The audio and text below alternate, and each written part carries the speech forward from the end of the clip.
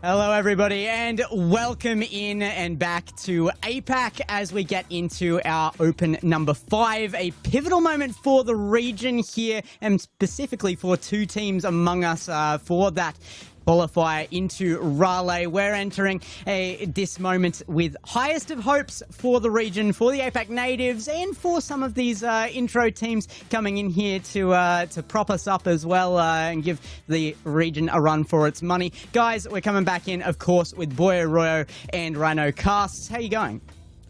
Going well, guys. I'm excited here for regional number 5. I mean, we've got some exciting teams who have made it. We'll touch on that very later on. We've got some really exciting matches coming up today as well. It's a really exciting day here for the Saturday matchups, and I'm excited to see how things go on. Yeah, there's some new teams, there's some old friends. There's a lot to think about today as we get underway. And also some matchups that really were difficult to decide when we were talking about them earlier. Who is going to take home the victory, which we love to see. Yeah. More competition in the region can only be good.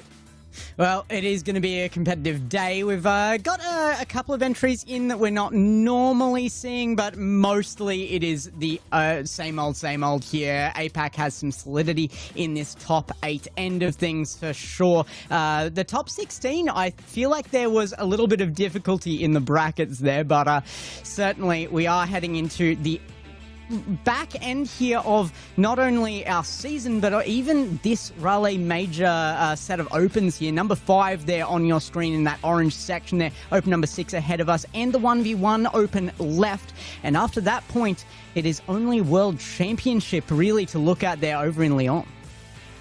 Yeah, it's exciting there, the World Championship happening in France, where we've been waiting for so long. But of course, coming up first will be that Raleigh major, which we'll be looking to see who will be standing there. The LCQ as well, happening July 11th to August 10th. That's all depending on how Apac performs at the majors. If they can find that slot for the region, we could see an Apac team go through that last chance qualifier as well. But that's all to be decided at the major. It's exciting stuff coming ahead though. Of course, the 1v1s as well for the region who didn't participate the first time around. We already had Spikens getting second last time in the Apac 1v1, just losing out to Shadi in the grand final, and we'll have the other regions taking place for the 1v1 in this upcoming one as well. So it's exciting times here, isn't it, Rhino?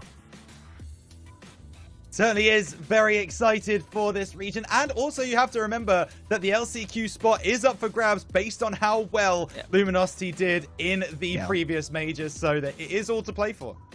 Yeah, it's still all to play for, as you said. Worlds will be the focus for the majority here, but that one is almost locked away, actually. Good chance here today we see that really set in stone. There you go, today's events, and tomorrow's set out in stone for us on screen as well. Apac number 5, followed by Europe and SAM, both days here, so a full weekend ahead of us. And the Fridays for all of these regions had some exciting stuff happening. Oh, I mean, all the regions. I mean, we saw Apac and the results of that are coming on later on today. We saw it with EU as well. Plenty of teams getting some upsets, some really close matches in that group stage, and the same, of course, for South America. And then previously, we've had some other regions take place as well. But, I mean, looking at EU quickly, because I know you're a big fan of some EU teams, I mean, it was a lot of chaos over there, and I'm wondering how you feel about how close things were. I just love that there is, like, yesterday under the GK broadcast, we were just looking at the possibilities of who can be knocked out first, what that means to the points. There really is that closeness up the top there. I think of all the regions, it's not only the best region in the world right now, it's the deepest, and having that closeness is crucial. But it's not the only region to be concerned about. Apac has been rivals with this one. OCE showing up, and Wildcard has been the team to talk about. Power kind of turned up in force this week, last weekend though. Oh, I mean, yeah. I mean, Rhino, I'm sure you saw it as well. I saw it. Power almost beat Wildcard, but Wildcard, Torsos still stays on top at the end of the day. That's the story of OCE. Is when will Torsos lose? When will he not be on top? Yeah.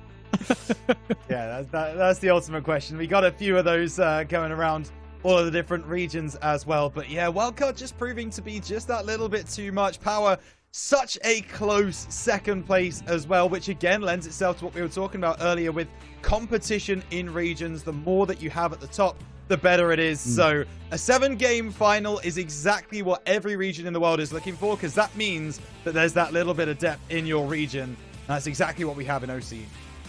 There it is on your screen. Certainly that dominance from Power up until the grand final was giving them hope, though. And Game 7, was earned there. I think OCE would be very happy with there being a bit more competition. It's been a bit of a stomping from Wildcard for a little while now. So that depth coming out of yet another region. And speaking of depth, the discussion is there right now between EU and NA as to who might have the most depth, seeing as NA have had some really surprising results. So NA became really interesting here, kind of touching on from OCE. It's really a fight for second place. For NA, it's now a fight for second, third and fourth, because just in the last event we had Complexity getting knocked out in the group stage. We had the Ultimates getting knocked out early.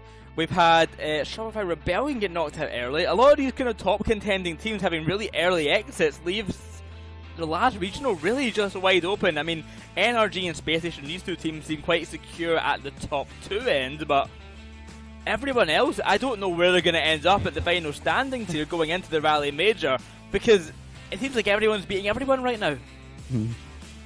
It does. It feels like it's that situation right now where, as you say, anyone can be anyone. NRG, they proved to be way too strong for the remainder of that NA region this past weekend. I mean, you can see it here.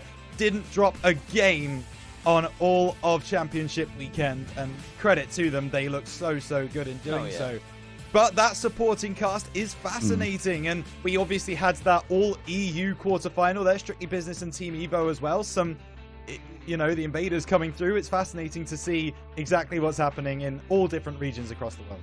Absolutely. But, well, we have to bring it home. And there's a little bit of discussion before we go into what happened last week, actually, about some changes coming into this week, I feel like, as well. So, Open 4, there's going to be some really interesting stuff that came out of that one leading into this week, because we've got a team sitting on top right now, on top of the standings for both Worlds and the Raleigh Major, and there's some changes there. Well, first of all, looking at kind of our top contenders from that last regional, we saw the Godspeed versus President Blabibtes, and Godspeed just kind of coming out on top by the end of it, but I was really impressed by President Blabibtes. Unfortunately, then coming off of didn't make top 8 this time around, so we're now just at the top 16 mark. So, kind of a interesting result to see from then here after having a really good showing. Then we had Kinotrope, who looked really good at times, but then just could not get anything going, unfortunately. The same can be said for NJZ, who had their moments, but kind of fell short when it mattered most against some of these top teams. Yeah, and it'll be fascinating. We do get NJZ back here under a new name, which we will talk about a little bit later on. They're going to have another go at that upper bracket, and this time they want to try and break through.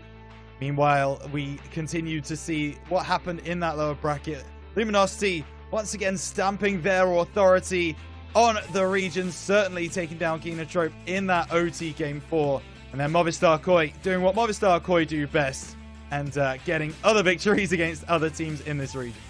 Yeah, well, we may be one of the only regions left in the world where there is still that argument for #1 spot right now. Maybe not for Worlds, but certainly for Raleigh, and that is the focus here today. I mean, you can really lock in for that position, particularly if you are Luminosity. But Movistar Koi, they came in with enough time to get themselves points, to get themselves relevant, and certainly in a Game 7 grand final that may be one of the best we've ever had here in Apac last weekend. It's going to be a brutal one for Movistar Koi to claw their way back from that defeat, but it was only 1 game difference. Yeah, that's the key part here, is that Movistar Koi were obviously up in the series. They went to Game 7, and then it was an equalised one, and that's where the final game kind of slipped away from them at the end of it, maybe getting a bit tilted because of it.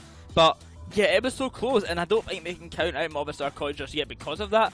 Luminosity may have won the first regional, they may be in that driver's seat towards Raleigh, but we're going to have to look at not just Movistar Koi, but other teams around as well. Yeah, well, that does bring us to our point, though, that change in the region. Luminosity sitting on top right now.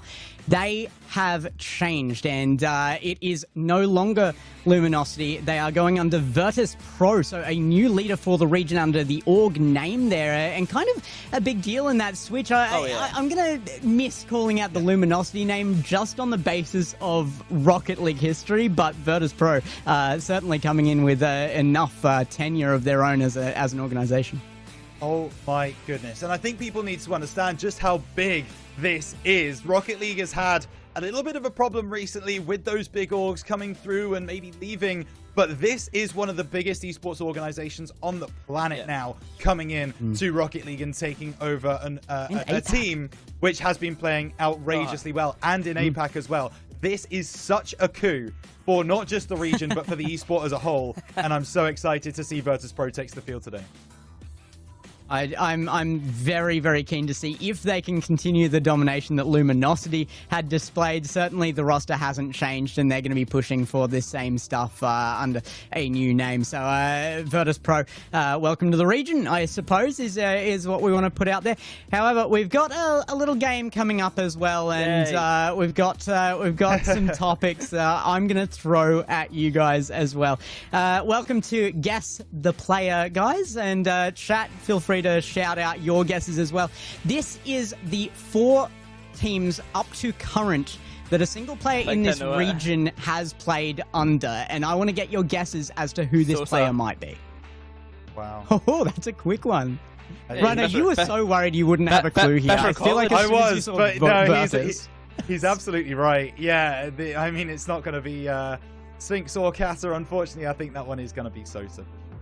The coin logo being in there did throw me off for a second. I forgot about the old coin North American team there. So they played on before, after, I think that's Fisher College, if I remember correctly, but then Luminosity then over to Virtus Pro. So yeah, well, those there as well. I can read those out. That is Fisher College, Movistar Koi, Luminosity, and Virtus Pro. And you are right, it is Sosa. So yeah, correct from both of you. I feel like next time we could get a more difficult one in there. Maybe some of the Apac Love calls as well. No, we're going to put you to the test, buddy. You've got to go do your research.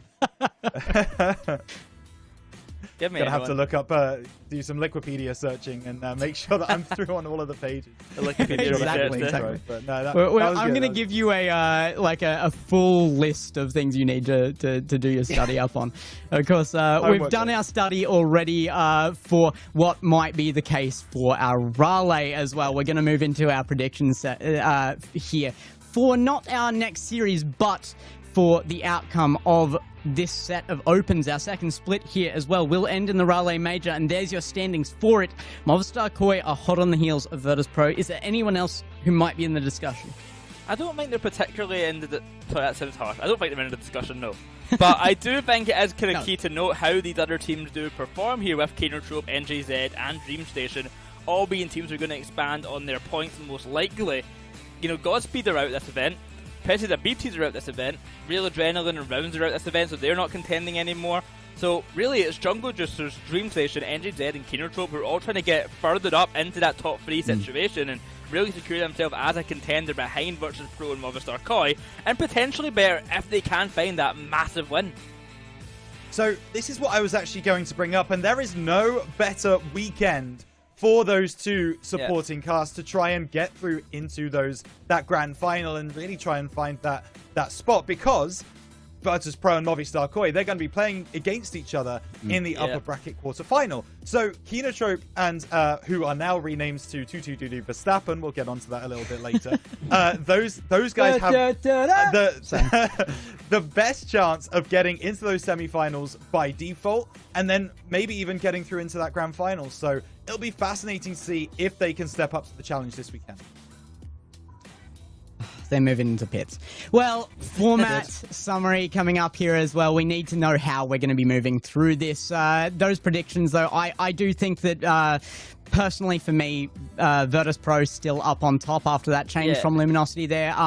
But we were discussing that Game 7 last week. It's not the most confidence-inducing win. I did like the interview we had afterwards, though. The coach super keen to just keep smashing on through. So confident. I mean, they're so certain that they're going to win even better next time. And I mean, we'll see if the words spring true. We'll see if that is the case today when they play later on. I mean, historically the only time that this Movistar Koi roster and whatever kind of iteration they were has ever bet Virtus Pro was actually not in a grand final. So it is really their best chance to take them down. It's not in a grand final, it matters a bit less.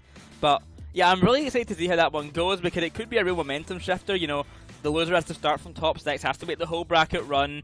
The winner can get the freeway to top 4 and go from there just like usual. We have our overall points here, and we talked about Virtus Pro being basically set for Worlds, and I mean, I think it's quite clear why, Gex.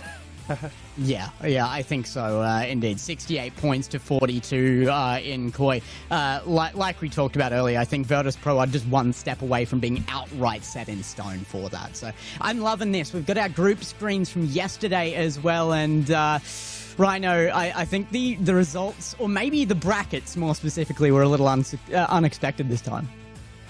Yeah, but unexpected, but at the same time, there are a lot of teams around that same level who you could see beating anyone, right? You see, you've got Senza versus Jungle Juices there. That one went to Game 5. We could be looking at a completely different result here now.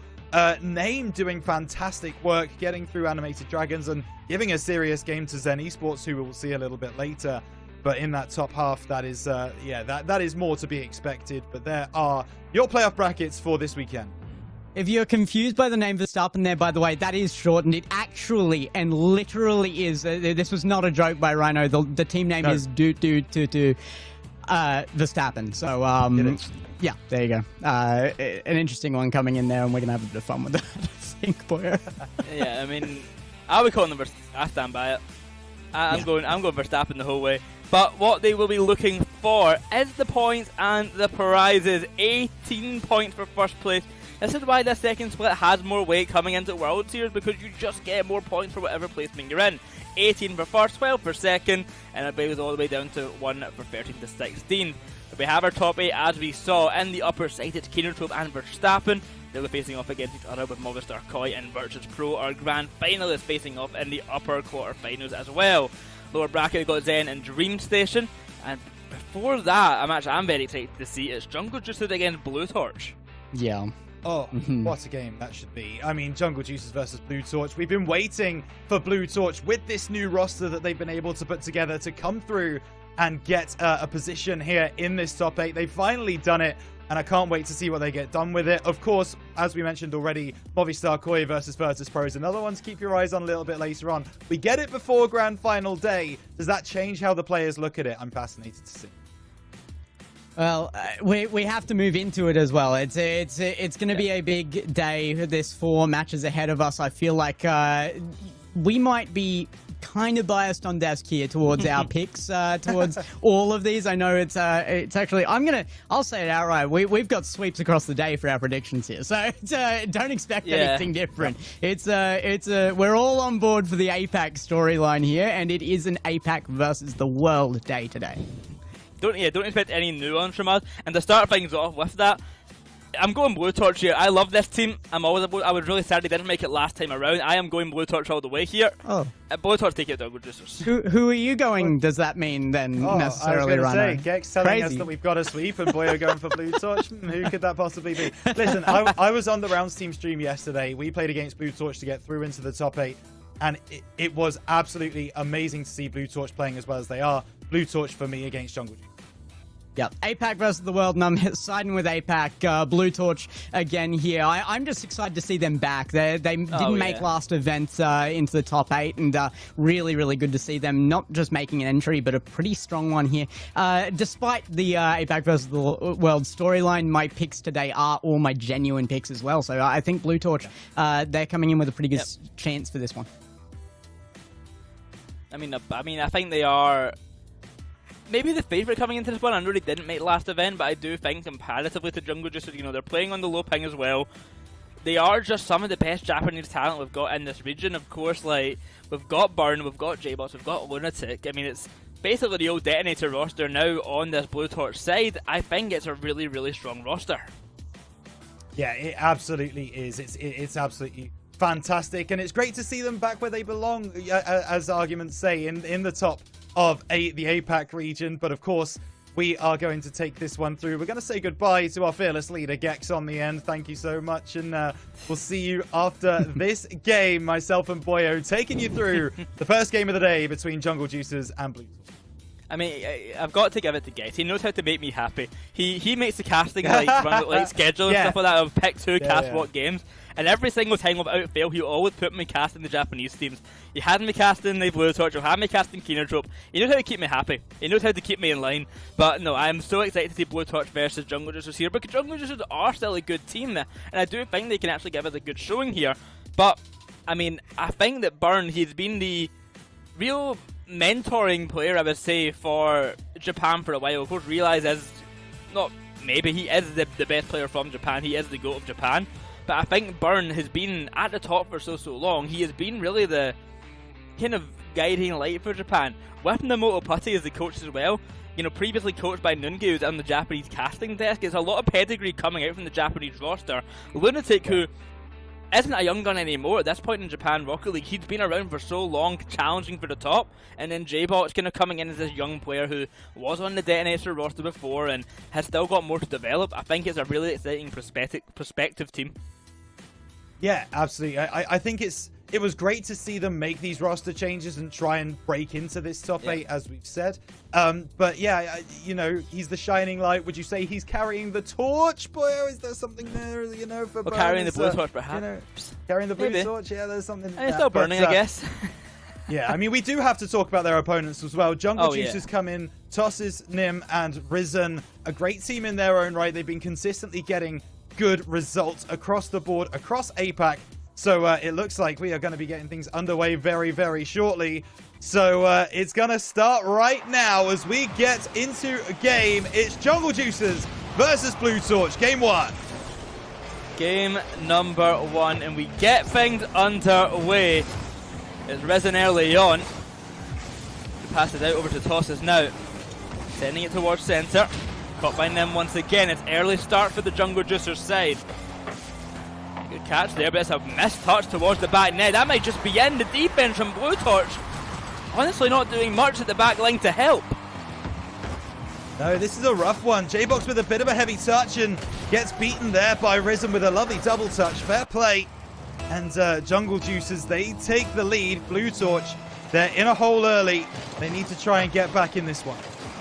Lunatic on there straight off the kickoff. 30 seconds in. And already one apiece. Oh, Jungle Juicers, unfortunately for them, could not keep their lead for very long now, could they, Rhino? No, that is one of the most immediate answers you will ever see. Kickoff immediately after.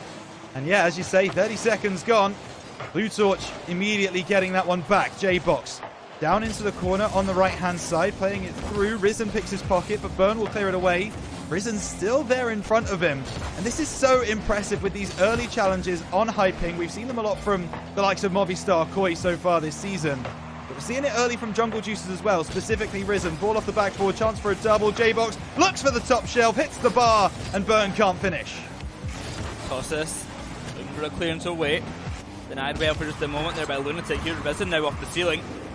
He's got low boost, but he'll go for the reset. Tries to slip it past the incoming defender. Tosses is already up for it though. Shot down to bottom corner. He'll find the angle. And it's 2-1 for Jungle Juicers. Yeah, and that's another one where the clearance just didn't quite work. It wasn't good enough. And I think it was Burn, actually, who couldn't get enough on the ball. And then it's finished into the bottom left-hand corner. Ball coming off that backboard. That is going to make it 2-1 to the Jungle Juicers. Can Blue Torch find the equalizer, find the answer as quickly as they found the first one? Maybe, yes! Oh! J-Box! J-Box, that's wonderful! The flip reset, he actually gets bumped here along the way. You see it, Tosses gets a nudge in his car. It actually angles J-Box even better. The recovery from him, fantastic. And he'll find a goal out of it, ties it up to a piece, following on from that bump. We're not even 90 seconds gone, it's already 2-2 right now. Both of these teams just back and forth gameplay right now. Lunatic now off the pass from J-Box might get another goal straight off the kickoff. It's off the post and saved away that time around. Barely kept alive by Jungle Juicers. Nice idea with the delayed challenge. Oh my goodness, J-Box, that's awkward. Ball off the back again. And this is a difficult moment for Blue Torch. They struggle to really get that ball away and break the Jungle Juice's line, but now they might have been able to. No, back in from Nim. Collected here by Lunatic to try and make his way around the side, but another early challenge, this time from Tossis. It's Risen up in the corner, looking for the pass middle, cleared away by Lunatic. And now that should be the clearance in for Blue Torch. There's actually an empty net to aim at. J-Box, can you finish off the crossbar? But Lunatic follows through. All part of the plan there for J-Box. He definitely wasn't going for the shot, definitely going for the pass instead. Straight off the bar, Risen could not reach it. Lunatic waits there. Easy has that. And I mean, I feel like we should address the elephant in the room here with Burns' car choice. We'll talk about it. Absolutely, it's definitely an interesting one. It's starting to feel a little bit more in Rocket League Esports that the car choices are much more open. Of course, you remember Oli in Split 1 over in EU using the Batmobile, and now you've got different people using different presets. It's a fascinating kind of way of looking at the game now, where yes, you had these meta kind of cars, not so much anymore. It feels like Boya. Taking some inspiration from the EU side here with the Roadhog pick, and I think Burns hoping it'll make it play just as good as those guys. Well, certainly got some work to do here to be that contender, but off to a good start for sure. This guy was one of the players who, you know, almost beat FaZe Clan all the way back when Detonator made the major. So he's got his experience in Apac and internationally. He's beat better opponents than these guys before. He'll be looking to do so again. Tosses is up here. Burn will catch it off to the backboard. Now it's Rizuin. Shot caught by Burn. 2 minutes to go here. And he has a passing opportunity to J-Box. Low on boost, but J-Box will catch it. 50-50 goes for the Murphy. Over to Lunatic now. Shot to the back wall. Anyone there for the shot? No one. Another clear away, and out to the corner it goes once again. Burn will try, but to no avail. Nim not moving in the corner, and there you go. I saw that one coming from a mile away. There has been a problem. So Jungle Juices may want to reset this lobby. There might be a disconnect. We're not sure what's happening, but I'm pretty sure that problem came after the goal. So the scoreline will work. It's just about where we come back in. But I'm pretty sure that 3-2 scoreline will stand, Boyo, and it will just be able to play the remaining however long left. Should do, but yeah, soft tech issue coming out will get sorted very, very shortly. But I mean, speaking of the Blue Torch side, I think coming into it, actually, I wasn't very impressed by them. I think their defense was lacking to start things off, and I think as time went on, they picked things up. But they did look a bit disjointed in the back line, something maybe we should stay wary of for them, because it looks like whenever Jungle Juice were getting kind of a substantial attack going, they were starting to crumble. They weren't finding good saves, and I think even now, they aren't having to make good saves. They are just kind of coasting with the midfield presence that they have. So I'm curious to see how they'll now fare for the rest of the series if they face some more substantial attacks. Yeah, but by the same token, Jungle Juices were making it very difficult even when they made the easy games. The easy saves, I should apologize. Made it very difficult for them to actually use that to go forwards. I mentioned it earlier. They're attacking early. They're trying to get those early challenges, early 50s. Make it difficult. Make Blue Torch unsettled. Not give them enough time. And Jungle Juices are using that to their advantage right now for sure. The difference is, of course, that the side of Blue Torch, they're going to be on the better ping because they're playing in region. So they should be able to deal with this onslaught. They should be able to bring it back. And I have got the signal that I believe we are resuming the game. So we will be getting back into this one as the score does remain a little bit extra time, which has elapsed already. And Blue Torch still in that 3-2 lead. Burn trying to get a bump on the back lines. Risen will get the clearance for Jungle Juice. Clear away from Risen now, will be caught at the back line. Shot attempt by Tosses to centre, over to Nim, it will be caught. A clear away from Lunatic, but a bump on J-Box along the way. Out to the corner, J-Box away, it's good positioning, looks for another touch, Burn will catch it, tries to go under. I love the sneaky play coming out there from Blue Torch and trying to kind of sneak on by. Another key thing I want to mention about this Blue Torch team, because I think is something really interesting, is maybe a slight advantage in the sense of, I don't know if it's still the case, but at least for a while they had a kind of designated scrim partner who they could really practice a lot of kind of strategy against, being that Red Torch team. The Torch Progress in general was a kind of initiative set up by the kind of key Japanese community figures and players here, trying to make Japanese Rocket League back to the heights that it was in previous. Some of these players being like Burn, like Popo, Lunatic, Shalon, Nemoto, Putty and Nunke as well, all kind of playing a part in that growth. And I think that having that kind of capability to practice against this designated team, you know, try out some ideas that are maybe a bit different, you're not worried about getting caught out and stuff like that.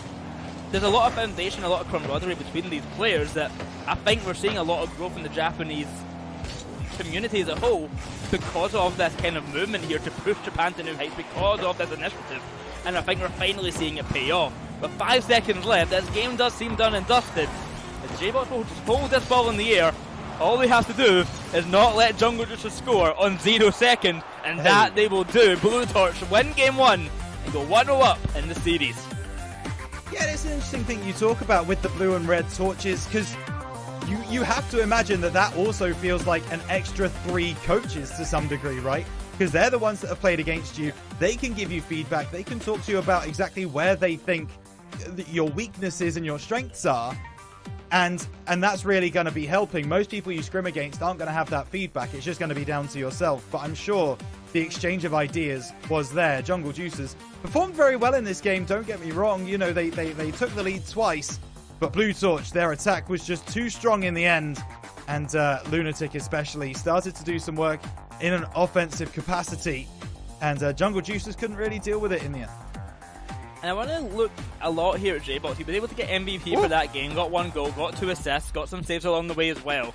But as this series progresses, as the whole tournament progresses, I really want to keep an eye on him here. He's a player who has some incredible highs, but is often played by the nerves. I mean, from his own accounts, from other players who he's teamed with accounts, and just from generally watching him, you can see that in the past, and I've been getting reported on that before as well, that he really struggles with nerves. And I think maybe a player like Burn, who he has teamed with before, can help to deal with those nerves. Having the Moto Putty as well, who has been a top Apac contender for quite some time, can help deal with those nerves. So I'm hoping to see that this kind of level of J-Box stays, because he was scoring, he is getting assists, he's really making some plays and really being a defining factor for their team right now. And I'm really hoping that this will be the tournament that he keeps it up and doesn't succumb to that kind of pressure being put on him.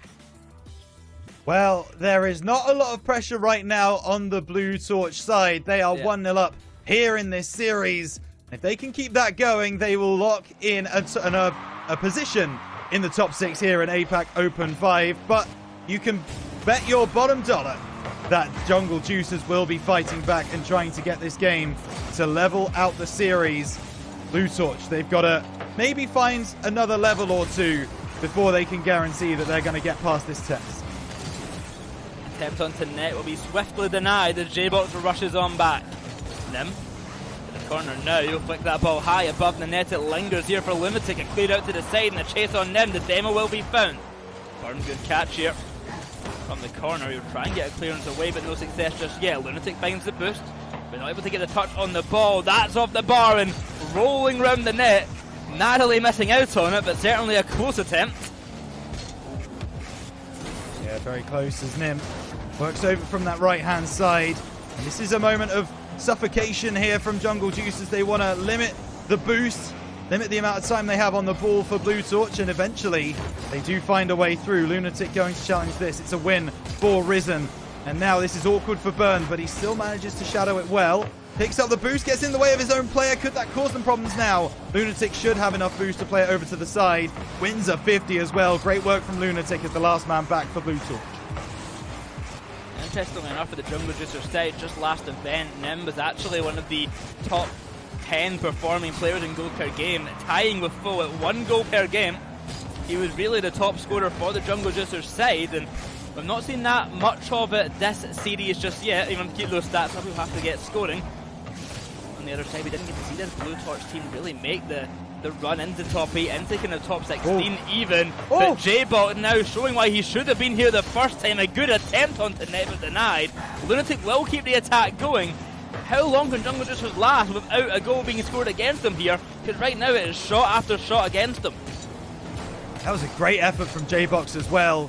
Really well marshalled by the Jungle Juicers. Lunatic wins a 50 there. He needs to win a second one, and well, by Jove does he, as this is going to be Burn up into the air, taking it through. He wants a 50. He's not going to find one. J-Box now, the man with the mechs so far today. He tries to find the top corner. Will just instead try to displace the defense. Now a shot coming in from Burn It's over the bar, but Blue Torch, they are peppering the Jungle Juice's net.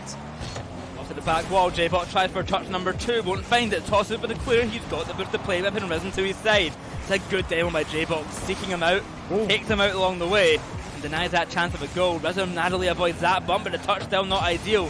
Back to tosses, it will go. He leaves the corner boost for a teammate. Can he make anything of this play here? It just falls back to Lunatic, a wasted touch once again, perhaps, as the ball persists in the Blue Torch half, bouncing around, but they seem in control, they seem content with this idea, as they hunt for the opening to find goal number 1. Oh, Nim almost got that one, and there's a bump on the back lines. There's a chance here for Lunatic, can't get past Risen. And outside of that game number 1, where it was all goals at the start of the game, this one has been much more subdued. Lunatic tries to get into the middle, nothing doing. Will be J-Box now to collect. He wants to go coast to coast from his own half. Gets the reset, sees 2, gets past 1, can't get past the second. And Burn had to get up sharply, but did get the block. Lunatic over the top, off the backboard. A goal here would really settle the nerves for Blue Torch. It doesn't come, and Jungle Juices can break. Nim with an opportunity, flicks over the top. Is there a second man? Not in time, Lunatic clears.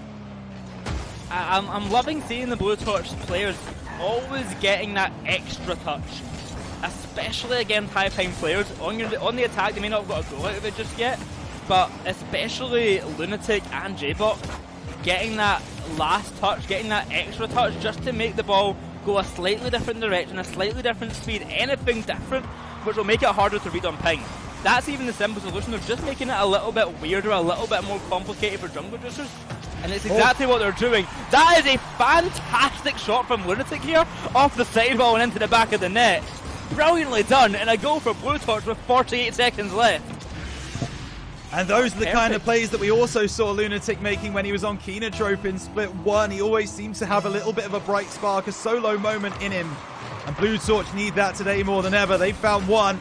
And is that going to be enough with 45 seconds left? Nim going to try and make sure that's not the case. Gets a reset. Doesn't get over the top of Burn, but he's burned all of his boost. That will just drop in. Risen finds the goal, and Jungle Juicers, they level. It's an odd one to go in here, as we said. Burn with 0 boost, Lunatic's already up for it. The ball just sinks on in as the defenders cannot make it back in time. An attempt was made, but there was no goals in the first 4 minutes. But in the last minute, there's been 2 already, and there's still time left to go. There is, and there may even be an OT if it gets to that point. J-Box doesn't want to get there though. Off the backboard, double commit from Jungle Juicers, but they do break the line, and now Nim is going to rush back. He's got an opportunity, goes over the top. The defense not there, the pancake is in, but it's great work from Burn to send it away. Another opportunity at the back post. Lunatic intercepts, and now there's a breakaway. J-Box takes a shot, it's off the backboard and will be saved away by Jungle Juicers. Can they make something work here? The shot comes in, it's wide. Lunatic, will he try and keep this ball up? He's not really going to be given an opportunity to, and overtime comes in game 2. I think he elects for the right choice there. Let that ball touch the ground. It's right in front of the Blue Torch net. You do not want to risk going for an attack of your own when it could easily go the other way. Though I'm saying that off the kickoff, it could be a goal early on for Jungle Juicers. Narrowly missed out here by Nim. Well, Lunatic down the other end. He's got no boost to play with, but he's got a teammate called Burn behind him. He's picked up the corner. They can't make the play off of it. A push there from J-Box to leave that ball for Lunatic. A push upfield once again is for Jungle Juicers. They have been the brunt of the attack in the OT. It only takes one counter though for Blue Torch to find something. A good chance for J-Box will go awry. Looking for bumps, looking for demos, will find neither. And Burn to catch in the midfield to slow down the pace of play. They move forward in almost a liquid form, Blue Torch, when they're singing off the same hymn sheet. Everything looks so good as they move forwards. That pass was just a little bit in front of the man. Otherwise, they would have won this overtime. Now there's a chance for the pass in the midfield. It's going to be cleared away by Tossis, but he's beaten in the air by Lunatic. Does he maintain possession? No, he doesn't. That's a shot on! And oh no! Risen has scored from the midfield, but it's calamitous defending from Blue Torch. Lunatic couldn't get in front of the ball. Risen finds a shot. Is there a bump onto Burn? There is, right at the final moment. I'm still reticent to say that he would have got there, but either way, boyo, it's Jungle Juicers to take game 2. Well, it is my fear what happens to Blue Torch. A bit of pressure comes against them and they start to crumble at the defense. That's 2 goals that, in my opinion, should not have been scored against them. They definitely were capable of making those saves. but twice they barely miss out. It's a Game 2 win here for Jungle Juicers, tie up the series 1 apiece. Good work from them there to hold out, especially after having that deficit so late on into the game, sorry. But Blue Torch, the defense has got to be cleaned up. It does. That communication in the back lines, it really needs to be a little bit better than it is right now for Blue Torch. But I want to give credit to Nim because this is absolutely insane. 5 shots on that game, 0 goals. He is the one who's trying to displace that defense from Blue Torch, make it difficult for them to come because they're diving across their goal line at all points. They're trying desperately to make sure that those shots coming through from Nim don't find pay dirt. And in the end, that is what's causing their undoing. They're paying too much attention to those kinds of shots. And then there's a follow-up coming in from Jungle Juicers, which is getting over the line. So all tied up. Best of 7 turns into a best of 5, Boyo. And, well, we've got a series on our hands. I know this beat Metcaster Bingo already called it a best of 5, 1-1 in the series, and yeah, it's been a weird one so far. Some close games, but I've just not felt convinced about either team yet. I think when Jungle Juicers are getting an attack going and getting involved, mainly Nim and Rizu in upfield, I think they're doing a lot, but I don't think they're getting that opportunity so often, and I think when Blue Torch are in the defense, they're really starting to struggle, but they can really find the goal out of nowhere sometimes with Lunatic and J-Box up front. Both of the teams basically have a good attack at times, but the defense, especially for Blue Torch, has been struggling. Yeah, it certainly has, and that's what's going to be causing the problems at the moment is that defensive line, because on offense, when they're attacking, Blue Torch look absolutely fantastic, Boyo. I don't know if you agree, but you know, when they're driving forwards, it really feels like it's difficult to deal with their attack, but their defense is the one that's going to have to try and step up. And at the moment, it's not being able to do so. So we'll see in this game 3 if they are able to find that defense, if they're able to figure out exactly what's going wrong. We are being told there's a slight technical difficulty, so we'll be getting back into the game as soon as we possibly can. But maybe there's a little bit of time for the Blue Torch side to have a little bit of a discussion, have a talk over things, and try and figure out exactly how they attack this game number 3. Yeah, a bit of time to get some ideas in check here and figure out what they kind of plan to do coming into this game. I think Burn being that kind of leader at the helm, he is the captain of this roster. He is the guy these players look up to here, and I think he's playing a good job so far, but he's not had too much impact just yet. Focusing a lot more, I think, on facilitating his young teammates to kind of get involved and kind of make the players themselves be the stars of the show. But I think we need to see Burn do a little bit more in that defensive side, because I think that's where the gaps are being left. I think he has to then fill in that gap and really, if he wants to allow Lunatic and J-Box to shine up field, he's got to fill in that back end and kind of clean up that defensive errors that we're seeing. Yeah, we talked about this before, right? Team composition is almost as important as your mechanical ability. And if your team composition is not right, if you've got 3 players who want to play first man, that team is not going to work. It doesn't matter how good at the game you are. So it's interesting to see Burn trying to fill in, as you say, as that kind of third man, because we know Lunatic and J-Box, they want to be pushing forwards. They want to be those attackers. They want to be down the field. So Burn may be taking a bit of a new stance, a little bit of a new position in this game. We have been told that there is going to be a server remake, so we will be getting back underway very shortly as soon as that does come through. But Boyo, I think that might be where Jungle Juicers actually do thrive a little bit, is in their team kind of cohesion, in their team teamwork, because they do clearly have a first, second, and third player. Yeah, they clearly have a kind of defined role. And then looking at the other side here of Jungle Juicers, I mean, Nim may not have been the scoring player for that last game, but still getting the MVP title. He has been really in my head, the star for Jungle Juicers, and I think that Risen and Tosses have been a really good job at facilitating that.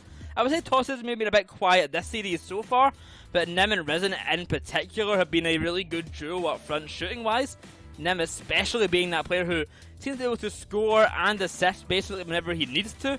So I'm really excited to see how that kind of develops as well as a roster, with Tosses kind of being that man, playing at the back, facilitating both of those players, because they really do shine up front. They're 2 young players, they're excellent at shooting, but I think the same kind of issue that Blue Torch has is the defense can get a bit shaky, maybe getting a bit overzealous on the attack, and maybe kind of pushing up a little bit too far can leave some gaps. Yeah, absolutely, and that is the difference that we're seeing at the moment, or as you say, the similarity, I guess, between these two sides, which does make for such an interesting tie, where they're kind of both having the same problems. The defense just not quite, the rotations not quite as locked in as maybe they would like, and that third man not 100% sure of his positioning in any given moment. So we'll see how they adapt to that here in game number 3. Who can make that adaptation above the other team? We have been told we are getting back into game very, very shortly. We have had the test lobby, so we will be getting ready to go very soon for this game number 3. 2 games down, Boyo. Who do you give the momentum to here in this game 3? I would say narrowly I give it to Jungle Juices here, but I don't think it's going to have too much of an effect. I mean, both teams came off with a very close game. A bit of an awkward ending will maybe kind of cause a little bit of discomfort for Blue Torch here, just ending in the kind of calamity that it did with the overtime and regulation goal, where things maybe could have been a little bit more avoided. But I don't think it's going to have too much of an effect. I think they know that they are a very capable, very strong team, especially in this up-front shooting department. And if they can just get a strong goal off the start, I think that confidence will be fully back. And straight off the bat, they're almost finding the goal. It is J-Box and Lunatic pushing up. Burn has decided to switch off the Roadhoggies back to the regular Fennec. And they see what you can do with that car. Boring. Want to see more cars. This ball played into the middle. Tosses off the backboard. This one will let it go. Tossis now tries to take it through, but Burn with a 50 gives it to Lunatic. Lunatic can't win that 50 on the sidewall. Nim intercepts it from him. Lunatic knows he's got time. That was nice communication, because sometimes you can rush that touch. Ball off the backboard. Is there a follow through? There sure is! And it's Burn to find the bottom left corner for Blue Torch. 1-0, and Blue Torch find the first. We were worried about their confidence coming in. I was worried about Burn's participation on this team. Well, both have been found. They've instantly found the goal within a minute, and Burn's the one to find that goal as well. He's in the driver's seat right there, leading the team from the front. He'll look for a little bit more straight off the sidewall. A quick reset attempt, can't reach it with no boost, but to the corner the ball will be left. Tossis should get control of this one. The J-Box will just let it go by. Lunatic to the corner now. Has to be cautious here. It's a bit of a dodgy play from the back line. Will not be challenged upon, and instead getting it almost untouched all the way down to the other end here. Interesting choices coming out from Jungle Juicer not to go for a challenge along the way. Yeah, and that's a concern for me, because it was one of the things that I really praised them for in that game 1, certainly, was those early challenges, was making sure Blue Torch didn't get the ball in the air for free. This time, not so much the case. There's an early challenge from Risen. That's a nice one. J-Box pops the ball into the air. Lunatic will go by, and it will be Burn at the back post, trying to make it difficult. Back in from J-Box, cleared away by Nim. It's a heavy clearance, but not heavy enough, as Burn does get another 50. That will drop down. It's not going to be on target. Double commit for Jungle Juicers. Will Blue Torch capitalize on this opportunity? Sure. Oh my goodness. How has that not gone over the line? Burn, where are you going, son? Absolute travesty not to get a go out of that one there for Blue Torch. Half the game still to go, and Blue Torch once again hold a 1-0 lead. This time, can they capitalise on it? Can they close out the game just like they did in game number 1? Burn not going to find a touch of it. Here comes Tossis, push onto net, pass on back by J-Box, caught by Lunatic once again now. Double demo upfield, J-Box and they get past Nim, but to no success. It's a shot long, a shot far. Burn has no boost, but he'll put some pressure on the defence nonetheless. Lunatic stuck with 0 once again, but with Nim high and going all the way, it could be dangerous, but just saved in time by J-Box. Yeah, and this is now starting to look a little bit like a basketball match, going back and forth down the line. Lunatic now in the ascendancy for Blue Torch, but it's a big win, and that's going to be a broken line. J-Box wasn't ready for it. Nim surely will finish. Jungle Juicers, they find the gap. Burn inside. J-Box goes for the early challenge, but Tossis is going to get there 10 times out of 10. And it's just not ideal for Blue Torch. They couldn't find the communication. J-Box, even if he knew that he was third man in that situation, clearly wasn't acting on that knowledge. And that gave Jungle Juicers a way back into the game and the series. Lunatic upfield here, sending it out to the corner. Looks for a bump on Nim, won't find it off the ceiling. It will linger in centre once more. To the backboard, bouncing down, off the post, and away it goes. Lunatic back towards the centre. What can he do with it? Nothing just yet. It's Risen away. upfield, down the other end, 90 seconds to go. 1-1. Nim. So close right now. I mean, Rhino, we've got both of these teams struggling for a goal here. I feel like it's a game of mistakes right now, and that's a wide open defense. It's a chance for Risen, but he goes wide with it instead. Might have been all part of the plan, but Burn is able to send it away. Nim into the middle. Toss is going to try and confuse the defense. Will be cleared away here, and Blue Torch just look like they're panicking a little bit. Starting to struggle on that back line. They're starting to make a couple of over-aggressive commits. And there's another one. Ball will be cleared long. J-Box has gone forwards. He gets a demo, needs a second onto Nim. He's not going to find it. Lunatic will get there first. Ball off the backboard. Huge pinch away, but it's up further than out. Risen doesn't have any boost to work with, just faking it anyway as Tossis comes through. 30 seconds left. Here comes Nim. Pass towards centre. Flip reset. Caught well by Lunatic. Way the ball will go here. Lunatic takes out Tossis along the way. A big jump from Risen will barely get the touch. Straight to Lunatic once again. 17 seconds. We could have another OT in our hands. To the ceiling, the ball will bounce and back to J-Box once more. A hunt for a demo at the back line from Lunatic will not be found. Burn. As the clock ticks on down, it will find Lunatic once again. 2 seconds now on the clock. It will bounce one more time. No, to the ground it falls. An OT for game number 3. Burn, I really thought that was going to be the moment. He had all the time in the world, just needed to read it off that right-hand side. Big demo comes through. That could now cause some problems for Jungle Juicers, or it could give them exactly what they're looking for. Burn with a fantastic save to keep this OT going. Almost sneaking on in, but narrowly missing out. It's Nim upfield now to Tosses, away to the side. It's J-Box waiting. Blue Torch have been able to get the first goal twice now, but they've not been able to win the game. Can they do it this time? Can they find the winner here now? This time in OT. J-Box on the ceiling, it'll fall on down. A chance for Lunatic, it might seem coming in. Toss it narrowly missing out with an own goal there as J-Box tries for an attack once more. It's Burn to centre, Risen away finally. A moment for Jungle just to catch a breather and get some boost. But the attack persists as J-Box comes downfield once more.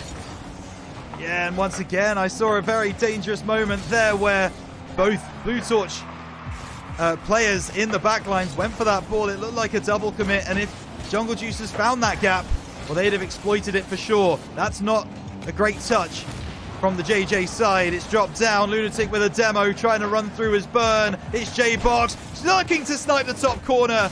Cleared away by Jungle Juicers as Lunatic now catches that ball in the midfield, trying to take it back towards the goal line. Nim with a clearance. The pass back is not in. Nim does enough. J-Box still has possession of this ball. Moving forwards, no 50 to win. Burn up in the air. Can he be the difference maker? Not this time. J-Box on the far side.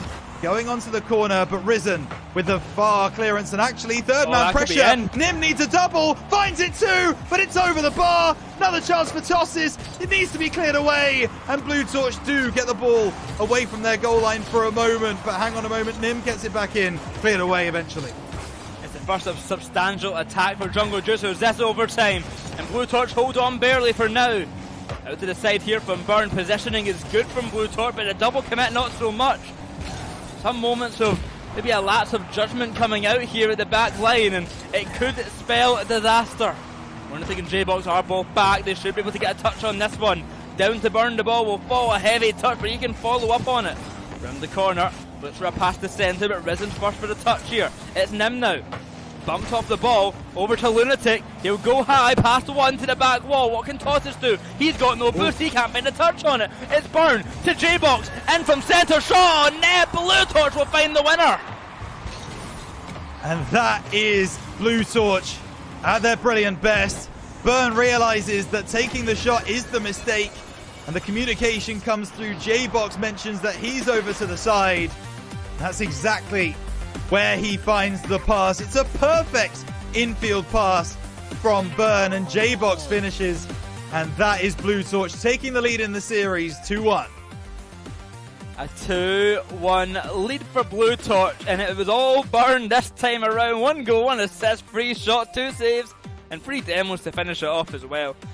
I mean, he was on a mission that game to bring his team to the lead, and that he did.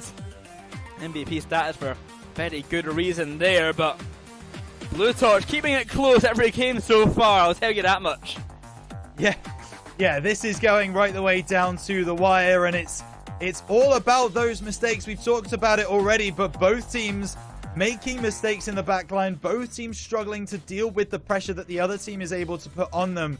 It was a moment of magic to win that overtime for Blue Torch, and to be honest with you, they're the only real team who are creating opportunities when Jungle Juicers aren't making huge mistakes.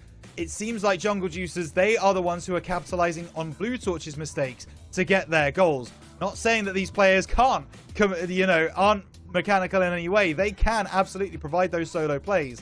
Yep. But for the moment, Blue Torch are the ones at the very forefront of this game.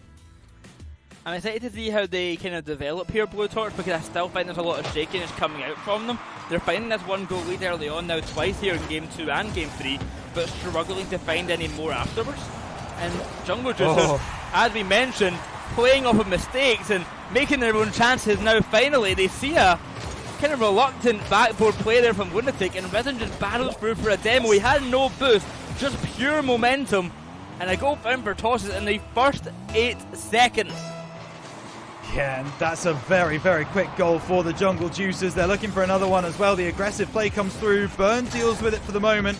Down the right-hand side, looking to get up and maybe get a bump on the back line. Oh my goodness, saved on the goal line. Risen somehow gets a hand up. Great work from JJ. Off to the side here, Nim. The caught by Lunatic. Here comes J-Box. To the ceiling, it will bounce and away it will go around the corner. Burn. Push that ball centre, nothing to be found of it. Lunatic now will try and wrap it on round. Into the centre it will fall once again. Burns up for it, Burn shoots, and Burn will certainly score! Wow, that is beautiful from Burn. Just this redirect, knowing where the players are in goal and finding the gap. Top right corner, Blue Torch. There are fewer, more beautiful equalizers than that one. 4 minutes 18 left to go. Jungle Juicers pushed back against this Japanese roster from Blue Torch. The young and old forming a wonderful partnership so far. Working out for them, but hang on a moment. Burn going to have to send this away. Risen doesn't get up in time. Tossis is going to be given free run of the ball. He does get bumped away, and it should be dealt with by Blue Torch, and is. To the side it will go. Burn sent high over to Lunatic now. A follow-up touch would be ideal, but Nim beats him to it. Into centre, good catch. Tosses towards the centre, but Lunatic will get the clearance on out. Another attempt, but denied once more. It's now Risen from the corner. A game equalising, both teams hunting for that leading goal. It's Lunatic at the back line, but he can't find anything of it. Blue Torch stuck at their back half, Rhino. Can they break free? Can. They have broken down field, but it's not just about sending the ball down the other end of the field, it's also about maintaining possession when you get there. That is the step 2 that a lot of teams miss at this point. Ball into the middle, another ball over the top from J-Box, following through his Lunatic, but that's going to go wide. He will still be able to get the boost steal. Now in the corner, cleared away by Nim. J-Box avoids one bump, but he's got another one coming his way. Tossis, denied first time, not denied a second time. The ball's still not over the goal line. There's a chance here as Blue Torch will send it away. Nim trying to collect, but ends up going backwards, being chased down by Blue Torch. Burn into the middle. Is there a second player there? Double commit from Blue Torch, but they still have possession. That's to the back wall, and then looks for a touch on it. Over to Lunatic once more. Fakes out Tossis, goes for the shot. The ball goes high. Here's Burn though. He's got no boost to make the play off of it, and it'll be cleared once more. Half the game gone, and we remain one apiece. I mean, the chances are coming many a time here for Blue Torch, but they're just not finding the finishing touch to take the lead. No, they're not. Ball out of the corner. Will be an opportunity. Burns find the pass. What a pass up to J-Box. Takes the shot, but it's going to be able to be saved away. And now the counter-attack. Jungle Juicers able to make these counter-attacks work so many times. Not on this occasion. Burn going to go low. Leave it for Lunatic. Out of the corner. Does well. Saved away at the moment. Tossis working clear, gets the musty past one, and there's another touch. It's hitting the post, and back to Tossis. No one's ready for it from Blue Torch. 2-1 to Jungle Juicers. And I think, J-Box did not expect the post bounce to really go at that out to toss it. I think he was expecting to go a lot more central, so when it did, he got a lot more confused than maybe he initially was hoping for, and a lot more caught off guard. Now a lead in favour of Jungle Juice as they win this game. We have a series tied up 2 apiece. That is a close affair, but not going to find the back of the net. Still within reaching distance of Blue Torch, but Jungle Juice are doing a good job at finding this lead and now holding on to it. For sure. They will need another goal to settle those nerves, though, because we've seen Blue Torch come back from this position before. Lunatic wants the demo, but great work from Tossis to avoid it. And now the counter-attack can come through from Jungle Juicers. Oh, that's a miss on the backboard. Surely Risen will finish. And it's yet another mistake from Blue Torch, capitalized on by Jungle Juicers. Another mistake at the back line, and now 2 goals needed in a minute. Blue Torch have been struggling to get 1 goal in 5. They usually go to overtime. Well, maybe not so much this time. 3-1 now for Jungle Juicers. With J-Box rushing in, he really needs to score soon to keep their chances in game number 4 alive. Here comes Burn, big 50. Over to the right side with Lunatic now. He's been playing some really intelligent Rocket League. It's just a shame it's not 100% been past the Jungle Juicers' intelligence at this point. They have always been able to keep up with it. Ball into the middle here. No, J-Box can't get it. It's a heavy pinch from Lunatic. Risen now finds the pass inside to Nim. Clears that one away, and that will find the home. 37 seconds remaining. Jungle Juicers 3 goals up. We will be going to game 5 with the scores tied. Well, yeah, you're right about that one. That is the game. That is the series. Almost certainly going to be tied up 2 apiece. 4-1 in game number 4. It's our most dominant game yet, and possibly by virtue of, you know, Jungle Juicers finding that lead and then Blue Torch hunting for a goal back. They've really put their all into it here. Maybe the lead could be a little bit fabricated in that sense, but a 4-1 lead is a massive lead nonetheless, and a real statement on the series considering we've had 1 goal games for game 1, 2 and 3 so far. Yeah, and you can see how this has happened, right? Because Blue Torch, they have been over aggressive. With that 2-1 deficit that they found themselves in with, what, a minute and a half to go, they started pushing loads of their players forwards, triple committing, making sure that they tried to really batter the Jungle Juicers goal line. There might be one for the road here. It will fall. Jungle Juicers win game number 4 in a 4-1 battering. But when you look at the game on the balance, on the face of it, Boyo, it really certainly feels like this wasn't as one-sided as affair as the scoreline would suggest. Oh yeah, that's kind of where I lie. It doesn't seem like a one-sided affair until you look at the scoreline. The scoreline makes it feel a lot more dominant, but I do think that Blue Torch, for most of the game, was playing well. I think the most disappointing thing there was J-Box didn't really get much to do. He wasn't really getting involved, so that was really where this team struggled. A lack of presence in the upfield where they have been so aggressive and so dominant before. Now coming into game number 5, a series tied 2 apiece. The winner will hit at match point and have all of the momentum on their side. Yeah, they will. And this is where it gets very, very entertaining, because we talked about it being earlier a very, very close game between these two rosters, and that's exactly what's proving to be the case. Jungle Juicers, they almost seem like the more relaxed of the two teams. They seem like the team that are very ready to kind of take on everything that Blue Torch are throwing at them, and then counter-attack, and then take advantage of those mistakes that are being caused by the Blue Torch attack. Whereas Blue Torch, they feel like the energetic roster, the team that are trying in front of goal, desperately trying to get that ball over the line, and sometimes they do that to the detriment of their defense, which is where Jungle Juicers are taking advantage. So this game 5 really could go either way. It's attack versus defense in this one. Well, as we get into game number 5, let's see what way it goes. Attack versus defense. Well, the defense finally giving a bit of a showing there from the Blue Torch side early on. 2 saves straight off the bat and a counter-attack down the other end. J-Box just can't get the touch in time. In position to keep on going. Lunatic will try, but beaten out to it. Nim into the back line where Burn away. It's off the ceiling.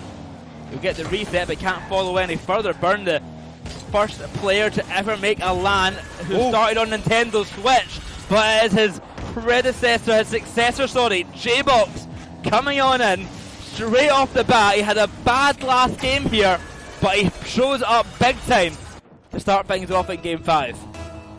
That is easily a momentum swing for J-Box. He's going to be absolutely loving that one. The reset into the top shelf, exactly what the doctor ordered. And now J-Box, if he was feeling a little bit rough after that Game 4, I guarantee you that has put to rest those nerves that he had. Tossis will move forwards. Lunatic keeps the pressure on. J-Box on the left side. He'll want to go for this 50. He does win it too. Off the ceiling at the angle. Double touch. J-Box unlucky. And that demo onto Lunatic may give Jungle Juicers the run they need. Tossis into the middle. They don't counter-attack with the speed that was required. And they won't find a result for it. Maybe they will now. Call it cast a curse. Tossis finds the left side of the goal. It felt like it should have been saved here. The attack persistent. They did a good job at keeping it that way, but Lunatic just taking a wrong turn and too much momentum going the opposite direction. Could not make a connection on that ball. A minute gone, and I mean, as per tradition, Rhino, we're 1-1. Yeah, feels like an inevitability, right? We might as well start the teams on 1-1 and then we'll go from there. But that's exactly where we expected to be. But Blue Torch, they have started the brighter, you would say. Again, they were just a little bit over-aggressive on that play a moment ago. Jungle Juicers given the opportunity to rocket back downfield. And now Tossis, actually, he goes by. There's a chance out of the corner here. Bump doesn't come through. Ball over the top of one. Lunatic trying to recover, wants the bump onto Risen. And that will not be found, but the bump does come through from Burn. Doesn't matter, there's a second man there. It's Tossis! Oh, Tossis! I think it might be an own goal, really. But the Finn still forces this ball over the line. Jungle Juicers lead 2-1. Yeah, J-Box, unfortunate landing position there, but just forced the ball into him, was what Tossis did. 3 minutes now, and Jungle Juicers once again have a lead. A position that they were able to hold very well just last game. Can they do it again this time though? Game 1 was where Blue Torch came from the back foot and made the comeback after each goal going against them to start things off. Can they do it here in game number 5, where I would say it begins to matter the most? A shot to the bar by Burn, just gonna miss on out. Almost perfectly placed, but just not good enough. Yeah, and that shot placement could come back to haunt them. There was an opportunity for a Rule 1 there, but it is pushed to the side as that ball over the top. Nim thought Nim had the run of his man there, but in the end, he is beaten to it by the Blue Torch defender, and now Lunatic can move down the field off the left side. Cleared away by Burn. J-Box not in a position to capitalise. Drop down, chance here for Risen, but the pass not really good enough. And now Blue Torch try to break. It's in from J-Box. There's an opportunity. Lunatic, that is crazy. Lunatic lurking up at the back line, waiting for the ball to come to him. From the back wall, he comes barreling down, and the defense cannot catch him. 2-2. With 2 minutes, 16 seconds left, just under half the game to go. It's anyone's game still, and certainly anyone's series. Certainly is, and Tossis wants it to be his! Double touch off the top rope. And we've not seen too many of these plays from Jungle Juicers, but the Finn pulls one through and just nestles that one under the crossbar. Jungle Juicers retake the lead immediately. 3-2 Jungle Juicers. They cannot let Blue Torch keep it close for long. Just like that, they are back in the leading position. It's Burn high though. Looking for the pass out to center. A bump on Risen. Lunatic catches off the post. It will bounce on out. The woodwork playing spoiler for Blue Torch in game number 5. J-Box will try center, but no avail. It's Lunatic from the side here to the back wall. It will bounce to center now. It's Burn to catch. Shot on net. And Burn will be the one to find it. Tied up once again. Let's talk about this turn from Burn. Look at this. Ball looks like it's gone well beyond the goal line, but he still finds the angle to finish into the top left corner. Jungle Juicers defense weren't ready for that one. This game is going right the way down to the wire. Both teams know how important this game 5 is in the context of the series. You've either got 2 lives to win the series, or you've got to be perfect for the remainder. Risen on the right side, out of the backboard. Chance to come through from Nim, but Lunatic able to push it away from that backboard. J-Box, heavy touch, still gets past one. Wants the bump. Tossis goes over the top, and he goes over the bar as well. And it will be cleared away here by Blue Torch, not for long. Now it's Lunatic trying to take it through. Can't take it past a second man. The demo is in, and Jungle Juicers, they can regain. It's Nim from the ceiling here. Bump pass on down over to Risen. Shot towards net. Lunatic should catch it. Just in time, he'll get that ball away. 50-50 past one. A catch by Nim into J-Box once more. A bump on one to the corner. The ball will bounce. Lunatic away. A wide open net. Can J-Box find the shot? It might be wide. J-Box had a travesty, but he'll recover it. And he'll find the goal. 4-3. An immediate recovery here from J-Box. Takes the shot, realizes it's going off, and follows that through. Maybe he just wanted the style points, Boyo. Maybe he just wanted us to replay that one for eons to come. He didn't want the open net. He wanted the angle. That's exactly what he finds. Blue Torch, they take the lead for the first time, I believe, in this game number 5. And maybe they're going to double down. Burn finishes that one off. Jungle Juicers capitulating at the end of game 5. I mean, maybe Blue Torch having a bit of animosity after the game 4 scoreline, trying to get one similar themselves. 5-3 now for game number 5. Jungle Juicers still in the realm of a comeback here, but certainly a tough task being 2 goals down now. Off to the back wall, it's Nim, and he'll certainly try to get that comeback started. Risen, bump off the ball, sent sky high, and the chances come few and far between now. Off to the side for Lunatic to catch. Burn waits back, and he can just stall for time. He's not in a rush. He's already got a 2-goal lead. Brilliantly done by Blue Torch to the end of this game here. A game which was almost looking to go the way of Jungle Juicers for quite some time, but nevertheless, Rhino, Blue Torch head to match point, and we're seeing him up 3-2. Yeah, it's a really good game management here from Blue Torch. They were able to see it over the line. It doesn't really matter if Jungle Juicers score. They don't end up doing so.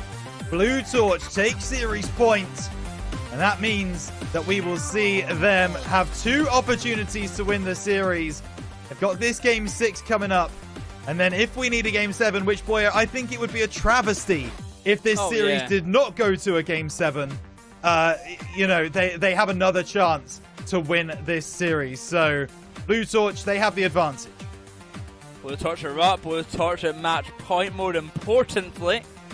But what can Jungle Juicers do now? We've seen them claw it back several times. Will we go to game 7, or will this be the end of it? You know, waiting to see now, because of course all these teams have the opportunity for a timeout. Will Jungle Juicers take it, or do they want to just get into it? Because I mean, I can see the benefit of just going straight in here and playing off the momentum. It was a really close, fast-paced game. Of course, the timeout might give them a chance to figure out a plan here, so we'll see in just moments now what they decide to go for. But exciting times coming into game number 6 here. It could be the Blue Torch top 6 finish that we've really been waiting for. It could. And you talked there about the fact that it's going to be a top 6. You have to remember they're coming off the back of a top 28 finish. In Open 4. I mean, this is one of the highest rises that we've seen, so not just in the Apac region, but in RLCS in general. Able to get through. No timeout taken by Jungle Juicers. They're happy to just roll things on. And are they going to live to regret that? We'll find out in a moment. Well, an early chance onto Neo Tokyo. Coming the way of Jungle Juicers, but I would say really the Apac stomping ground. This is the Apac map in the map pool. Here is Neo Tokyo, and who better would know it than Burn, J-Box and Lunatic, for many reasons. Always going deep in the series, and by the fact that they quite literally are Japanese players. Nevertheless, Jungle Juicers, can they beat the Apac team on the Apac turf? They're going to have to stay alive here. They are, and we'll see if they can. Is that no timeout the right call as Risen moves across? Will get dealt with by J-Box. Burn across. Lunatic now following this through. Doesn't really have the boost to work with. Still gets something on the ball as J-Box sends it long into Jungle Juicers territory. But this is what we talked about before. Blue Torch, when they send it long, they need to be able to take possession as well, or at least get that early 50. Not able to do that here. It's right back to where it came. Clearance away. Chance for Burn. Round the side. Gets the better of Tossis. Needs a touch off the backboard. There is one there. Lunatic fakes one. Off the crossbar and in! Lunatic follows through his shots. Blue Torch take the lead in Game 6. Feel bad for Burn there. He got robbed of an assist. Tossis did it himself instead. Off the bar. Off the post. And in to the back net. 1-0 for Blue Torch. Exactly what they'd be looking for. And now off this corner, chance to compile the misery, but Nim is going to send it away. This one now in the back corner, Lunatic just trying to shield it. Oh, Nim is right there on the scene. Once again, Blue Torch's defense causing them problems. 1-1. A good pass from Risen there, just catching out J-Box. He's getting a bit too antsy at the back line, I guess is the best way to put it. He's pushing up a little bit too far, getting a little bit too overconfident, maybe getting a little bit anxious at that back half because he knows that the defense can really be where they struggle. And I left a wide open net there, an easy goal to be found for Jungle Juice just to tie up. Once again, 1-1. What a surprise. 6 games, 6 1-1s, I'm pretty sure. Yep. This one gets cleared away. Burn with a big interception.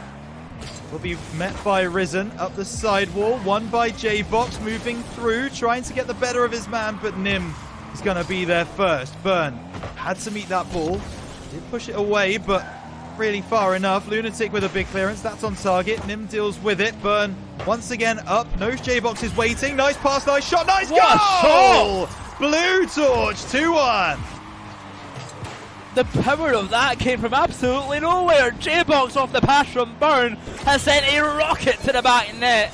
And 2-1 now. Blue Torch are up in their match point game.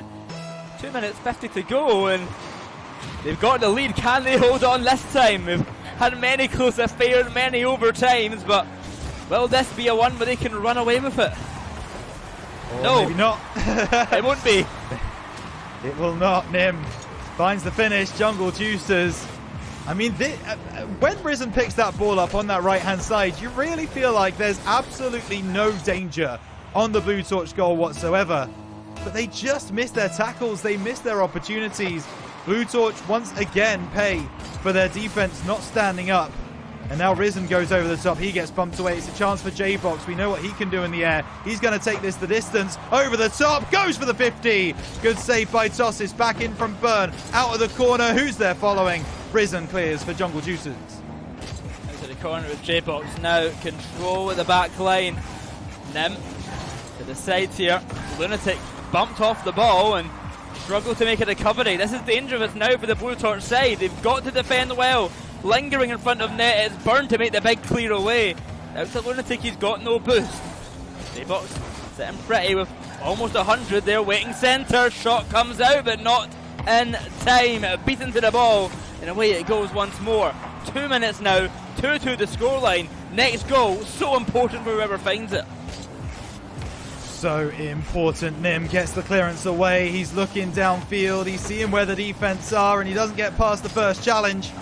But Tossis still takes it through. There's a chance at the near post. Risen can't find anything there. Nim keeps the pressure on. Gets past two. J-Box holds him up. Lunatic, not a lot of boost to work with. Nim gets around the corner. Water falling down. Lunatic with the clearance. It's a nice passing play. That's not going to find the goal, but J-Box still follows through. Takes a shot. Oh! J-Box! What a read. What a finish. 3-2. I'll be honest, J-Box, he's had times where I've been questioning his choices. He's been making some dodgy plays. He's seeming to succumb to a bit of nervousness. But when he does shoot, when he is feeling it, he hits some incredible goals. That's another one this game from an incredible angle, an incredible bit of power from J-Box. He's an excellent player. He struggles at times, but when he's on, he is really on. Upfield now, the reset. Down the other end, can't find anything of it. It's Lunatic to centre. A lead still intact here. A minute to go. Blue Torch, can they hold on this time? Yeah, Risen gets around the side, gets a demo, but realistically, is that what they need? Tossis won't get there first. Burn passes to J-Box. He sees an open net. He decides to go down the side instead. Now there's a chance here. Nim finds the pass, tosses, intercepts. There's a chance. The demo's in, but the shot is not. And Jungle Juicers had a real moment there where they could have found the equalizer, and they just weren't able to make it through. Lunatic pushed up very high for Blue Torch. This is an aggressive stance, considering they are 1 goal to the good. You'd thought that maybe they would just sit back on defense. That is not Blue Torch's style, and they have paid the price for it. Nim finds the top left corner with 20 seconds remaining. Fighting for his team survival is Nim. A hat-trick in this game to keep his team alive. 20 seconds, 3-3. Rhino, it looks like another overtime is on the horizon. Unless someone can win a goal from this kickoff, it goes back to tosses. It's dangerous for Blue Torch. A reset, trying to get it past Burn, that he'll do. J-Box gets bombed, it recovers well, tries to beat out Nim. To the corner it will go. A turn by Risen, away it goes from Lunatic. He's got J-Box upfield, can he make a pass? Burn will try. Over to the J-Box now, on 1 second, the ball stays high! It's in! How is that not touching the ground? And a Blue Torch victory on 0 seconds to win the series! There must have been milliseconds with that ball touching the ground, but Blue Torch on 0 seconds at the death, at the last moment they possibly could, managed to find the victory. But boyo, I mean, Jungle Juicers are going to feel pretty hard done by about that. They have been Blue Torch's equal for all of today. What a ending though. I mean, I don't know how that's not touching the ground at 0. Divine intervention saving Blue Torch there from an overtime. But a Game 6 victory sends Blue Torch into the top 6 after, as you said, a top 28 finish last time around. Wow. And, I mean, not to spoil anything, but Blue Torch, well, their journey is only going to get tougher, beating Jungle Juicers today. But tomorrow in that first game, they are going to have to play the loser of Virtus Pro versus Movistar Koi. What a wonderful gift for the team that won this game, boy. Oh, exactly. What a nice gift. But that is a thing for tomorrow. They should be happy. They made top 6. That was almost assuredly the goal for this team here. Getting a top 8, getting a top 6, even better. Very well proud of themselves, and they should be. But Jungle Juicers did give us an excellent showing. Let's not take that away from them. They had a really good performance here. And I mean, there's a key player who I don't keep mentioning, and for good reason, Nim. He is so talented on this roster. Oh, he's absolutely exceptional. And Jungle Juicers rely on Nim a lot when they play in those moments, because he is that facilitator. He's the man who's pulling the strings. He feels like the man who's making sure that everyone's where they should be, getting those passes right, telling the team when to aggress, and also relaxing. So, yeah, fascinating for the Dane. He is definitely the linchpin of that Jungle Juicers roster. But fair play to Blue Torch. They staved off the competition, and they got the victory. Now, with that all said, we've got another exciting match coming up very, very soon. Stick around. We'll bring back Gex, I guess, because we have to. Won't be long, and we'll see you after the break.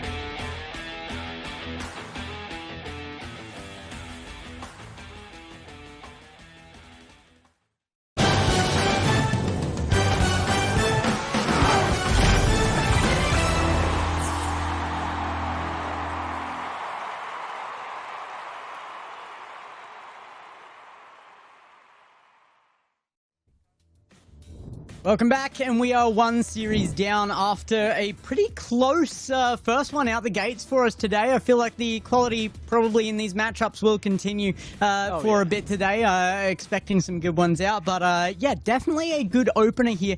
I don't know personally if that's the best I've seen either of those teams play, though. So I'm looking forward to tomorrow, where they're going to really have to put themselves to the test. It will be Blue Torch, of course, because the top 6 is always the test, really. Oh yeah, 100%. I will say by the end of that season, I think J-Box started off strong and ended off strong, and we also saw Burn pick things up as time went on. I think Lunatic would probably be the only consistent force that whole series, consistently just doing pretty good, but we saw J-Box pick it up at the end and Burn really pick it up at the kind of middle section of that time.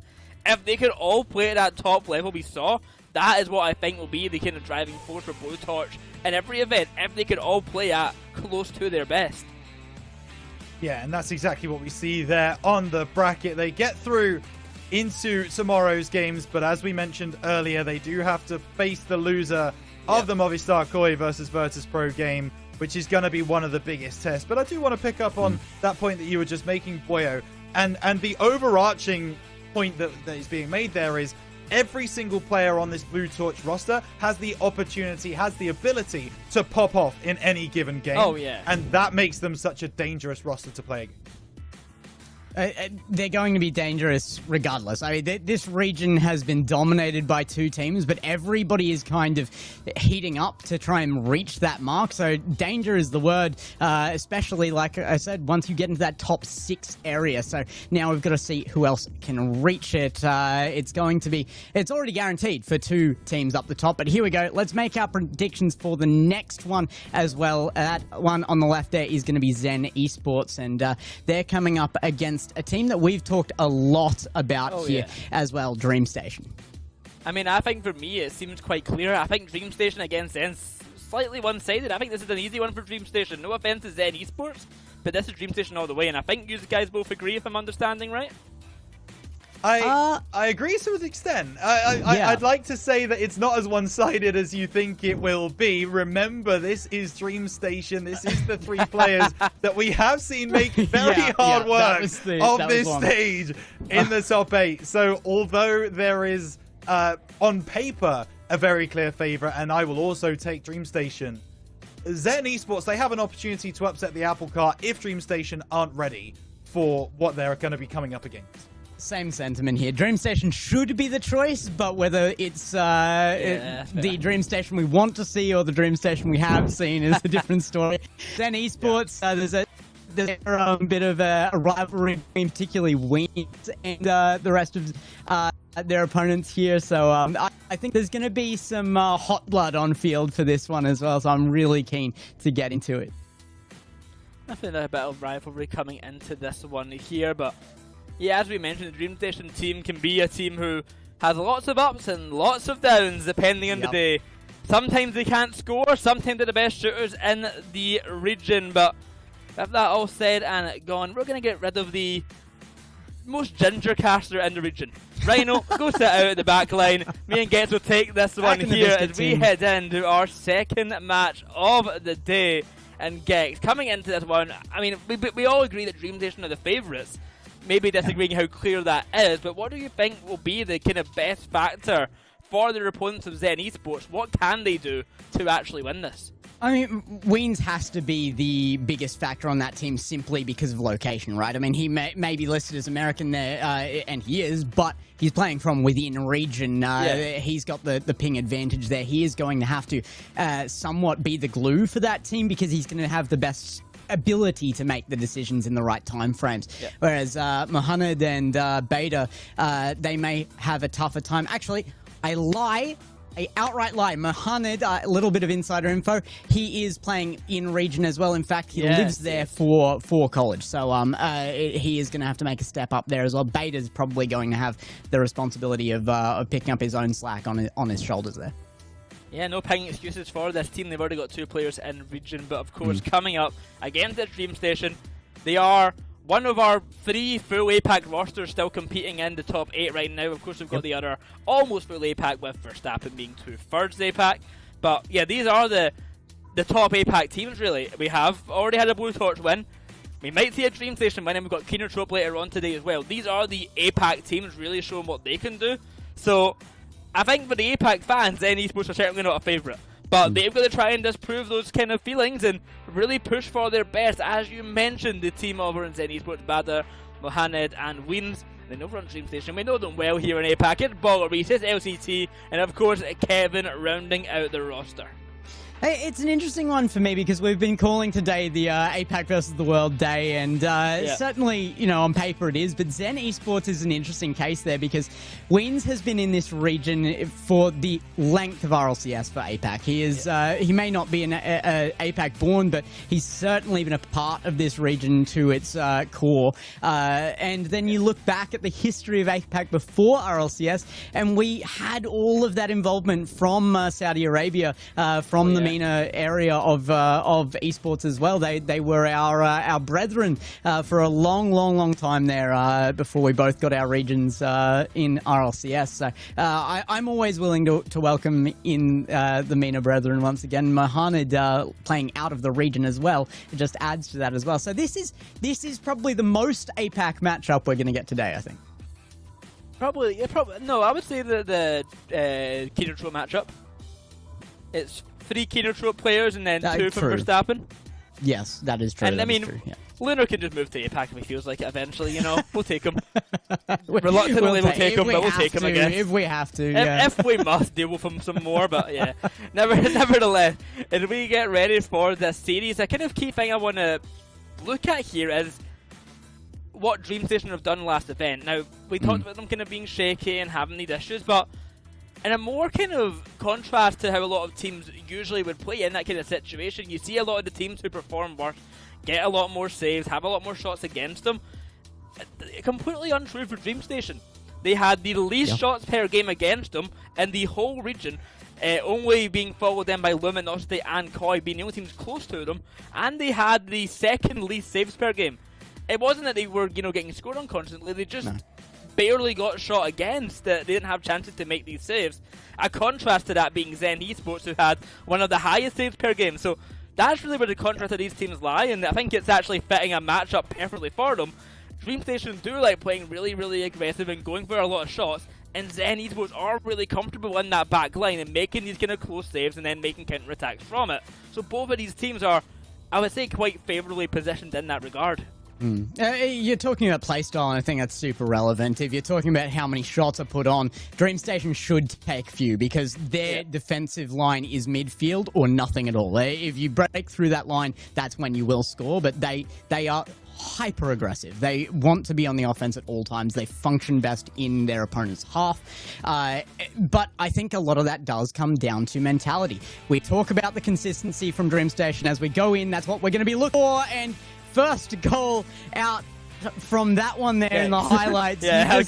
Straight away that they bang it immediately every single time. You can tell Gexon excited for APAC here because he got excited about a highlight goal from last regional.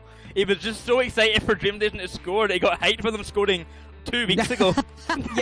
True. Yeah, the highlights from Dream Station. I mean, against Sile, they than we get them to be, but they did come out pretty well by the end of it. It was in that later match where they really didn't impress much, and I think off the back of, not in particular one player, just Kevin, but the whole team, but especially Kevin, forgetting how to score. Like, he used to be probably the best shooter, best scorer in APAC, but at least in the last week, you know, he kind of forgot how to do that. He probably had to hit the training packs a little bit. And it was Kevin's first time on this roster. That is true. Moving over into the roster with Rlcs and LCT, so that'd be more than for Kevin. They didn't have a lot of time, I don't think, with this roster set up to pour this split. So I don't know. It's a really interesting one for me because there's so many big personalities on that team, and sometimes that doesn't mix. Sometimes it really does. If they can all get to their peak at the same time, they're going to be one of the highest peaks in this region. If they're not on at all, they are going to fall apart. So it's a really do or die team there from Dream Station, and that's going to be the biggest point for Zen Esports here as well. They're going to have to try and take advantage of that where they can. They're going to have to try and get in their opponent's head and win a mental game here. Yeah, I think they're a team that probably goes under the radar quite a bit. Zen Esports, they always just do kind of fine, and that's really been the description of them in APAC for quite some time. But as we get in for game number 1, they need to do more than to beat DreamStation, because DreamStation, I mean, they should be getting top 6, they should even be contending for top 4s. This is just a bump in the road right now. This is just a speed bump to get over, and we'll see if they can crawl over it with ease. Zen Esports with possession here and will make big beats here. Oh my goodness! Okay, bad We're enough. not even going to see the save from Kevin. He doesn't pop it high enough. Well, and then an early start from Badr. Kevin just off his own bar and into the net there. I mean, the right idea for sure, but just not anything to keep it out. An unfortunate start, but it's 1-0 for Zen. And it's Esports, the right not the start guy. for Zen. If you're talking about winning the mental game, first goal is so crucial.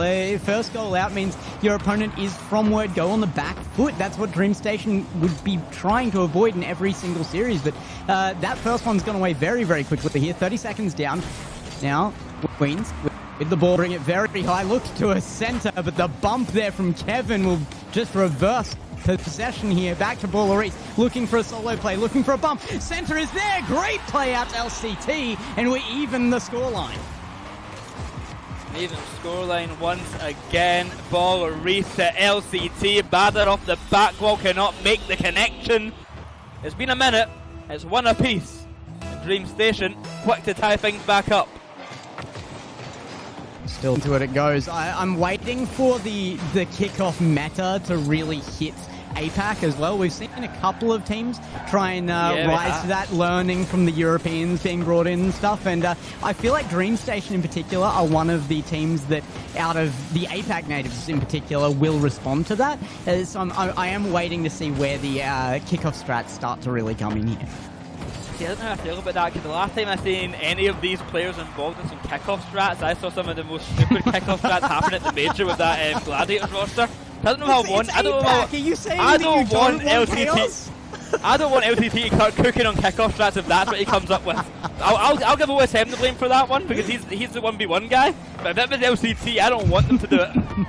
But I think it's actually, I think it's a good thing to mention though, because President and Beepties were the guys to really do that last time around. They were getting a lot of goals from it, to be honest. They were making a lot of their plays from it. And I think the kickoff could really develop a lot more for his team and of seriousness. But something is we've seen kind of develop a lot more in APAC from players, especially like Sphinx, like even Burn as well, but kind of originally old picked in the old Detonator rosters is demo play in APAC. The demo play in APAC, it became so defined and so strong, and I think it really separates the good from the bad, as LCT, off the back of a demo, will find the goal straight off the back.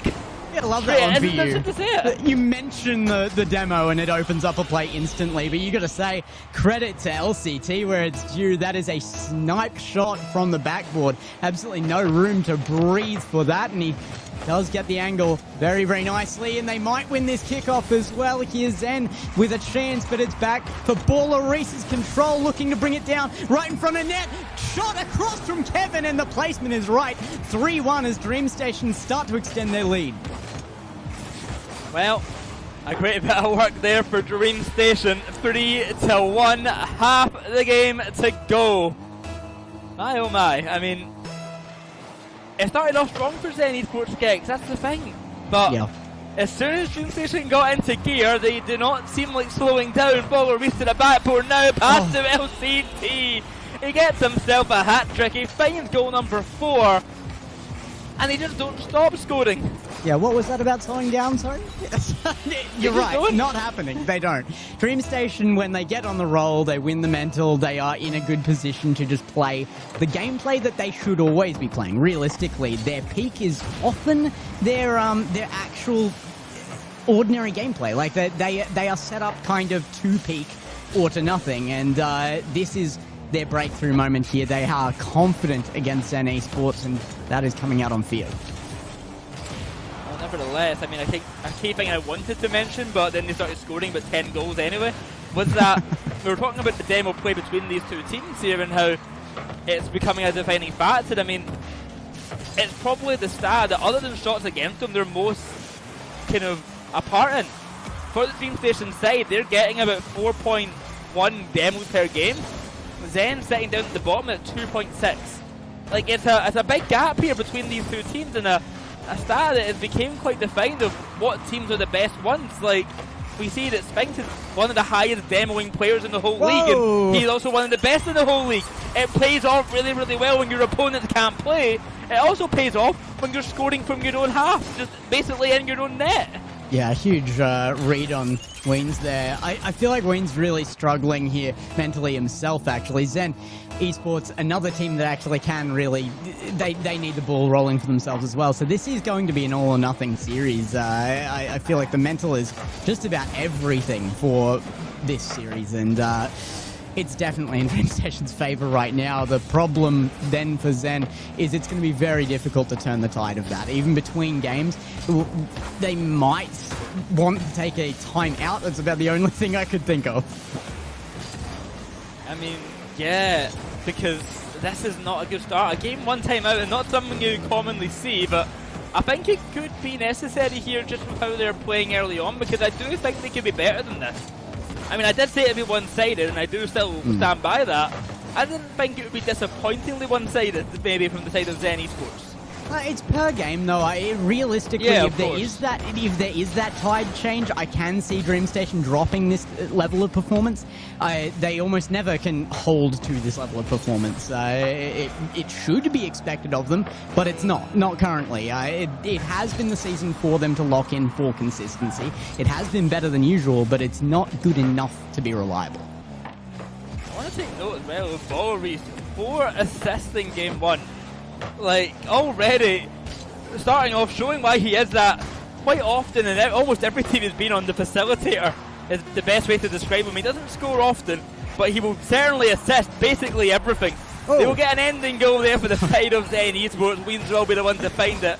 Unfortunately, 3 goals in 4 seconds doesn't happen often. I think it happened maybe in SSA just one time, but I don't think it's going to happen here in Apac. No, but like there's flashes in my mind of this is how DreamStation lose game 2s. Every single time. If you can get 1 goal against them when they're already up, they get a little bit of doubt in their heads and then they collapse. I don't feel like that's necessarily what's going to happen here, but you know, it's close enough that the PTSD is kicking in for me, and I will be watching what the reaction of that is leading into game number 2. Zen have the last goal, but DreamStation have the vast majority. I mean, look at the scoreboard there. 1 goal, 4 assists for Rlcs. He was 100% goal participation for 5 goals that were scored. Yeah. Mainly off the back of the assists, but just, as we said, the facilitator. And of course we thought of that unfortunate miss save from Kevin to find that goal, but I mean, it was brilliant work from DreamStation ever since that moment. I think the biggest worrying sign for Zen is that it's going to be really, really tough for them to feel like they earned the 2 goals they got out of that as well. The first one, a kickoff goal that just barely comes off the defender poorly, and the second, a long shot upfield on an undefended net. I mean, you've got to earn your goals to feel like you're the better team in a match, or the goal doesn't really have that mental effect, and I don't feel like Zen really earned that mental effect there. So going in, they will have the goal to roll them on, but what kind of quality was that goal? Yeah, that is the question, is how good was that goal? How much did it matter at the start and at the end of the series? Because it felt like, well, the first one was obviously quite impactful. The second goal basically was a nothing goal. It didn't matter. It was with 5 seconds left, basically. It was not impactful in the slightest, and now the question is, can they find some kind of impact? Yeah, it was a goal that DreamStation didn't care about, and that's probably the crucial matter here. Yes. And they know it. Oh my goodness, kicking off from the start, though. They will earn one in a similar time frame, but not in a similar fashion. This is not just a kickoff goal. What a wall skim. Mohamed places that absolutely perfectly. We were waiting for a step up from him, and there it is. Well, just like game 1, they instantly start with a goal. Can they find more this time, or will it be a story where they end up 5-2 by the end of it? Hopefully not this time around for Zen Esports, but let's see what DreamStation can do to respond. It's Rlcs at the back line, and it's limit past 1. to the back wall here, let it roll high. No, wins the challenge. Kevin round the back, caught by LCT and good control in the air. A pass towards centre, Mohamed. There's the ball, to the corner it will go. Wins. Oh. No connection, it's a bit messy. A clear away and LCT to catch. Chances come, chances go. Bader, a fantastic save. Oda comes through, really perfect save on the line there, and not only that, despite it actually being not necessarily a good sign that you're taking shots on goal line, a goal that clutch up and last second can actually excite a team into better gameplay. And Zen, they actually do have the ball rolling here. Dream Station seem to be struggling to be the same selves. I don't think they're playing poorly by any means. They're not beaten down yet, but Dream Station are willing to kind of accept that they are actually in a competition against them right now. And there it is. The competition comes back against them. Mohamed scoring a second. Well, Mohaned's off the back of Wins' pass is what we like to see for Zen Esports. This is better, this is more comfortable. This is a big contrast to game number one. I've not seen an attempt at a response really from Dream Station. A few chances for sure, but nothing major just yet. It's going to be needing to be something major to turn the tide of this, knowing the history of Dream Station. I feel like this is maybe the game where they go, all right, time to just get ourselves back in order. It's early to call that, but one more goal, and I would definitely be saying that. It comes down to this next minute, I feel like, as to how Dream Station plays out this game and possibly even the rest of the match. To Mohamed, LCT missing out on his touch. From the corner, Rlcs. Pass out to LCT once again, but no success just there. It'll be Wins instead to clean things up. Kevin to ball. Out to the corner, the ball will fall, and with LCT on the approach, the attack will continue. I mean, LCT, the big drive for him to win the series is, join his fellow Apac players like Maxu, like Rlcs, kind of at that top level, like Sphinx, his former teammate. Also, just to get them more like exotic fish. It's a weird pastime him to spend all his earnings on, but that's what he does. He just buys exotic fish, accidentally kills them, and then buys some more. This is one of the more wholesome uses of Rlcs winnings I've ever heard of. I'm a full supporter killing of exotic fish? I thought that was quite morbid. No, I didn't mean killing them, but alright. I don't feel like that's probably the intent. Like, he's not out for... This is a fish serial killer. I've heard some tales, not about him purposely doing it, but about a lot of dead fish. I'll tell you that much. Let's hope they're not dead in the water here. There's another one coming in from Dream Station, finally in Game 2, their first. And it's a great shot from Kevin. The whole team working together very well here. LCT lines it up there for Kevin. Well, a goal bound for Dream Station, and the noise of fish kind of echoes in LCT's head there for the moment. He tells Kevin, I need some more fish, score some more goals, and that Kevin will oblige off the back wall. It's not going to find anything just yet. Rlcs to the corner, past the centre. Bader can't find anything of it, but a bit messy in the back line just there. Bader high, challenge not found. Kevin, the corner, it rolls on down. Rlcs will leave that ball. Weans out centre to Mohamed. Corner touch once again. Huge. 90 seconds now to go. Then Esports holding on to their lead. Can they keep it for 90 more seconds? Mohamed with just faith in himself there, really coming off ceiling with an amazing challenge. Couldn't get back to it for a second, but they've cut down the clock once more. Heading into the last minute of gameplay now, Dream Station will be desperate for their last goal, and honestly, that can be the worst Dream Station state. Desperate for a goal is how they get scored on. That midline defense is so important for them to hold. If they start pushing too far forward, it's very easy with their normal defensive line that works well for that to just creep forward a few meters and that be enough for the openings to form. CC to the back wall, passes their centre. Kevin to try, but to no avail. Rlcs now rolling it on round off the ceiling, past the centre, denied. Backboard touch, it shot down right onto Wins' car. A clear away this time by Bader, but to the ceiling. LCT keeps the attack alive. A soft touch by Mohamed, really well done. Wins to the side now, and a pass to centre once more. The corner bounce caught by LCT. Looking for a pass to centre, but he will not find the touch. 10 seconds. One round, away the ball goes. 10 seconds now, Gex.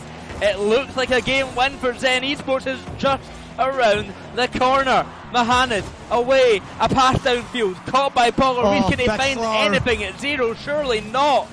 Kevin, he'll keep it high. LCT keeps it going as well. Back to Kevin.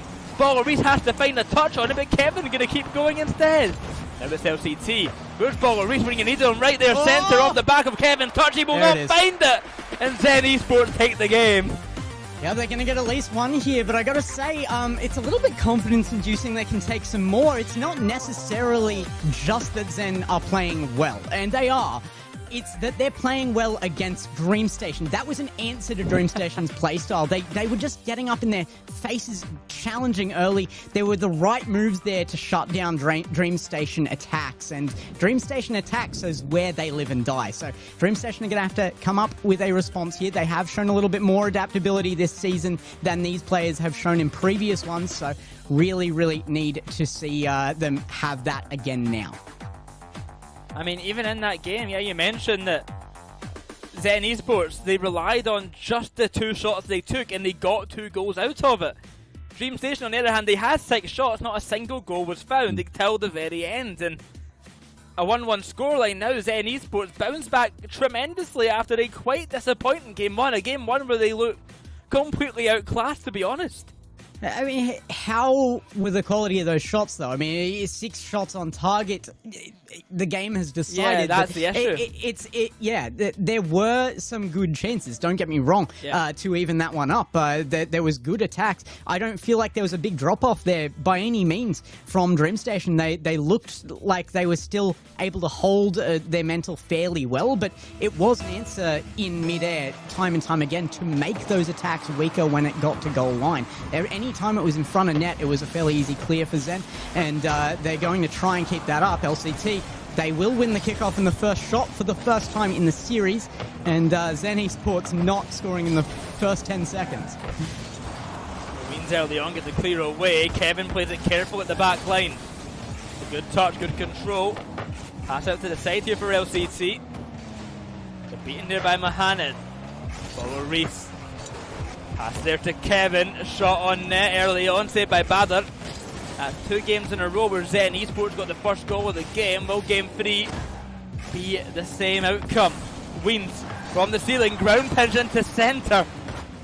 It's a good attempt there, but won't find anything of it. Good pressure now from DreamStation and LCT barrels upfield.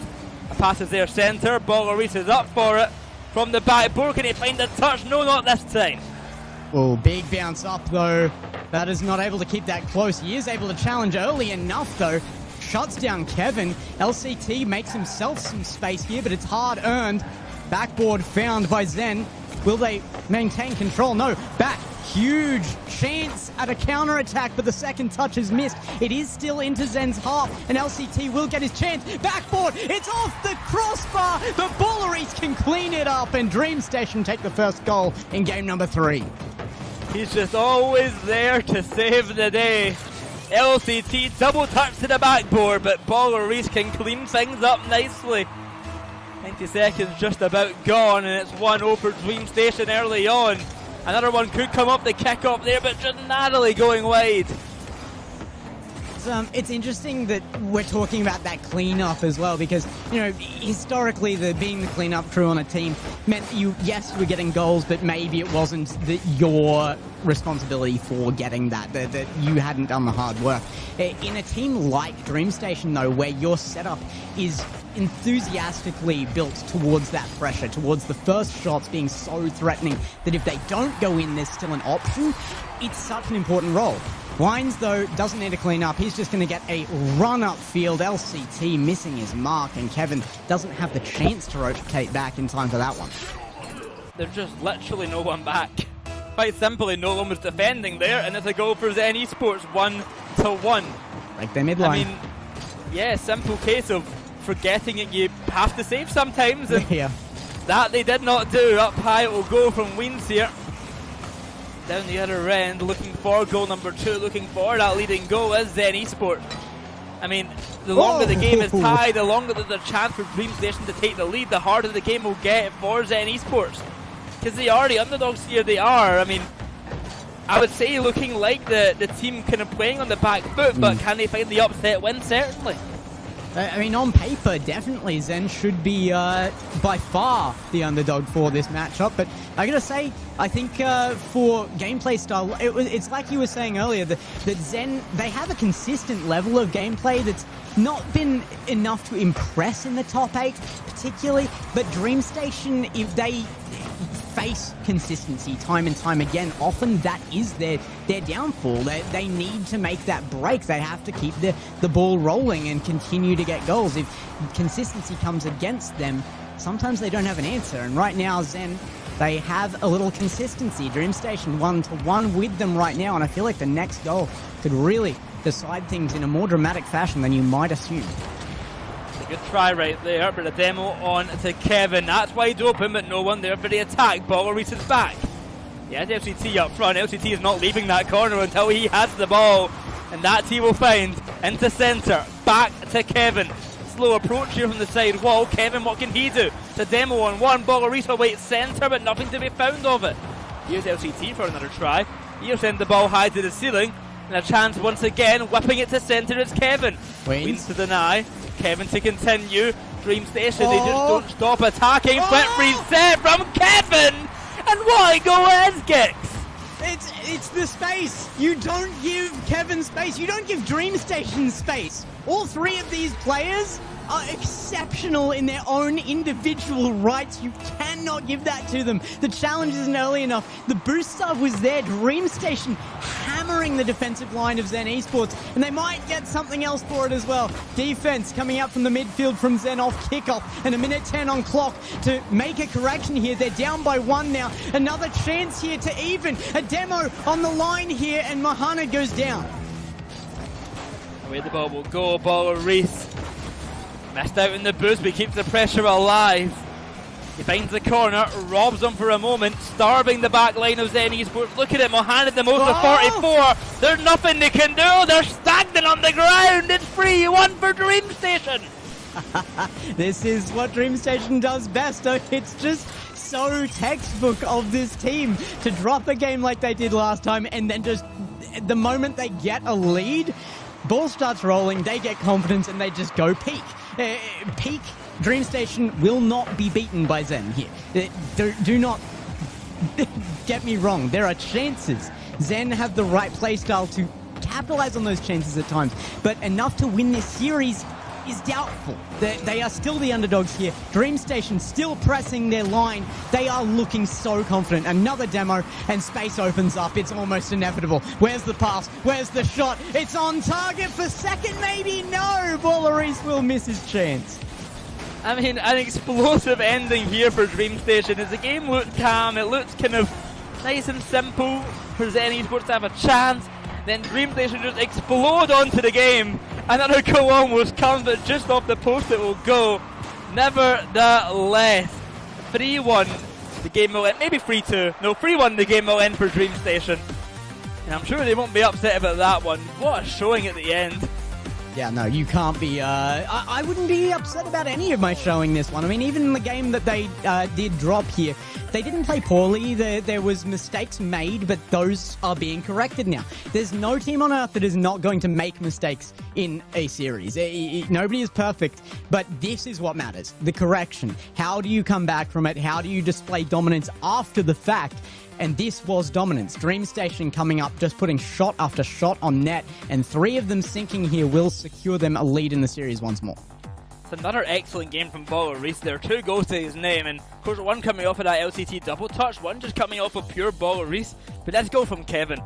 I mean, gets a flip reset from the front side there, pushes it in off of some incredible play there, and gets a great pass to Ballaris once again. I mean, Kevin really stepped up, and I see this, I thought he'd been quite quiet so far. The main thing I remembered from him was missing the save in game 1. That was all I remember from Kevin. Ballaris though, consistent so far. Really, really well done. Yeah. And Kevin really stepping up as well there in game 3.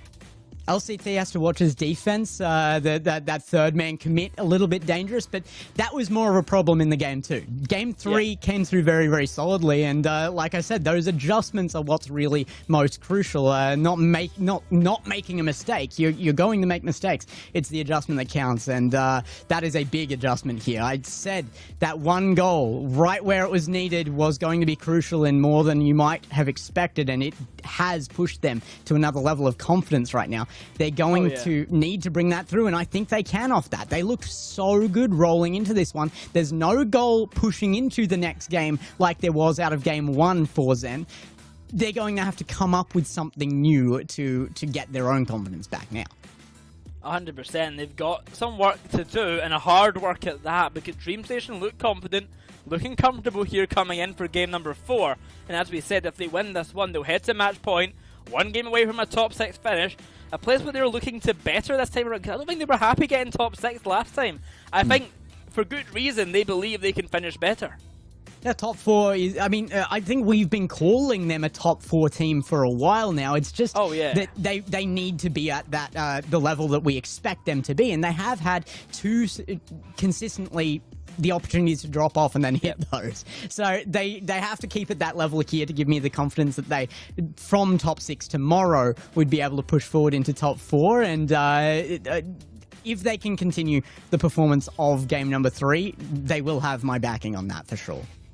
Oh, 100%. When we get into game number 4, let's see if they can make it to match point and make that top 6 run just a little bit closer.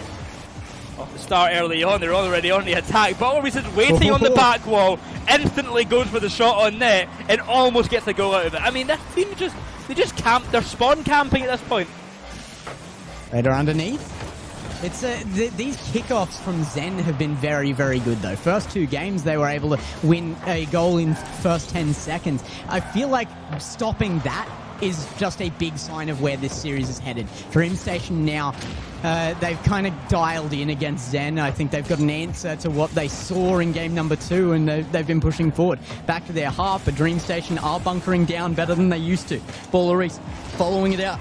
Off wall, looking for a pass in, but it's an early challenge by Vines. Oh! I mean, sorry, we'll not be able to score it there, but DreamStation maybe could be shaken by a good chance. We're waiting to you about that one later on. Off the ceiling now from Badr into centre. Now Mahanid, he's up for it. Final touch not found. A clear to the side. Weens will catch, but back towards his own net. The ball will go. A rush on in for Kevin, beat by Badr. Weens 0 boost, but he'll make it work. A good push up field there. What can Rlcs do now? On the approach. 0 boost in the time, but he'll get it round the corner. Good touch by Kevin, but Badr once again denied. Kevin launches that ball down the other end, not leaving it long in his own half. 90 seconds gone, and the ball spending very little time in the DreamStation defense. Everybody misreading that. It comes down and just goes into a roll off the bottom of that wall. It's a big carry from Rlcs here, pushing through. He'll still get a demo as well. It's an open net. And Kevin coming through as third has confidence he doesn't need to be back in defense. Well, 1-0, and it's a wide open net because the defenders are either nowhere to be seen or literally not on the pitch. DreamStation taking full advantage of the demo plays, taking full advantage of the aggression they're being allowed to exert onto the Zen Esports side, and just getting in their face, getting in their way, and just causing destruction everywhere they go.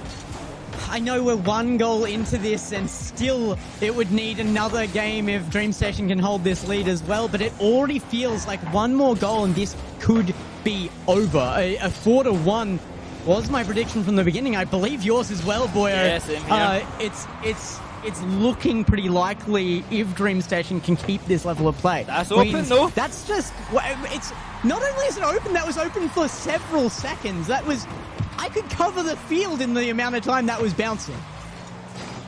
That was 4, I just counted in my head, that was about 4 seconds until another player came on camera. What's just happened? Where was it? Where was anyone on the pitch? I mean, I think they were just having a little... Actually. They were having like a dinner date or something in Zen Esports net, because I feel like we interrupted them. I'm sorry, I'm a goal sorry, had to be guys. You can scored. go back to it now if you want. Oh, great pass off. Balleri's not Yeah, quite ready for straight that back one. into Zen's net. Big demo.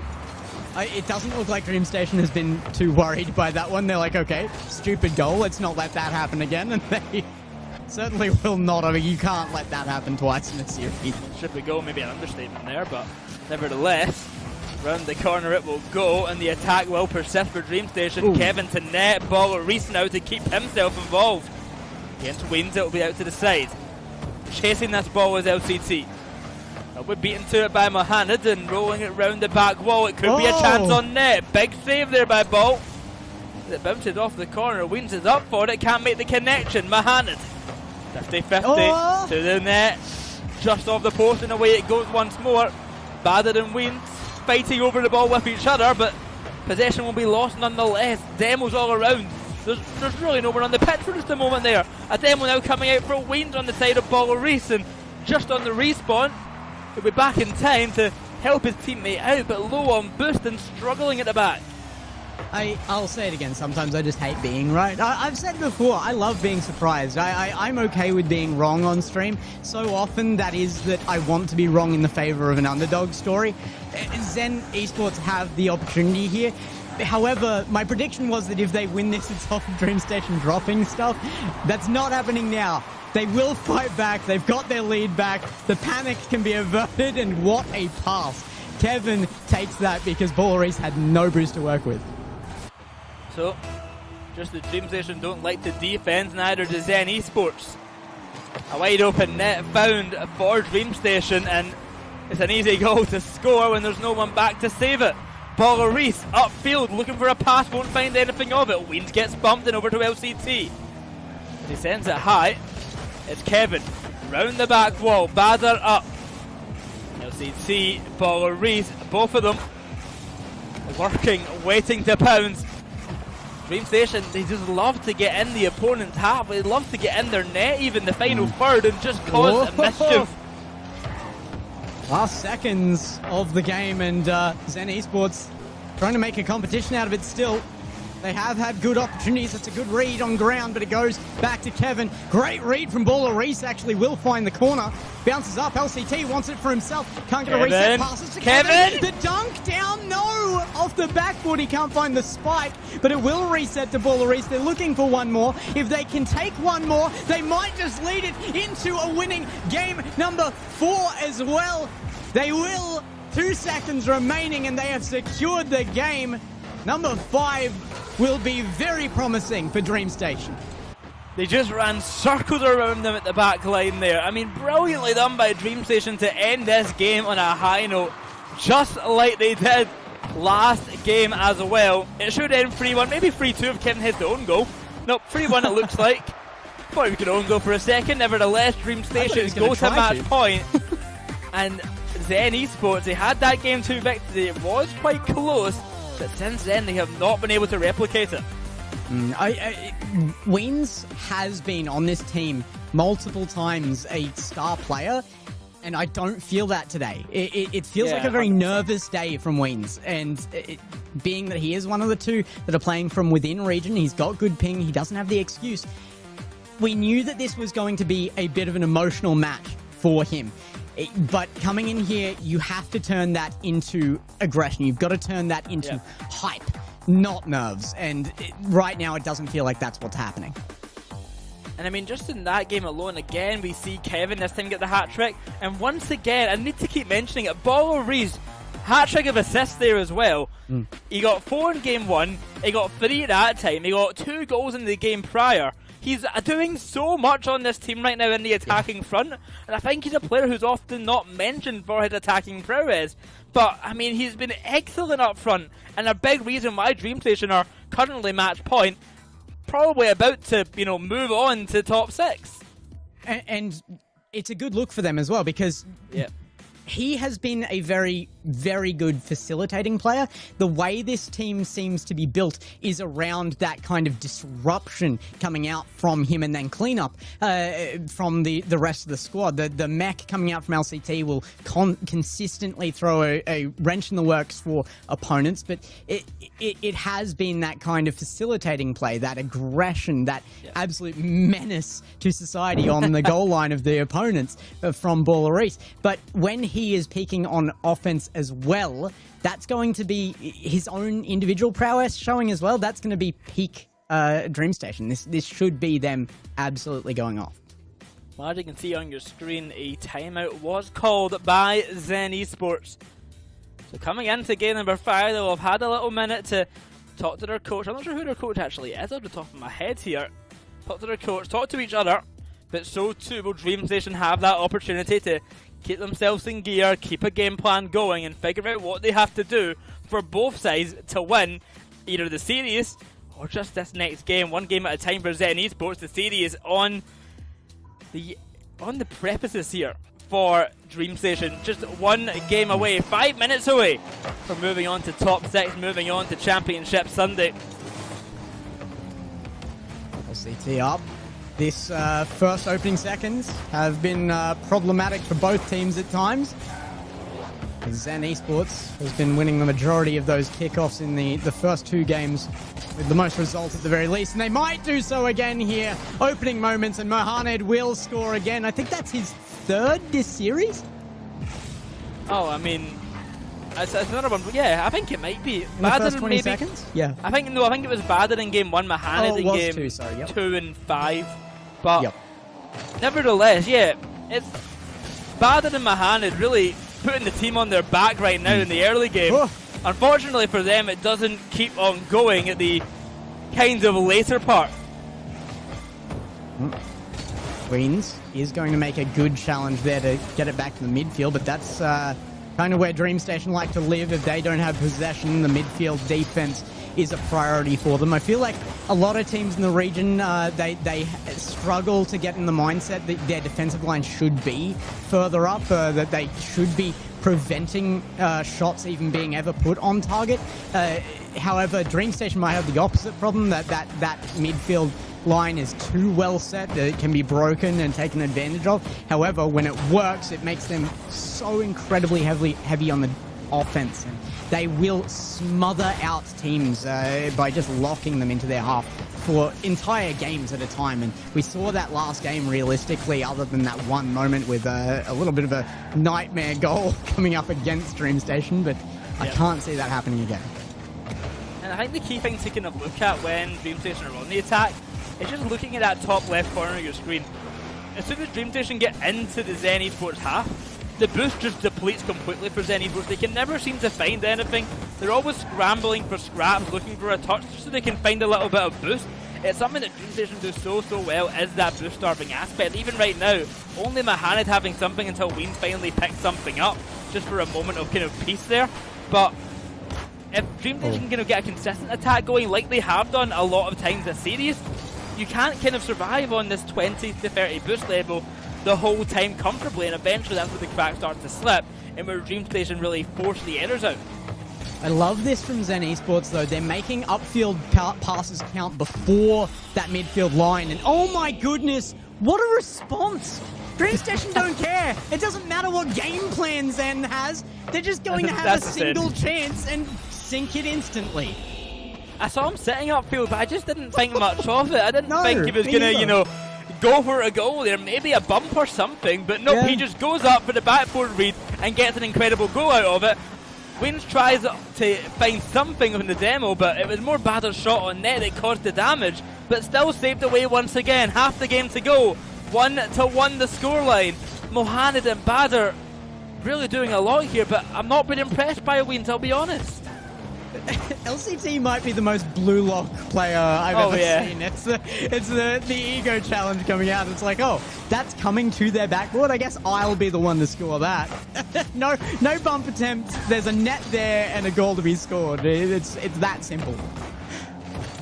To the corner of LCT, bumps off the ball into the ceiling. It will go. Mohamed to Rlcs. Pass over to Kevin, intercepted it with ball. LCT, massive save from Wins, showing up big time, and it matters there for the save. But the shot persists, he needs to do more. On the line save again from Wins. He really came in when it matters. It's been Badr and Mohanad showing up big time until the defense needs the most. Kevin to Boleries down the other end, looking for that leading goal, but still not to find it yet. Mohanad making choices in midfield to take this into control rather than giving it back again. And with 1:30 remaining, this is where you need to put yourself in confidence. You need to get a lead earlier rather than later, or it's just going to cost you more overcommits to make that goal possible.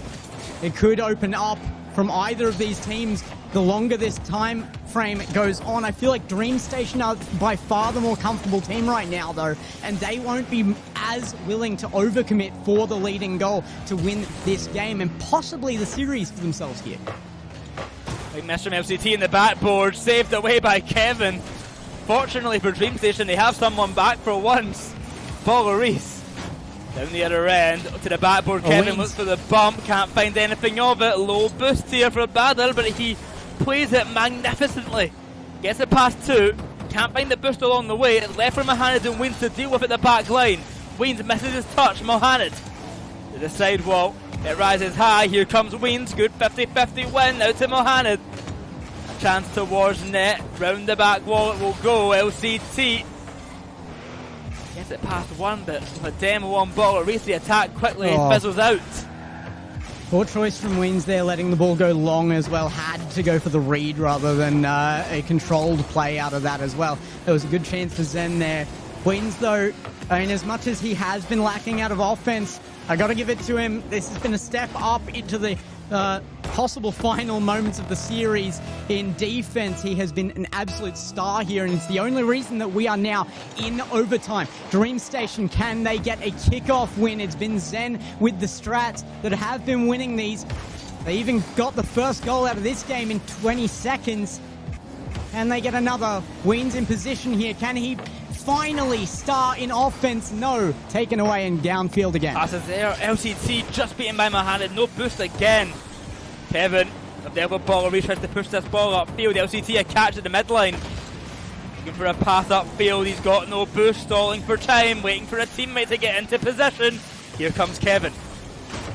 50-50 with Mohanad. It might sink in. It's a big save by Badr, but the shots, the pressure, it all persists. LCT's high, and Kevin to follow.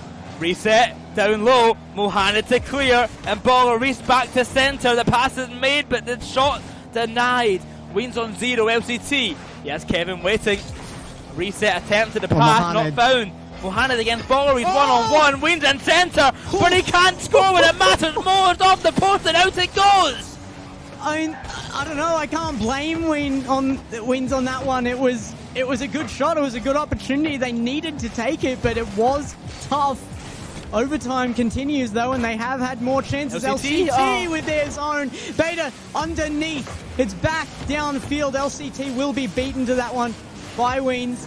Kevin trying for the pass, a bump, but it's Wins' ball. He will take control. Will he give it away? Big flick here. Actually, the right choice goes to ceiling just about there.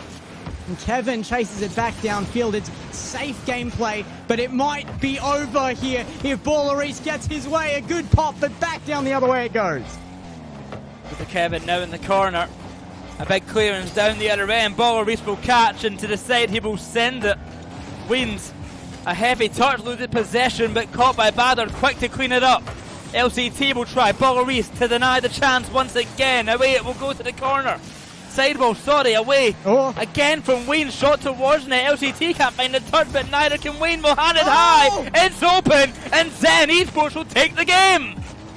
2 games off of DreamStation here, and the possibility of more to continue as they open up the series. It is still game point for DreamStation, but it is not match point yet.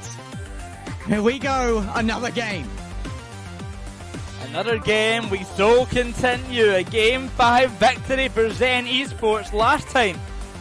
It ended at game number 6. In our previous series earlier on, will this game be the same? I can I can see Rhino in my head right now. The smugness that this was not the 4-1 that we both predicted. Realistically, for him, us just being wrong is enough for him to feel right. So, you know what? From here on out, doesn't matter to us. We've already lost this in our opponent's mind, right? Oh, 100%. Nevertheless, I mean, it was a really good showing from Zen Esports there, just closing out in OT. Many chances came the way of DreamStation and Zen Esports in both regulation and in OT, but it was Zen Esports, Mohamed in particular, who found the winning goal. Yeah, and a bump on the line there as well to secure it as well. Yep. Really, really nice play there out from Zen to secure that. I gotta say, what they were lacking was Ween stepping up. And while he still didn't really make that in the offense until last moments of that game, throughout the entire thing, his defense was what kept Zen alive. Without him there at those crucial moments, they would have fallen to a dramatic scoreline quite early in that game, and they would be out of this series right now. So Ween's a big step up there. If he can take that confidence, put it into use in offense as well, we may go the distance all the way to Game 7 here. Yeah, as for Ween's upfield early on, we've seen that Zen Esports are particularly favoured when they get that first early goal, even if it doesn't come to that by the end of it. They certainly have that confidence built up from them. But with game number 6, can they find an early goal once again? We'll have to come and see. Over to Weens now from the corner. They clear on out. On the side wall, LCT, shot towards net, will be denied by Weens. Then on to Kevin there from Badr. And a deny. Off the respawn, it's Kevin. He's got no boost, and he's got a teammate just behind him. Low boost for Kevin, a slow-paced start. Oh. LCT into centre, but nothing to come of it just yet. Again, the defense online for Zen, but they need to be not on goal line. It's a switch-on moment for them winning that game there, but they need it in their opponent's half. Weens can hold it there for a moment. Where is the second?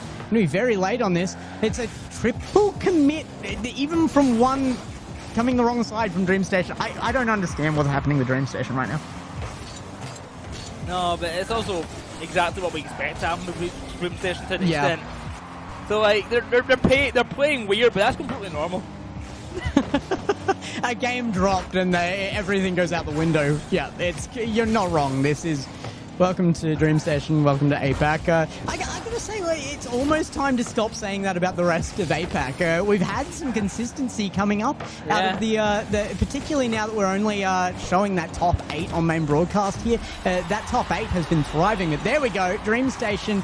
They lock in for a moment, and LCT only needs that moment to score. Great passing play off the whole team there. Kevin's skim to the backboard opens it up, and LCT sinks it. 1-0.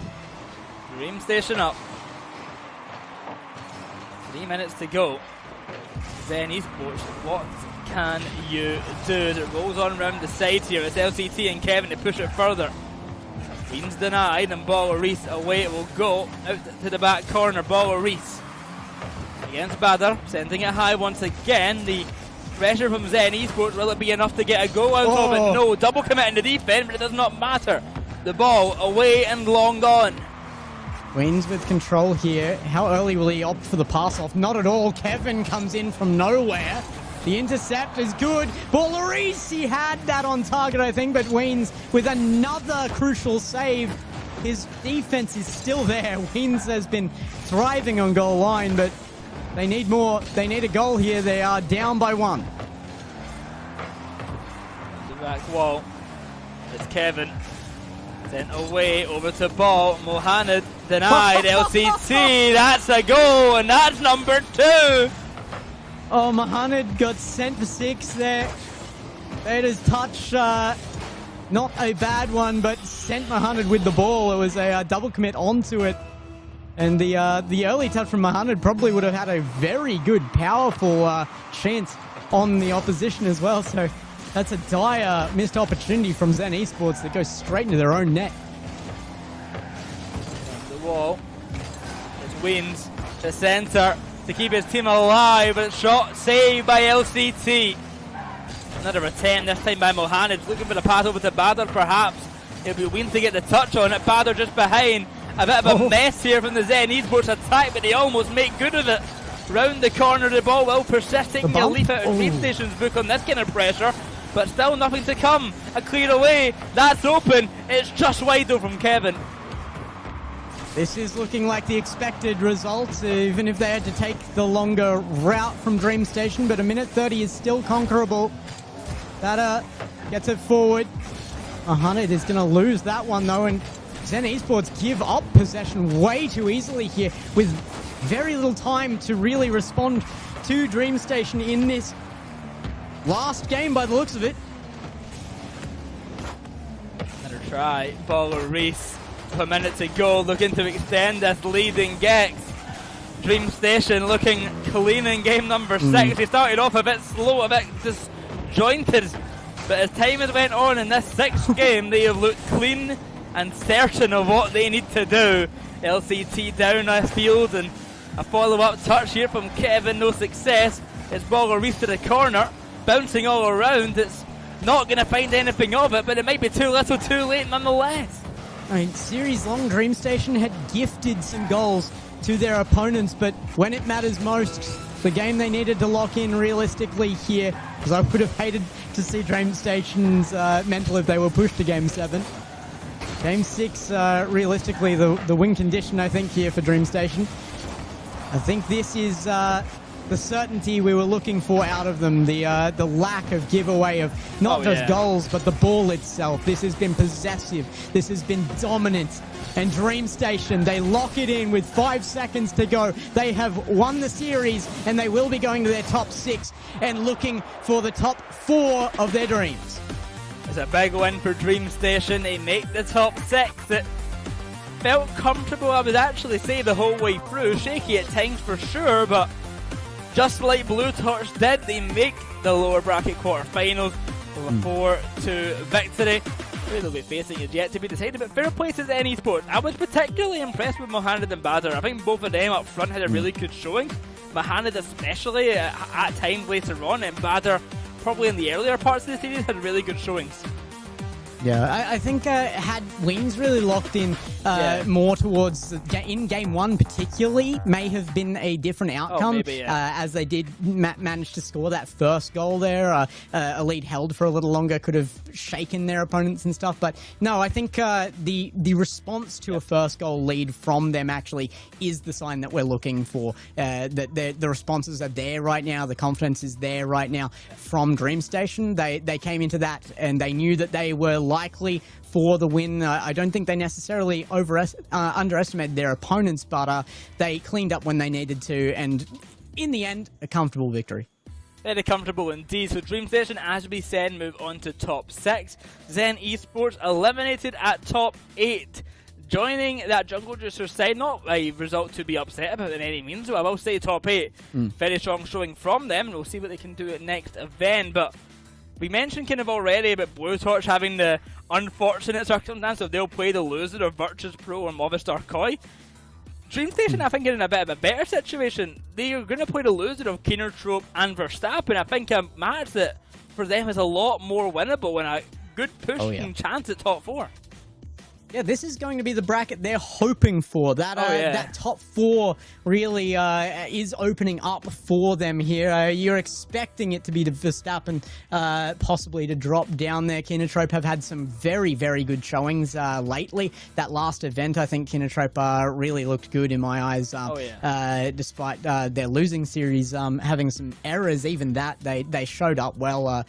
So that is coming up in our future here today as well. We've got 2 series left. We've got Virtus Pro versus Movistar Koi up next, and Kindertrope versus Verstappen will be our last one of the day as well. We're going to have so much fun with that one, but I'm looking forward to it.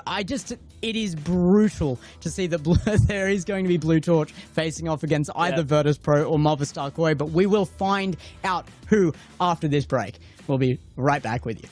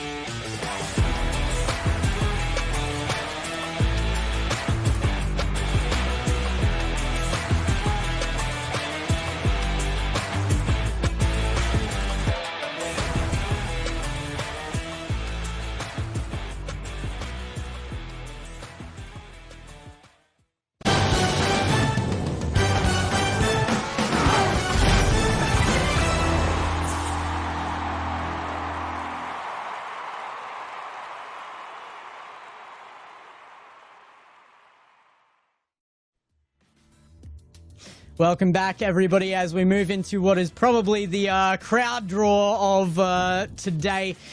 We go out of a series that was surprisingly fantastic. I think there was one game there given away a little bit by DreamStation, but there was a very well-earned game in there as well, and I really enjoyed that series. You were on the sidelines, Rhino. What did you take away from that for the losing side of this? Because they will be back next event. It's tough to say. I took away the fact that they were able to take a game off of DreamStation by playing the better Rocket League. That is something that, like, it feels really weird to say, but we know exactly what DreamStation are able to provide. Rlcs, LCC, Kevin, those guys are fantastic.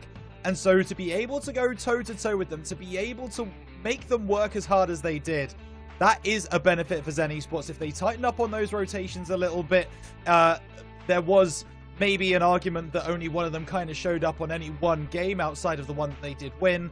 Then they have a chance of really coming back and making a bit more of a run here in the main event stage. I mean, it's a good run for them, but they've got their bigger challenge of just beating a team who should be contending with them. They haven't done that yet, and that's where really the difference lies of can they beat a team they should beat, or is a challenge to beat, I guess I should say, because they've only beaten teams they should beat so far. That's an interesting statement, because I feel like the same could be said of their opponents there. We talked about Zen and, that they have consistent performance, but they don't beat the teams above them. They beat the teams below. There's a few teams that really do fit that category in most regions, but DreamStation, they are looking to beat that in their top 6 appearance, but here's our head-to-head. Have a look at this. Sphinx versus Tekos. 1v1 here in stats, and Tekos, look at that. And Boyo, I know you were just frothing at the mouth about the stats from Tekos. I mean, Tekos was, without a doubt, the best player on the side of Movistar Koi. I mean, most goals per game on that team, second most assists per game, and by far most saves per game. Coming up kind of into it here, though, Sphinx, he may not be the one who's scoring the most on Luminosity, but he's actually making a lot of the plays. He's actually tied with his teammates who have all equally got 17 assists in the last regional. What Sphinx is actually doing the most at in the whole region is demos and making space. He has been the most demoing player in the region, facilitating his teammates a lot and also getting some great goals alongside that. But it has been the demo play and the facilitation of Sphinx, kind of akin to what we saw from Rlcs just last series. It's really pushed him kind of ahead here, having that kind of higher average assist than Tekos has. Yeah, a facilitator and an enabler is Sphinx, but Tekos, you're kind of looking on the other side of the coin right now for the Movistar Koi player, because he is the main man for this roster. Every time they look for a goal, every time they look for someone to step up and provide something that is mechanically beautiful, it is Tekos. He is always right there on the scene, and you see that from a couple of the goals here that he scored last open. Just impressive from the side of Tekos. He's going to need to be on top form today if they are to get past the Luminosity. Or Virtus Pro, I should say. Sorry. Yeah. Old habit so hard. How dare you? How dare you? It's old history at this point, right? Yeah. We're 3 series into that name. You should be used to it by now. Well, I gotta say, I do agree. Sphinx has been that facilitating player. Tekos has been the tech of Tekos really coming through there. And there was a lot of talk about Tekos being just a full carry on this team. I don't agree with that. He is slotting into the team well, and it's making Koi very threatening, but he hasn't been enough to bring the team through. Certainly not solo, but now we get to make our prediction on exactly that front. We saw the grand final matchup of these guys last time, but now in an earlier situation, is it Koi or is it Virtus? I've got to go the way of Virtus, but I do think this is the best chance yet for Koi. The only time Koi has beat this Virtus Pro roster has been when it's not a grand final. So I think this is their best chance, but I am still going to go the way of Virtus Pro. Exactly the same point I was going to make, Boyo. There's not as much on the line here in this moment, in this upper bracket semi-final. Does that mean I still don't think Virtus Pro can bring it through? No, absolutely not. I think they are the better team in this matchup. I've got Virtus Pro as well.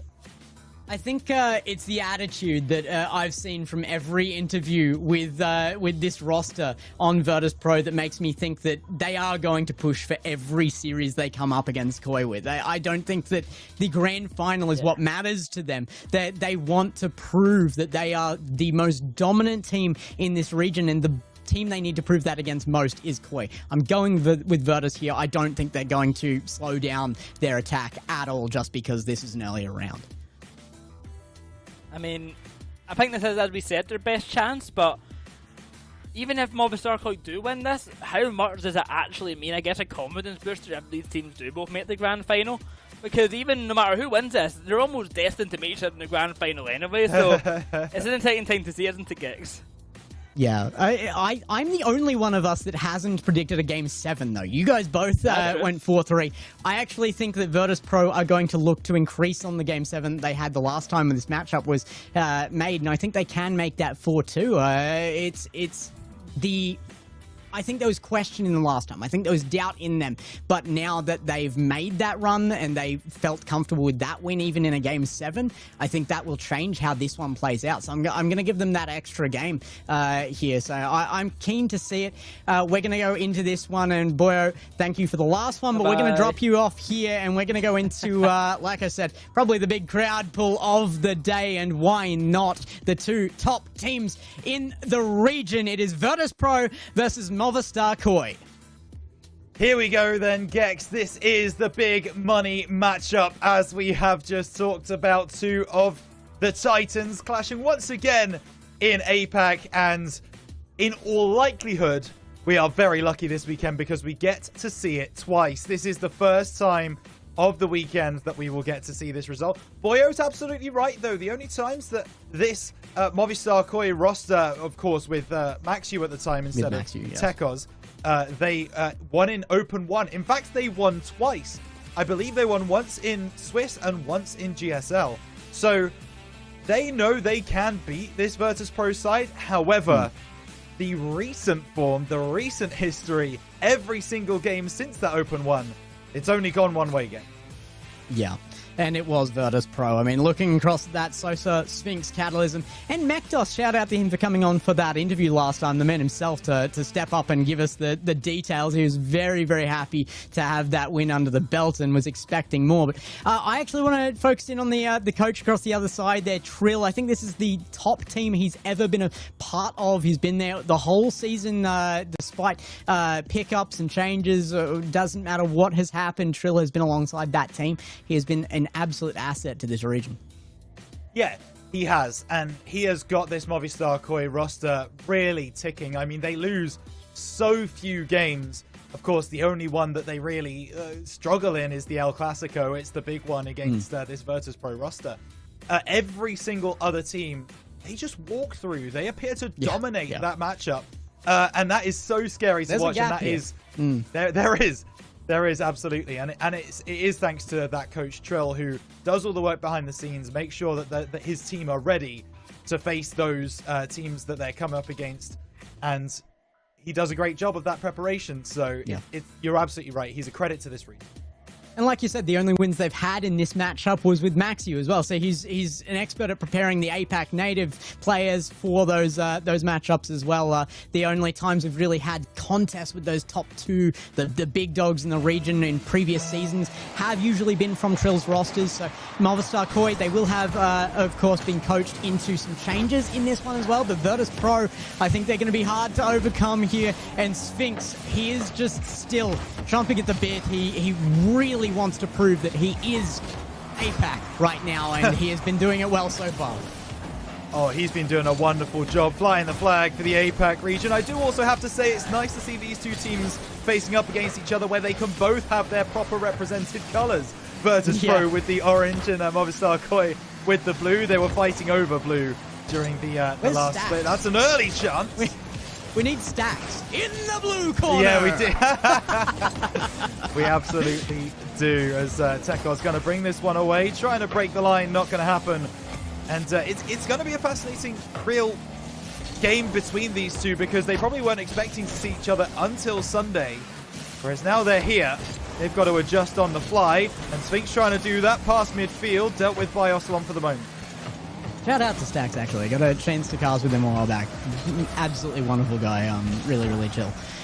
But chill is going to be nothing in this series. There is not going to be a moment's end. Right now, it might be Catalysm to start the heat as Sphinx will take control of it. Virtus has had a lot of attacking pressure here that will be broken by Tekos for a moment and go the distance as a big whiff comes out. Sosa back in time, the man that we did have that guessing game for earlier. Shout out in the chats to the people who outside of our casting desk did get that right as well. Wrote down the names. Oh my goodness, Sosa's got it. No, but he hasn't. Watch this replay. This is a real mistake in the backlines. Ocelot has it every day of the week. And then Tekos comes from out of nowhere. Goomba stomps his own teammate. Oh, Gex, that is a tilting goal to concede. Novarook and Corelli were in the chat earlier with those correct guesses for Sosa as well. So shout out to you guys. Oh my goodness, that is devastating. I don't like that at all. I don't like that. That's looking so close off a very nervous Movistar Koi there as well. It's so hard to watch when a team of this quality just has a complete breakdown. I don't know if it's of communication or just simple rotation, positioning, but something is going wrong right now for Movistar Koi. And with half a game gone already in this series, they're going to have to lock in. It's a terrifying position to be in right now for Movistar Koi because you've given that essentially free lead over to VP. You just have a bit of a problem now where your mental is a bit broken. You are starting to think about it, but though looking to rectify the situation, goes over the top, cleared away by Sosa. He's given plenty of time to make that defensive play, and the speeds that we normally see Movistar Koi play with, well, it seems to be slowed down a significant amount. I don't know whether that's an adjustment they've made to try and face this Virtus Pro roster, but it's not working for them as of yet. 2 minutes remaining.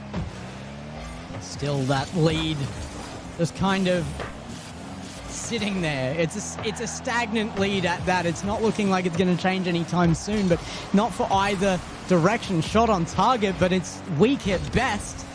And nothing looking like it's coming out of Movistar Koi right now. They just don't look motivated. And then, oh my goodness, Sphinx does. Just can't quite sneak it through the gap. That's what's so exciting about Sphinx. He picks the ball up in an innocuous position and makes you believe he's about to score a goal. He makes the space, makes the play, and on that occasion he just got saved at the last moment. Almost had the bump, but it didn't happen. Pinch on the side wall. Chance for Movistar Koi now to exert some pressure. Ball into the middle. Double commit. Catalysm has to make a play. The ball pops in the air. Catalysm, the German, does make the job successful. It's Kata once again. Goes down the side. There's a raw one on the goal line. Eventually, Sphinx does break it and send it away with 60 seconds remaining. Movistar Koi, they're taking a lot of pot shots from the midfield, but there's not really any shots that are too dangerous. That one is. Eventually, Sphinx makes the save and gets the second touch as well. Great work. Whoa. Wait a second. Watch what you're saying here. Sphinx did not break a rule 1. We don't say that about Sphinx. There was a car on top of another car, all right? That is not a rule 1. I'm not... I won't let you disrespect Sphinx like that. We hold rule 1s here in Apac. If you want to say that's what you saw, that's fine with me. I saw what I saw, and I'm sure the people will debate about it. Yeah, you see what you choose to see. Absolutely. This is Tekos now trying to bring this away. 20 seconds remaining. Gets sent to space. The Sphinx tries to break around the side. Ocelot takes him out. 15 seconds remaining. There's nothing really happening here. Kata puts that on target.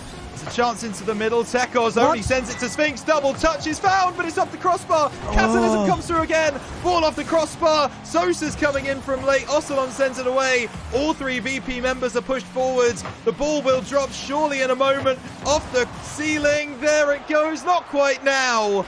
And Virtus Pro, they take the victory, but it was a little touch and go at the end there, guys. An interesting win, I'll put it that way. At first, that goal that got them the win in the end, it was an own goal, was the only thing in that game. Realistically, an own goal, anyway, I'll say it that way. Oh, it was. Virtus Pro, though, they looked like themselves. Movistar Koi, the question was how that goal went in, what the mistake was, where the breakdown was. And I think when we saw the double commit into their opponent's corner, it was confirmed to me. The issue is either between one of two things. It's going to be communication or respect. You have to communicate where you're going, what you're doing, and you have to respect the call if you're the teammate. Yeah, I'm sorry. I just saw that replay again, and I just got sad. Like, I just Oh, just saw it happen again, and it's just one of those plays that you look at. It doesn't matter what team it is that make that mistake. You just gotta sit there and go, "Oh, yeah, that's a shame." But no, you're absolutely right, and it's interesting, isn't it? Where the communication we felt like had improved, certainly in that open 4 from Movistar Koi. Feels like at this moment they've gone backwards. We've not seen them on stream, obviously, this open. This is the first time we're seeing them in this big arena against their biggest challengers. Virtus Pro, well, they made them look a bit silly in that game number 1. Let's see if they can bring it back in game 2. An early goal would be ideal. And Tho manages to get the opener. the first goal in game 1 was, I believe the common phrase would be not like this, and this one, they are going to want it exactly like this. A kickoff goal to start game number 2 and put Movistar Koi in the right mood and the right mentality. 2 seconds for that first goal for Movistar Koi. Now, the problem is, what we have seen multiple times is when Movistar Koi go 1-0 down, that is ridiculous, control things. When they go 1-0 down, we have seen them start to fade a little bit. But the same is very rarely said for Virtus Pro, though, well, he's stepping up in this game number 2. Goodness gracious me, the laser, crossbar and post. You thought maybe Virtus Pro could get back. They can't, Kex.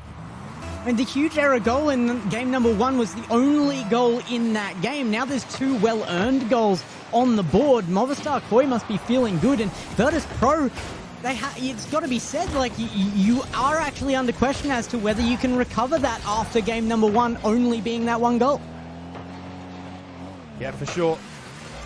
See if they can make it happen. Catalysm over on that left-hand side, cleared away. Sosa off the backboard. Now, going to have to go coast to coast. The Canadian does get 1, but Tekos go for boost instead. Knows he has time, and that's some of that awareness that Tekos brings. He's very good at understanding his surroundings. He knew exactly what was in front of him there, and that extra moment of time just gives him the ability to go down the other end and score 3-0. Speaking of coast to coast, yeah, what a shot. That is the full field from Tekos. I feel like Virtus Pro, a minute into this, are already in almost go next territory, and that is very, very scary. You would hope for Virtus Pro's sake that this can turn into just a huge blowout game, that there's just going to be a million goals involved in this, because that's about the only way they're coming out on top of this. That I was going to say after the first 2 that the only positive there was that there was so much time left in the game to fix that, but once that third goes in, I've stopped having the ability to say that. Yeah, totally. It would have to... It's now down to Virtus Pro to turn us into believers. We can huff as much copium as we want. At the end of the day, it's all down to what happens on the field. Virtus Pro 3-0 down with 3 minutes 20 left. There is time, but it just seems to be the Movistar Koi. They maybe haven't figured them out, but they've certainly started to solve the puzzle, started to getting those answers. There's another chance. Tekos with a big block. How important could that be as Virtus Pro forced back into their own territory and to try and build another attack? Sphinx doing just that. Won't get over the top of Throw. There was a demo on the backlines. I think Tekos took out Sosa. So Movistar Koi can collect the ball and move again. A reminder here as well that this is only the second time that I have ever seen this matchup between these 2 rosters with Tekos added to the mix. So Movistar Koi still have something different here that Virtus Pro is not necessarily ready for, and he's looking different. He's looking even better than the first time they matched up. Tekos is looking fantastic right now. He is. Tho was the man who started this game for Movistar Koi looking like a man possessed, but as the game has progressed, it's that man Tekos. And here he comes again. Blocked there by Sphinx, and Sosa now with the clearance down the right-hand side doesn't maintain possession of the ball. And now that respect is starting to be lost. Movistar Koi are taking those early challenges, getting in the face of VP, saying, well, if you want to get past us, you're going to have to break us down. And at the moment, they're not being able to do that. It is still 3-0, and maybe even a fourth coming through, cleared away by Catalysm. Big demo there as well. Sphinx now. Gonna get in under it. Reset found, but Ocelon there so early. It's gonna be a challenge there from Catalysm. Virtus Pro, they need something now. There is no time left on this. The 30 seconds needed per goal that we kind of give that allowance for, it's already gone. Sosa needs to make something of this second to get it back. Catalysm will be chasing it back to his own half though, and this is a big game from Movistar Koi. If they really wanted to make an impression out of Tekos in their second time around, after some comfortability, after some time to make the roster mesh, this is the showing they needed. Yeah, for sure! Oh. But there is an answer. And that's what we've been waiting for. VP have been knocking on the door for the last, well, I'd probably argue 3 minutes or so of this game. They have been in the ascendancy. Finally, they get something to show for it. But Gex, it just feels a little too late. It does. There's a minute left. They have kind of re-salvaged that 30-second timeline, but it's already gone. Needed realistically a kickoff goal out of this to have any level of comfortability in getting this to OT. Sphinx. Will musty into a carry. That dribble, absolutely insane! Sosa down. Not quite on target and blocked away nonetheless. As Sphinx gets in amongst it. Demo there will make it possible to clear this out, but time is not on their side. Virtus Pro, they need this to be a goal. Bump on the line. Tekos will take it away and probably secure this game. Hang on a moment. That's a big block, and though doesn't have a lot of boost to work with, will pick up the 100. Sosa's been bumped. It's all a bit of a mess, and yeah, this, as much as we could spin something, Virtus Pro have lost this game. 4 seconds remaining. We saw, I don't know if you guys were watching in SSA last weekend, it was Limitless, who were 2-0 down with 2 seconds remaining, and they managed to pull it through to an OT stanza. Now, can this happen for VP? This is the best chance they're gonna get, but Ocelon makes the save. It's kept alive. Sphinx on the right-hand side. Oh, it's pushed against him. Nothing he could do. Movistar get it on the ground. They had us believing for a split second their game. Yeah, I mean, Movistar Koi, though, they had me believing that they could just be dominant for an entire game for a second there as well, and they're not.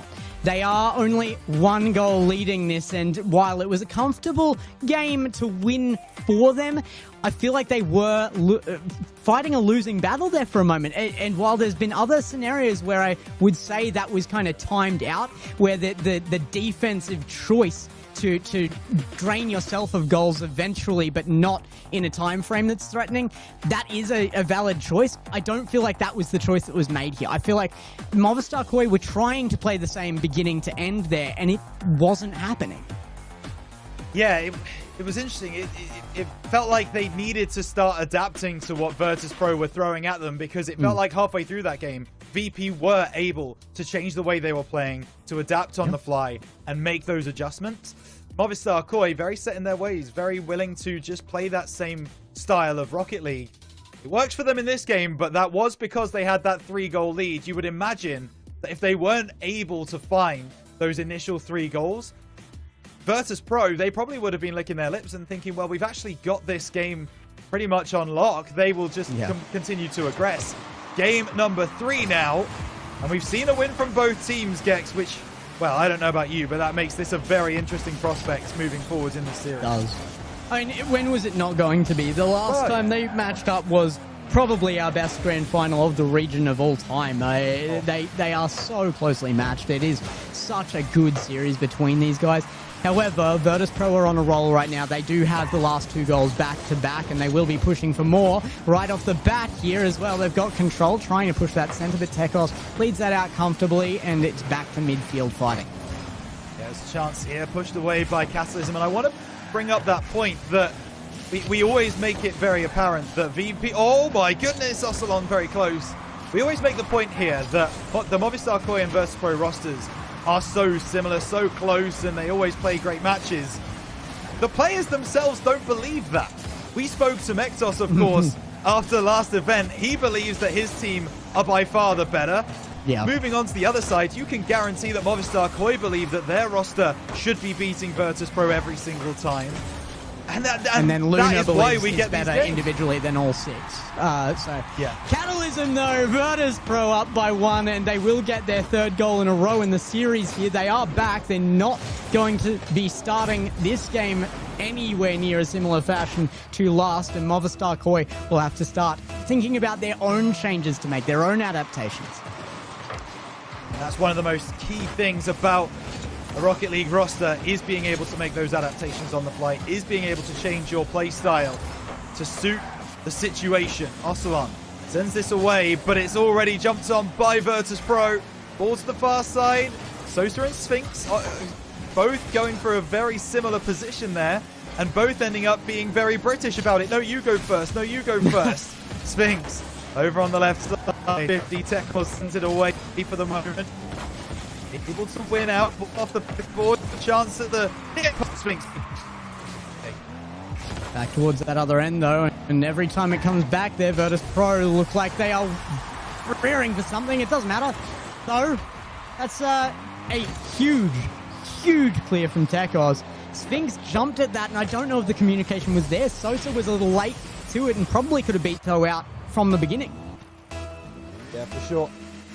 As we've still got a long time left in this game, but there is a little bit of a mistake there, as you rightly say. Sphinx jumping for joy in the back lines and not being able to make that one work, as Sosa a little too close to the plate. So, getting this clearance, trying to get through. It's going to be Sphinx now over on the right-hand side. 50 by Ocelon.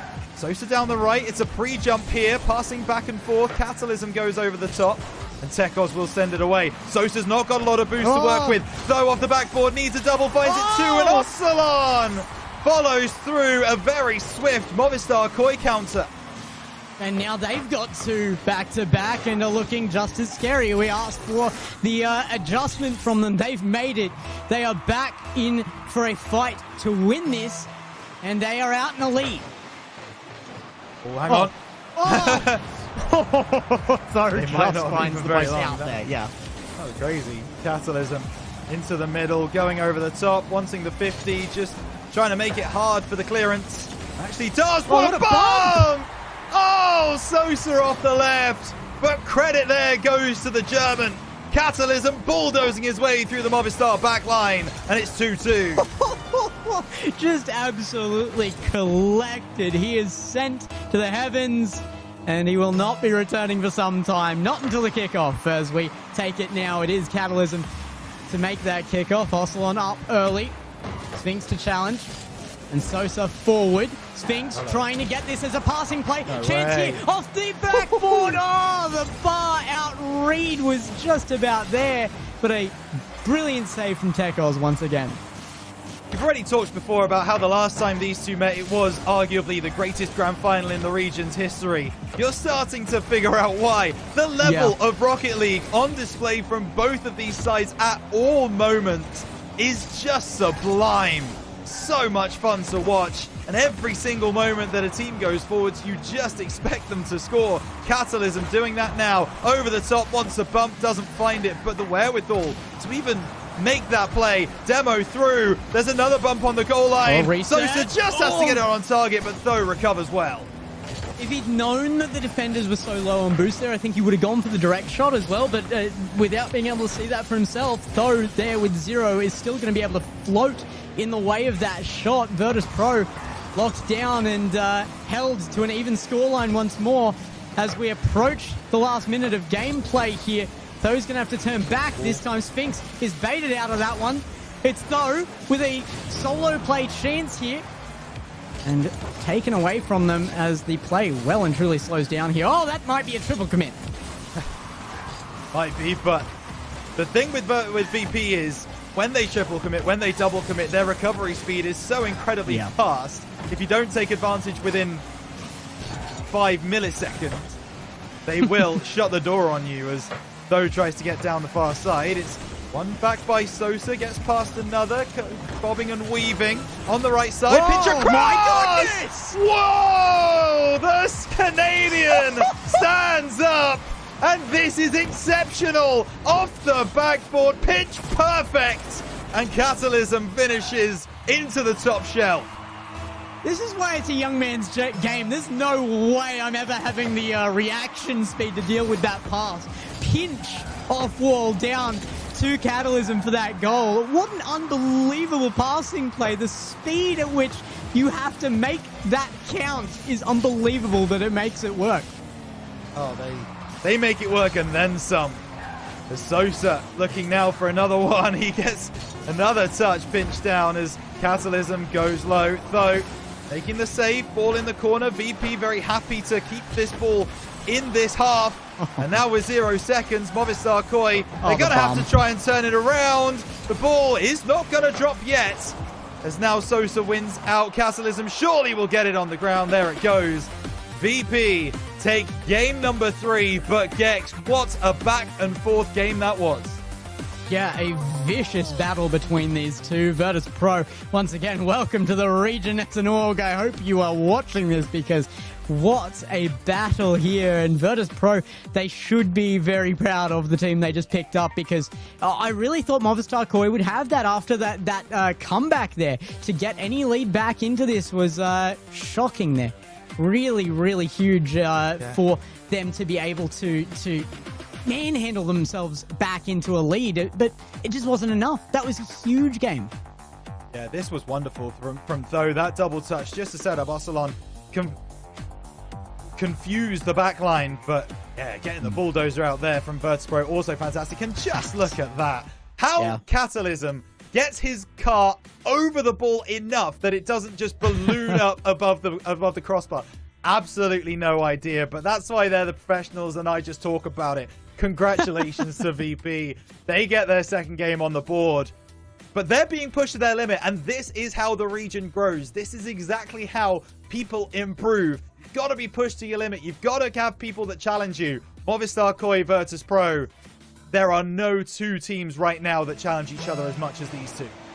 We talked about a lot in Dream Station series that they need that ball rolling, and that one goal to finish off a game can make the difference. If there's any goal to finish a game that could give you confidence, it's the one that Virtus Pro just got. I mean, that is a hell of a way to earn that confidence.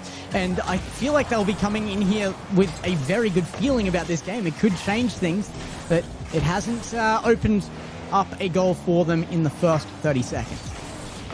No, it hasn't, because this ball now goes over to the far side. There's a chance, and a fantastic save flying across his goal line is Though. And now turning defense into offense, going down the other end. One by Sosa. Sphinx is up first. He goes by and he's comms that, so Catalysm can now come through. Sosa, backboard. Has he got some help? Doesn't matter. Touch came through, and I think that might have been a psycho attempt, Gex. We giving it to him? Yeah. I mean, he didn't get the first touch to send it to backboard himself, but it's a psycho mechanic regardless. Okay. I'm willing to give that for sure. It's a great clear, but it's not enough. Virtus Pro back on their line immediately. Sphinx will push it through, but all he had to do was muscle this after Sosa put that on target, and an almost impossible save made. It's just not enough to keep it away. Does not matter if we go to VAR to check a psycho attempt when that's happening at the other end. Virtus Pro getting a goal over the line, and now Sosa flying through. And Virtus Pro are scary at the best of times, right? Even at the start of a series. But when they started to grow into the series, they start to warm up and they have momentum. They are borderline unstoppable. And Movistar Koi, they've got one of the most difficult jobs now, especially with Sphinx reading that ball perfectly. Unstoppable, inevitable, all the balls you can think of, because it is another shot directly into net. Bulls, BLEs. Yeah. I'm sure that's what you meant. Absolutely. Yes. now being collected off that left side. Though, thought was actually going to go by, but he does get something on it. Cleared away by Catalysm. He's got Sphinx who's moved forwards. That angle's ridiculous, but Tekos gets across. It wasn't on target either way, but if Sphinx had actually found the angle there, that would have been insane. That's such a difficult shot to hit. Recovery from Sphinx here. Gets it back down the other way. Catalysm now to fight this again. It's all Virtus Pro all the time right now, though. I mean, there's just nothing else to talk about. Every clear answered. Every chance that Movistar Koi have even had close to being realistic just batted away like it's nothing. Virtus Pro are dominating right now, and they are locking Movistar Koi to their goal line. Another chance of opening up for Virtus Pro again. A demo on Sosa is the right choice, and it does open up a clear for Movistar Koi. Yeah, and here they come now. That's just a mass of cars trying to get to that ball in that corner. Eventually it does get cleared back down towards Movistar's half. It's over the top, collected by Tekos. What a catch.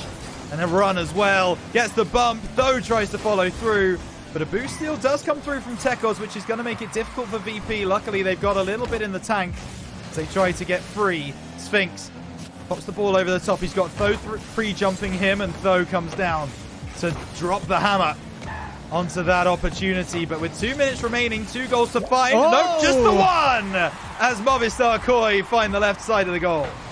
Maybe too confident. A big push out of net by Catalysm here, who had half boost there as well. 126k an hour will be the goal to go in, and it's as the opening exists, very, very easy to put that on target. Yeah, for sure. And Movistar Koi, not seeing them battle back from a moment of being behind too many times. This could be one of them if they're able to find another one. They've broken the lines here, and Catalysm, he's going to have to be the one to stand tall. Will be able to push it into the corner, but hang on a moment, there's still an opportunity. As this one comes through, Sphinx flies through. Sosa out of the corner, back in from Tho, but the clearance is in from VP, and you said it, Gex. That recovery speed is so impressive from VP.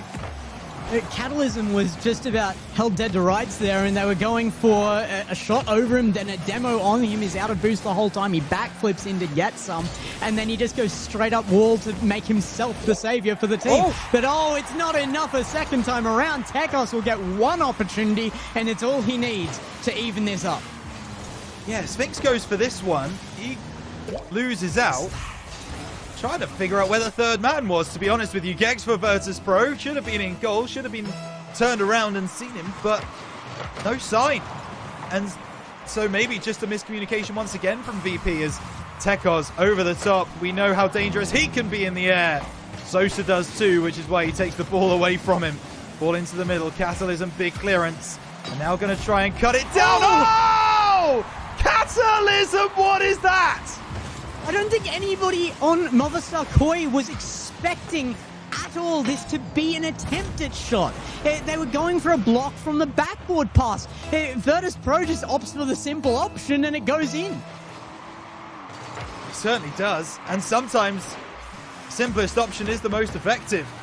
Yeah. It's proving to be the case right now as Ostalon off the backboard, cleared away for the moment. Tho into Tekos, out of the corner, needs help. Doesn't have it, but Sosa goes by. Catalysm wins a big 50. Needs a second as well. He's not going to be able to find it, though, trying to cause problems. Good delayed 50 there by Sphinx. And a bump too! Oh, that is beautiful. The wherewithal, the know-how. Everything from Sphinx there. Such intelligent Rocket League play. They bring back their lead, and then they bring up their lead. Virtus Pro, VPs right now in this series. I think they can advance from VP to just straight up president in the grand finals if they continue to play like this, but they've got to make it their first, and this is only game 3. They are probably going to put themselves on match point here, but it will have to be held safe. Though another one on target, and they've got 14 seconds to correct it. So back and forth, it's how it's all happening now, as though finds a gap, and maybe Sosa thought he had enough boost to get across his goal line. Well, those here to tell you, buddy, that you've miscalculated. And now with 14 seconds left on the clock, it's a 1-goal lead for VP. Sosa looks for the top right corner. Cleared away. Tekos will bring it through. You know he's not giving up on this game just yet. He's got a good reason to as well. Up on that right-hand side. Going to need to make sure this ball does not find the ground. That's not the best way to do it, but it's a lovely fake coming through from Virtus Pro. And they take series point, and they've got daylight as well. Yeah, just about an unreadable fake there at the end.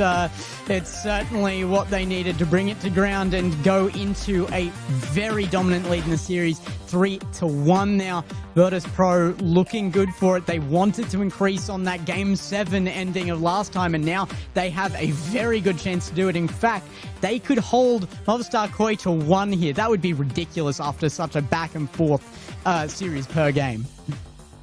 Yeah, but it would unfortunately also mean that Gex is more right than me and Boyo, which we can't have. So if Movistar Koi could go ahead and win the next 2 games, that would be ideal. No, just one. Just one would be good. Then I'm perfectly right. He does want to be perfect. That would take us down to our final game, us all being on 1 correct prediction. But yeah, nonetheless, Virtus Pro, they indeed. They for sure looks like the better team in that game, but Movistar Koi, they kept coming back. I was so impressed by the resilience that I saw from this international roster. They looked, when Movistar Koi go behind, you can often see it in their playstyle that they're frustrated, they're annoyed, and they start to make more mistakes than previously. I feel like they are starting to get better at that. They certainly have lost as many of those tendencies, which is great to see from their side. I think we are still seeing it a little bit out of Ocelon in particular. If you watch his gameplay individually, I think Ocelon is suffering a little bit under the most oppressive moments of the attack against them. But who isn't going to have those moments against Virtus Pro? They are absolutely a terrifying team, as every other team has against Koi themselves. So I don't hold any blame for dropping the torch for a moment, as long as you pick it up again. And this is the last opportunity to do that. Yeah, and there we go. I think that is absolutely the right call from them as well. The timeout called for Movistar Koi, which is absolutely the most important thing for them right now. Just take a moment to relax, talk things through, see what's working, see what's not. Get Trill involved, get Trill on the mic. He'll be able to settle things down. So for me personally, I think this is the best thing that Movistar Koi could have possibly done. I didn't feel like there was a need to take this time out after the previous game, but now you're facing series point. What other choice do you have? Yeah, I mean, it's a valid question. You've just got to absolutely hunker down and get the job done. There is nothing else to it. There's nothing more to be said here. You just have to play right. And judging by Virtus Pro right now, you may have to play perfectly. Yeah, you certainly will. This is going to be the first chance for Virtus Pro to see off the challenge of Movistar Koi and lock in that top 4 finish. And Sosa's going to find a goal, surely. Where's the defense from Movistar Koi? That's just missing. I mean, I guess that they came in with a game plan to just blitz them off the bat, to be just unbearably fast and press all 3 players into their half, but Virtus Pro came in ready to hunker down and just bang something out of defense, and that's what they do. Virtus Pro get one for free. Yeah, they do. Here's Ocelon going over the top. Catalysm goes up to meet him. Sphinx able to get that clearance, but only as far as Tho. Tho now reset. Demo onto Catalysm. And Virtus Pro going to start to feel a little bit smaller. And there is Tekos. A beam into the lower side of the goal, giving Movistar Koi life in this game 5. Yeah, look, I have positive things to say about Tekos, but possibly a negative for everybody else. That Tekos came into the last one, and I said, where is the outright carry that everybody was expecting? Everybody's lauding Tekos as they're going to be the new king of this region. Right now, Tekos is that carry. But I don't feel like it's because of necessarily a massive step up. There is one, but not a massive step up from Tekos. I think there might be a step back from his teammates. Oh, that is a scathing comment from Gex, but I would be lying if I disagreed. As Ocelon and Tho, again, they came in split 1 with all of the hype in the world as this team that are going to take down Apac, going to make it, you know, an EU-centric region. And they were pushed back by VP, or Luminosity at the time. Tekos, you're absolutely right. The step up is there. Tho tries to break through. Ocelon fakes it out, so Sphinx goes by. And that demo on the backlines could also have been such a difference maker in that moment. Movistar Koi take the lead. If you come into a region and you're going to take the final spot of an Apac native player on a roster, you've just got to be that carry. And right now, as good as he is as the step up from the other players on the team that Tekos may be, he's not carrying. They are out ahead by 1 in game score right now, but not in series score. They're going to have to hold this, and 3 minutes 10 is a long time to do that with Virtus Pro constantly answering this kind of lead from Movistar Koi. It just feels inevitable that we're looking down the barrel of that back and forth again that will eventually end up in Virtus Pro favor. I'd love to see Koi pushed back into this, but I just need that proof before I can believe in it. And Sosa, almost showing exactly why that doubt is there immediately. If he had scored that play right there, I mean, we'd be talking about that for years as one of the best goals ever to be scored in the Apac region. That was so disgusting. He just wasn't able to get around the side on that second touch. Tekos able to win that ball, but he's challenged early. Sphinx off the backboard, looking for this waterfall. He's actually going to go by. Back in from Sosa. Can he maintain possession? Not quite, though. Wins over the top, but a demo on the back line. Catalysm pops the ball into the air. The German tries to find the top corner, but Tekos is equal to the challenge. Yeah, with nothing left in the tank, another fake. The Virtus Pro's fakes to the better shot option have been so consistent. They are just so good at getting it to the person that needs to have the ball at any given moment. And it's very scary on the line right now. However, Movistar Koi are holding, and it's an impressive defense that they've been displaying. They will need to hold again. Sphinx with a chance. No reset found, I don't think, and he drops below the ball. Here comes Catalysm, faking out one, and Sosa, oh my goodness, not the best touch. Keeps possession, though. As now Tekos takes a shot. It's wide as Sphinx will collect on the backboard. Reset, flies through. Catalysm, a little bit awkward, but he knows he's got a player on that far side. Hang on a moment, ball off the sidewall. Sphinx will send it away with that save, but with only a minute 20 left, I don't think Virtus Pro are going to be desperate to get the win in this particular game. No. But giving any description of momentum over to Movistar Koi can be a dangerous thing to do in any series. Yeah.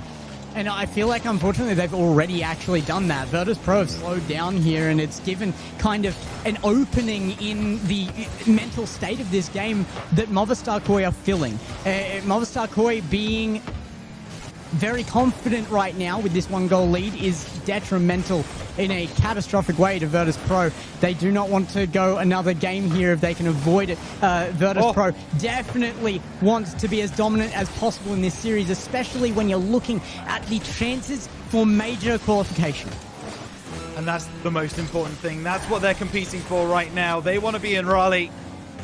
And in order to do that, they're going to need to beat this Virtus Pro team. In fact, they're probably going to need to do it minimum of twice in this open. And there's another chance. It's going to be cleared away. And with only 1 goal still the difference, VP not gone yet. Tekos sends it away onto that corner. He knew there wasn't a VP member there. Tho goes over the top, but he gets stuffed. So now this is Catalysm taking his time. Has Tekos on the right. And Tekos actually is just going to go through him.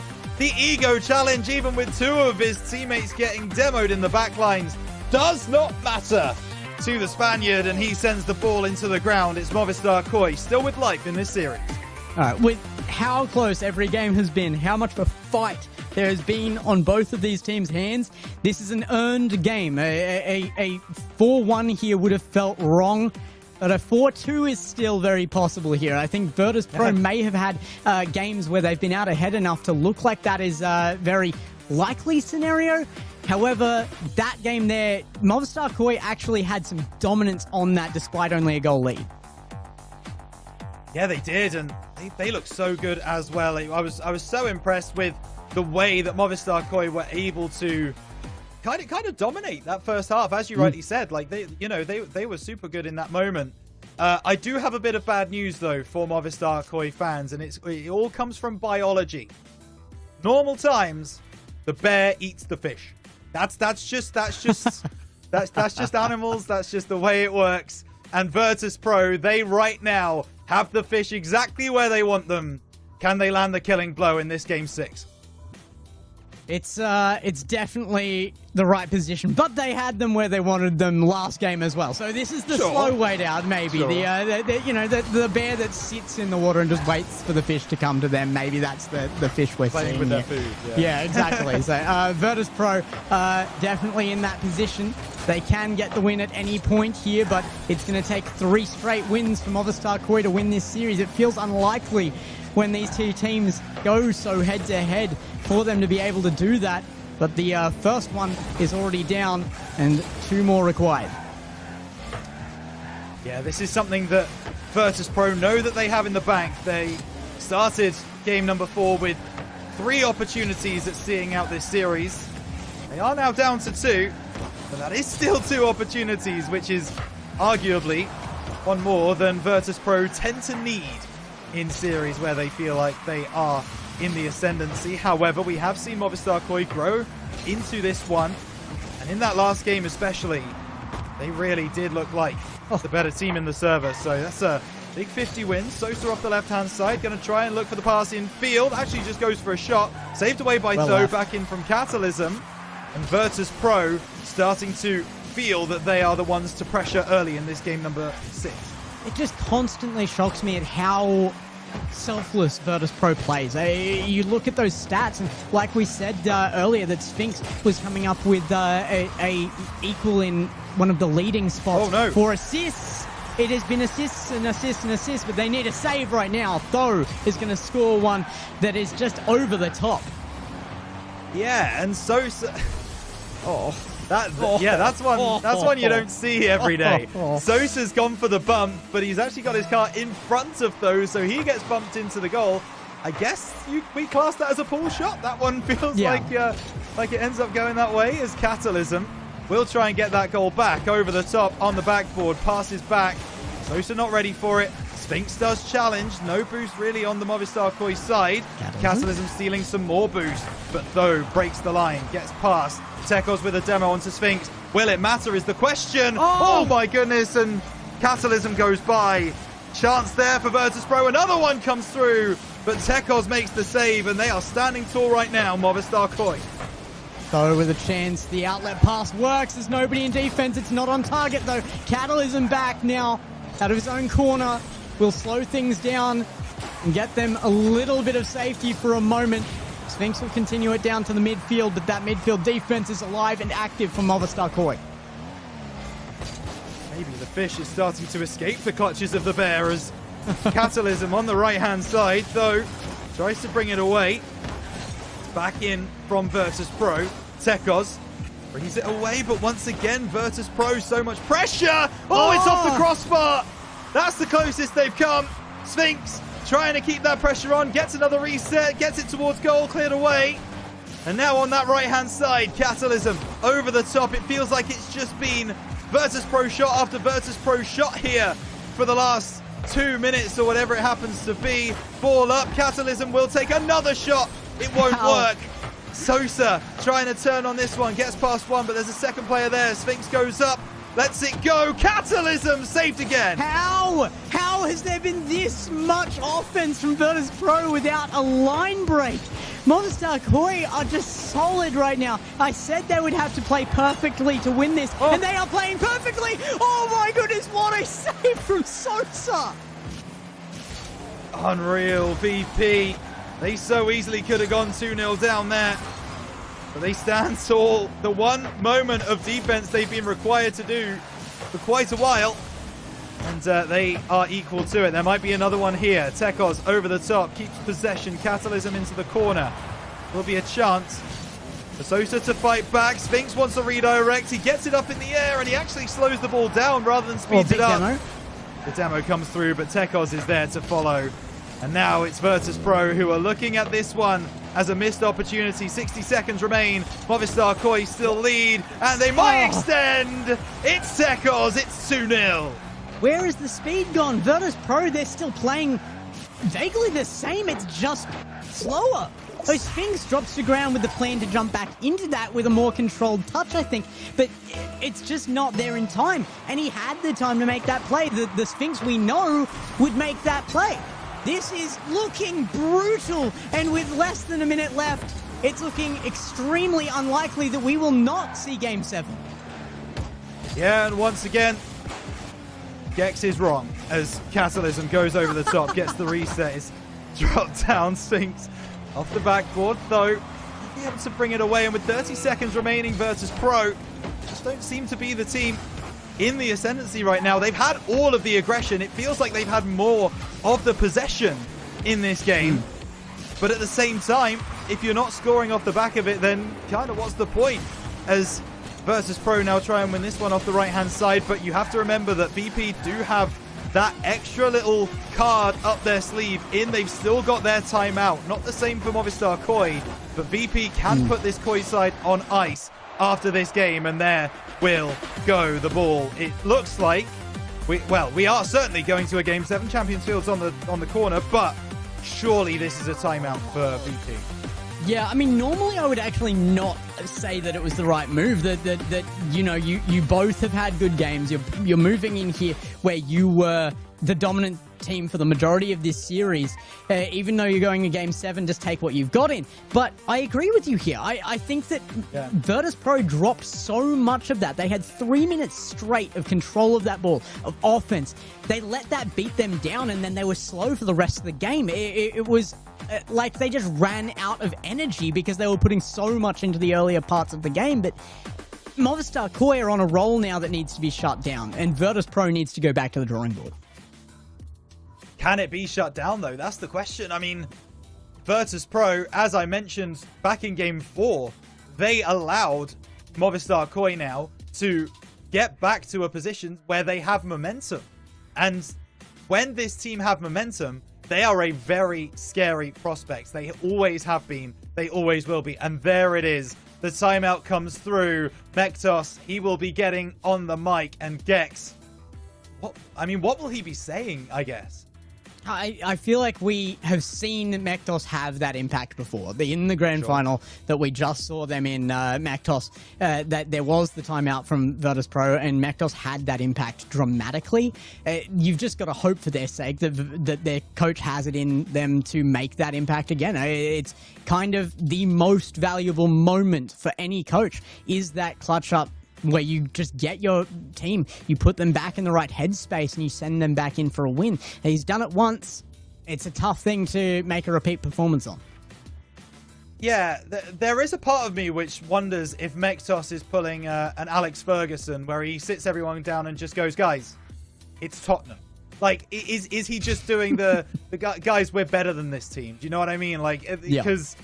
They all believe it. Maybe they just need to be reminded. There's a part of me which wonders if Mektos, that's all he's kind of saying is, you're better than these guys. Like, you proved it in that previous game. You just had all of the aggression. You just didn't have the finish. Like, figure it out. You guys are so much, you're just not showing your right side now. All you need to do is fix up, and we win this game. So, be interesting to see how they respond. Game number 7, Champions Field. Feels like where this series between these two sides is always destined, Gex. I'm happy we got there again. Look, one thing is for sure, these teams did not come in with the attitude that, it's upper bracket. You can afford to lose one. They are on it. They are going with everything they've got, and Virtus Pro, after a quick timeout, may have everything they've got back in their arsenal. That recovery is absolutely nuts from Sphinx, to be quite honest with you. 1-0 with 4 minutes 48 left on the clock. Still plenty of time for Movistar to get back into it, and they have proven time and time again that they actually can get into games where Virtus Pro take the lead. So they cannot rest on their laurels now, VP, as this ball flies across. It's a double commit from Virtus Pro. Ball across, dealt with by Sosa for the moment, but a nervy backboard defense. Hang on a moment. There's another chance here. In from deep is Sosa. Out of the corner. Tries to find the pass. And all of Movistar Koi are back to defend. But all of Movistar Koi jumped at that as well. I thought we might have that quick turnaround from VP. Not to be seen. They do make sure to hold their 1-goal lead here. And I think it's the right choice. We have seen games where one was all that was needed. And Sosa back to defend that one again. Tekos up, Sphinx will intercept that. Though now awkward with the pass, but they will get it off.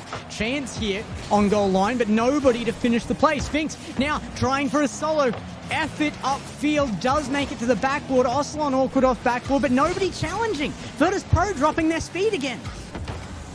There they are. But the difference with this time is that they are in the lead when they're dropping their speed. That might not be the same to be said for a moment, but cleared away by Sosa. Catalysm goes over the top. That one might actually drop, though had to be very ready for it and make the save. Sosa off the right side, just wants the 50. And now there's a chance for Catalysm off the right-hand side. Bump doesn't come through.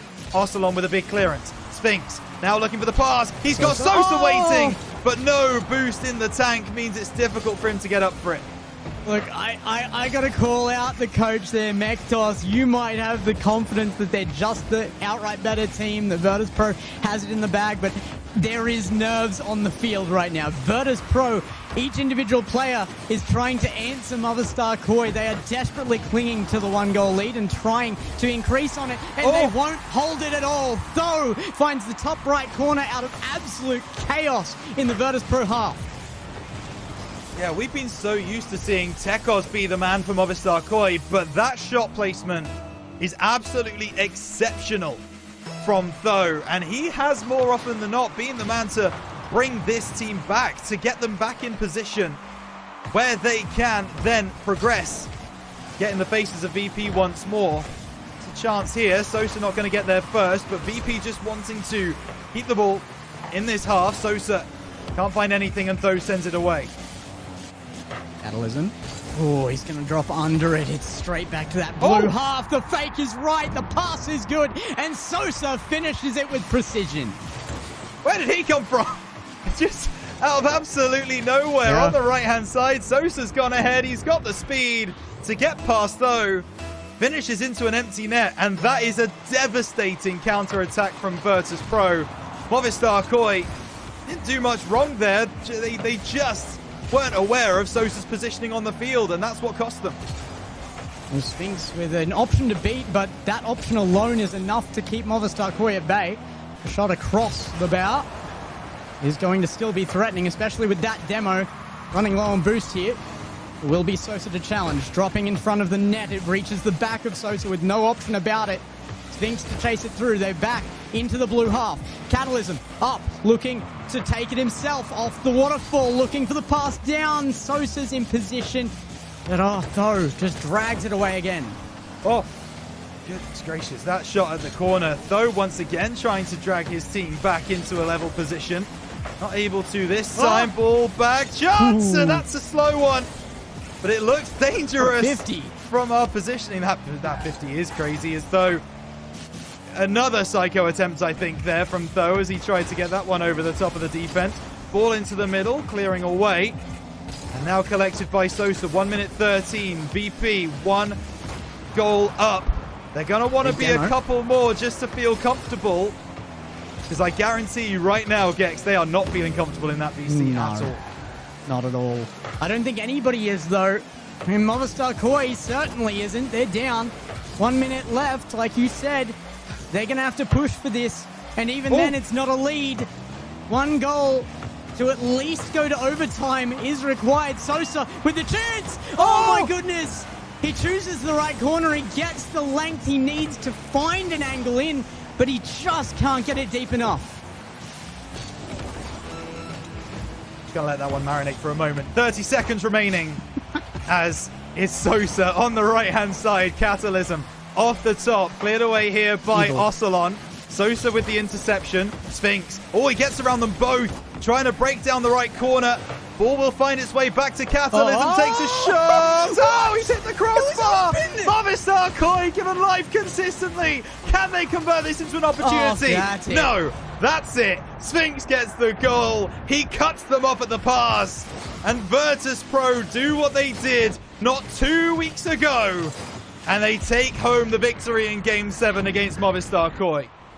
The concern I have is that they should have had this done in Game 6. They had the option from Game 5, and yet it's not there for them to beat Movistar Koi in more than a Game 7 right now. That is still scary. If you're looking at the major chances, you are likely to face this team again, not next week, but tomorrow. And that is the game that counts.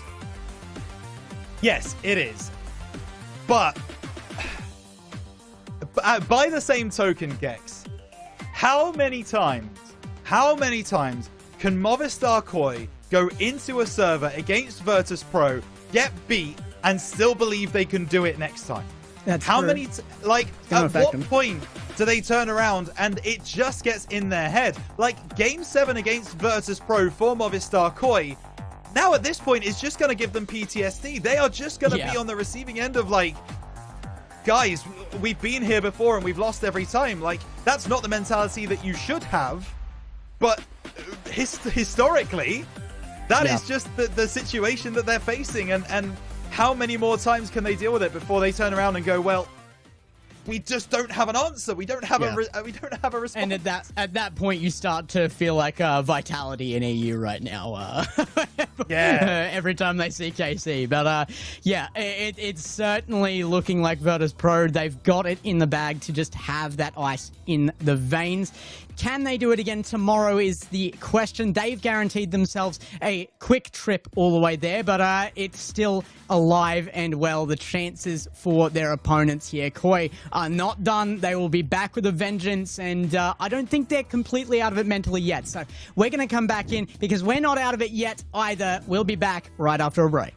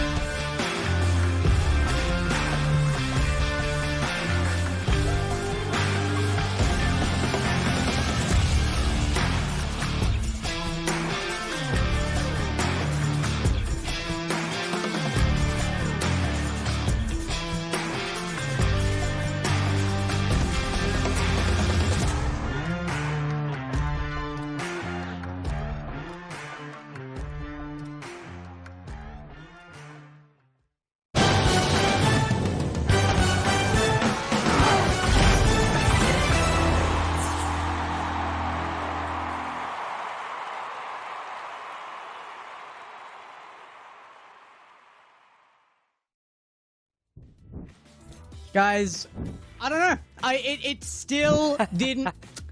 It was no grand final. It was no grand final. It might have been a Game 7, but it was no grand final, and it felt a little different this time around. Boyo, you got to watch from the sidelines. There's so much to take away from that one. What was your main draw?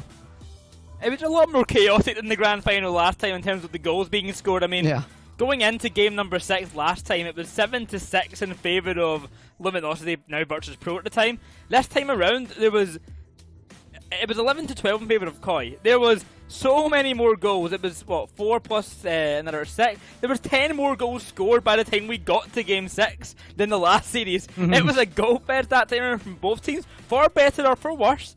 But by the end of it, Virtus Pro cleaned up their act and came out on top at the end.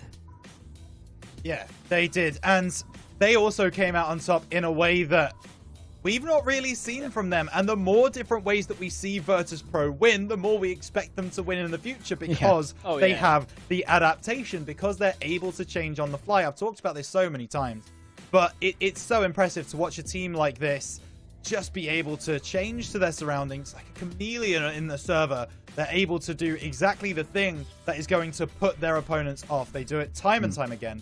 They earned their win today.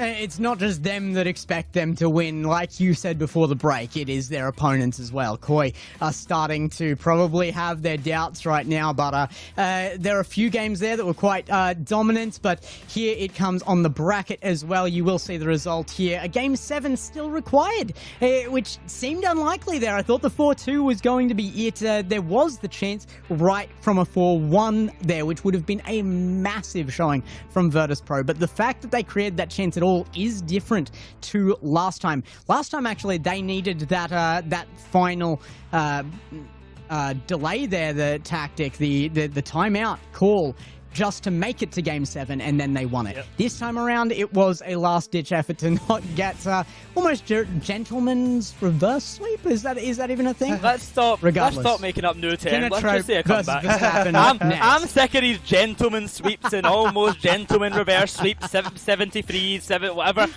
They almost won, but they didn't. Right? They lost. And that's how I care about it at the end of the day. Koi lost, and I don't care otherwise what we need to call it. They didn't almost win, no, they just lost at the end. Are you happy about that? We can't tell. No, I don't even care about that. I don't want to give it some nonsense name anymore. But what now does come from it is that Koi are now in the lower bracket. They do get to face off against Blue Torch, and we're going to have to see kind of who ends up on the side of Blue Torch and who ends up on the side of this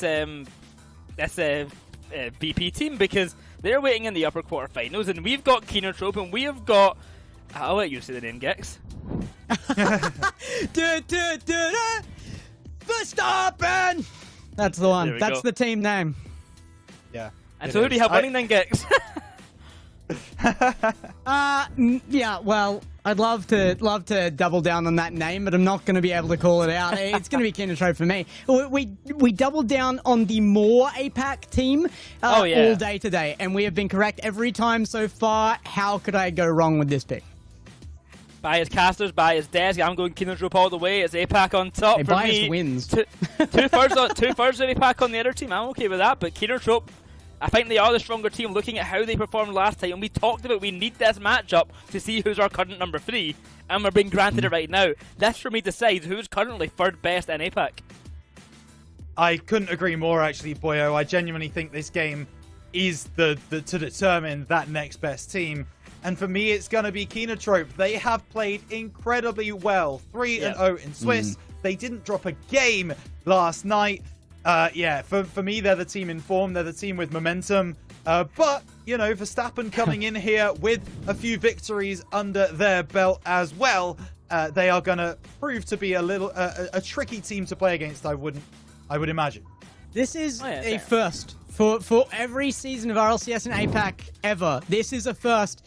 A full sweep on desk for every series of a stream. Really? We've all picked the same. It's never happened before. So, look, I'm going to let you guys take it away, but I agree. Keener Trope coming through here is kind of a big deal for me, but I love both these teams, so give a little leeway here for me to Verstappen. Great team name, and get the puns rolling for me, just like those wheels.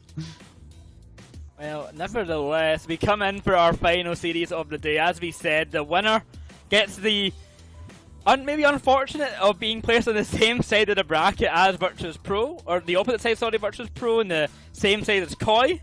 The loser, they have Dream Station to face coming up and then have a run to make from there.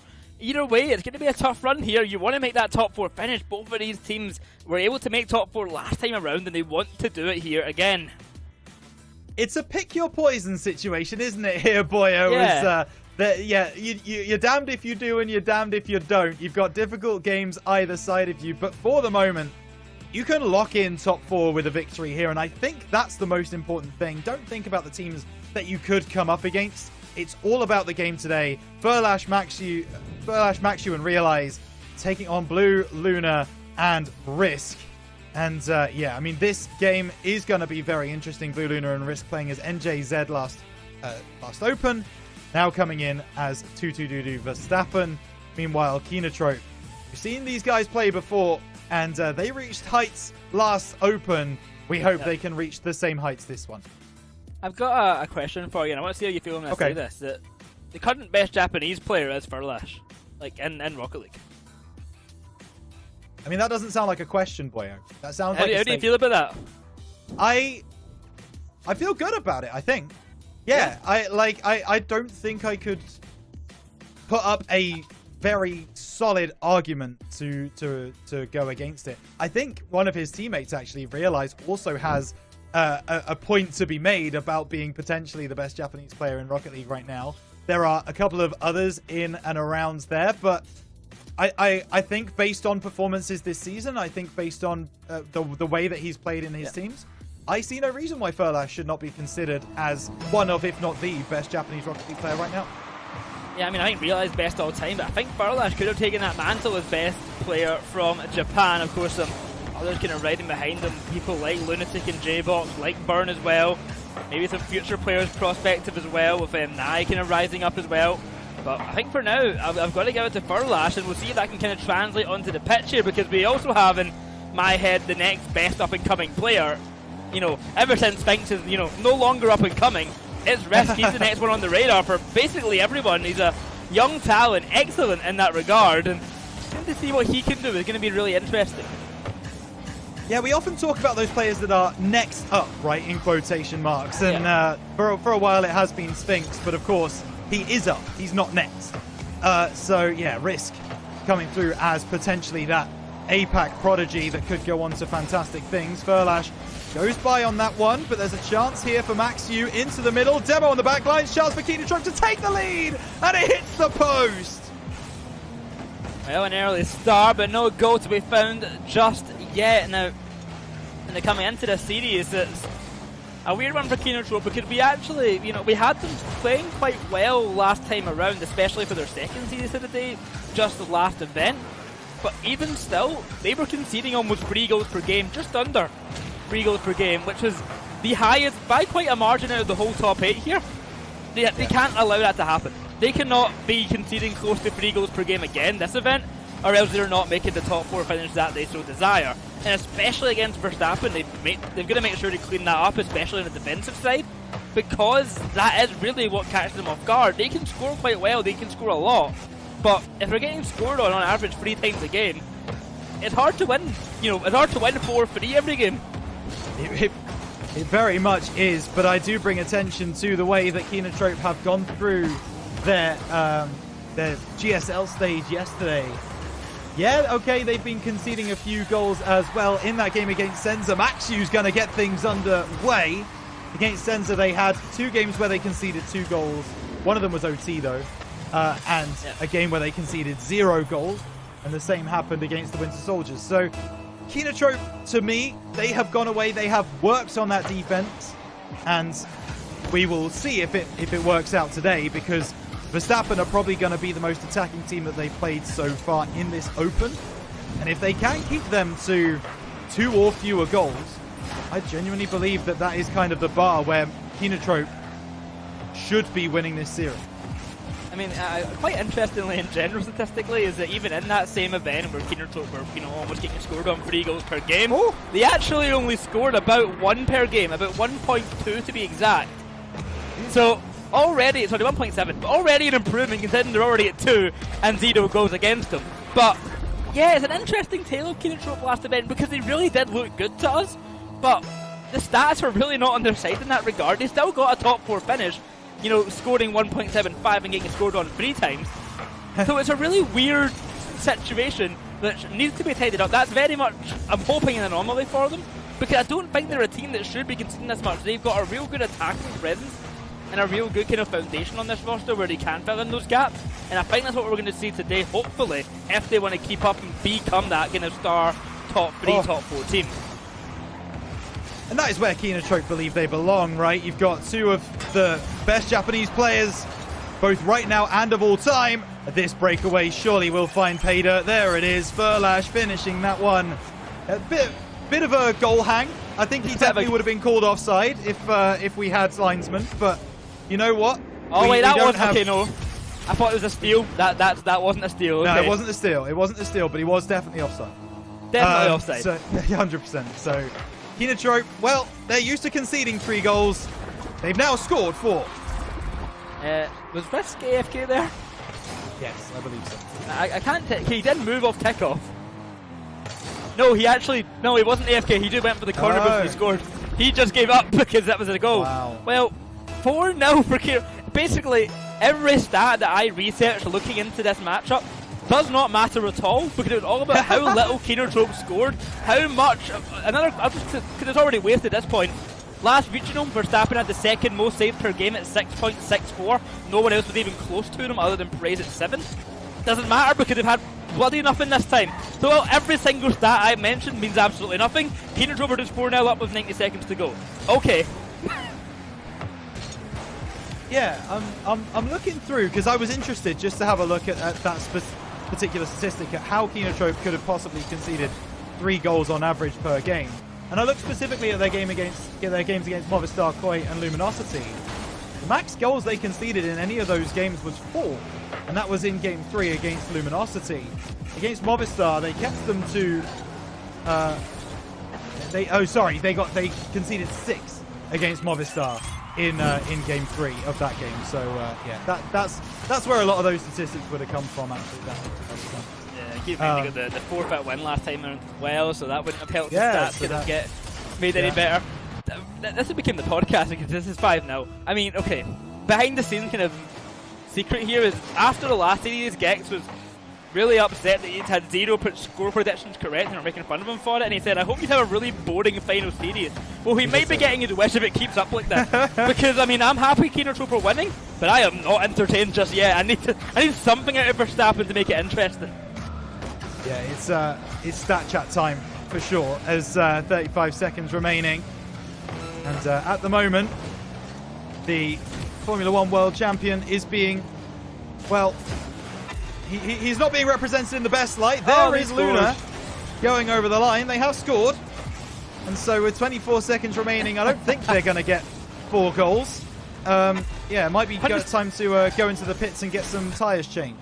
Well, see, obviously it doesn't matter, but why on earth is that a goal? I mean, that should have been saved like 1000% at the time. Nevertheless, that is a goal for Verstappen. As you said, they might need to go get their tyre changed, go to the pits and sort something, and maybe just complain over the team radio and blame someone else. That'll be Luna's job later on.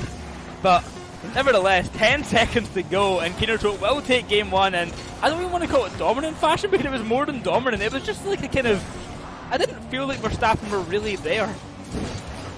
No, it really didn't. It didn't feel like Kinotrope needed to exert themselves to get that victory. It didn't feel like they needed to play as good as they possibly could do. They do take the win.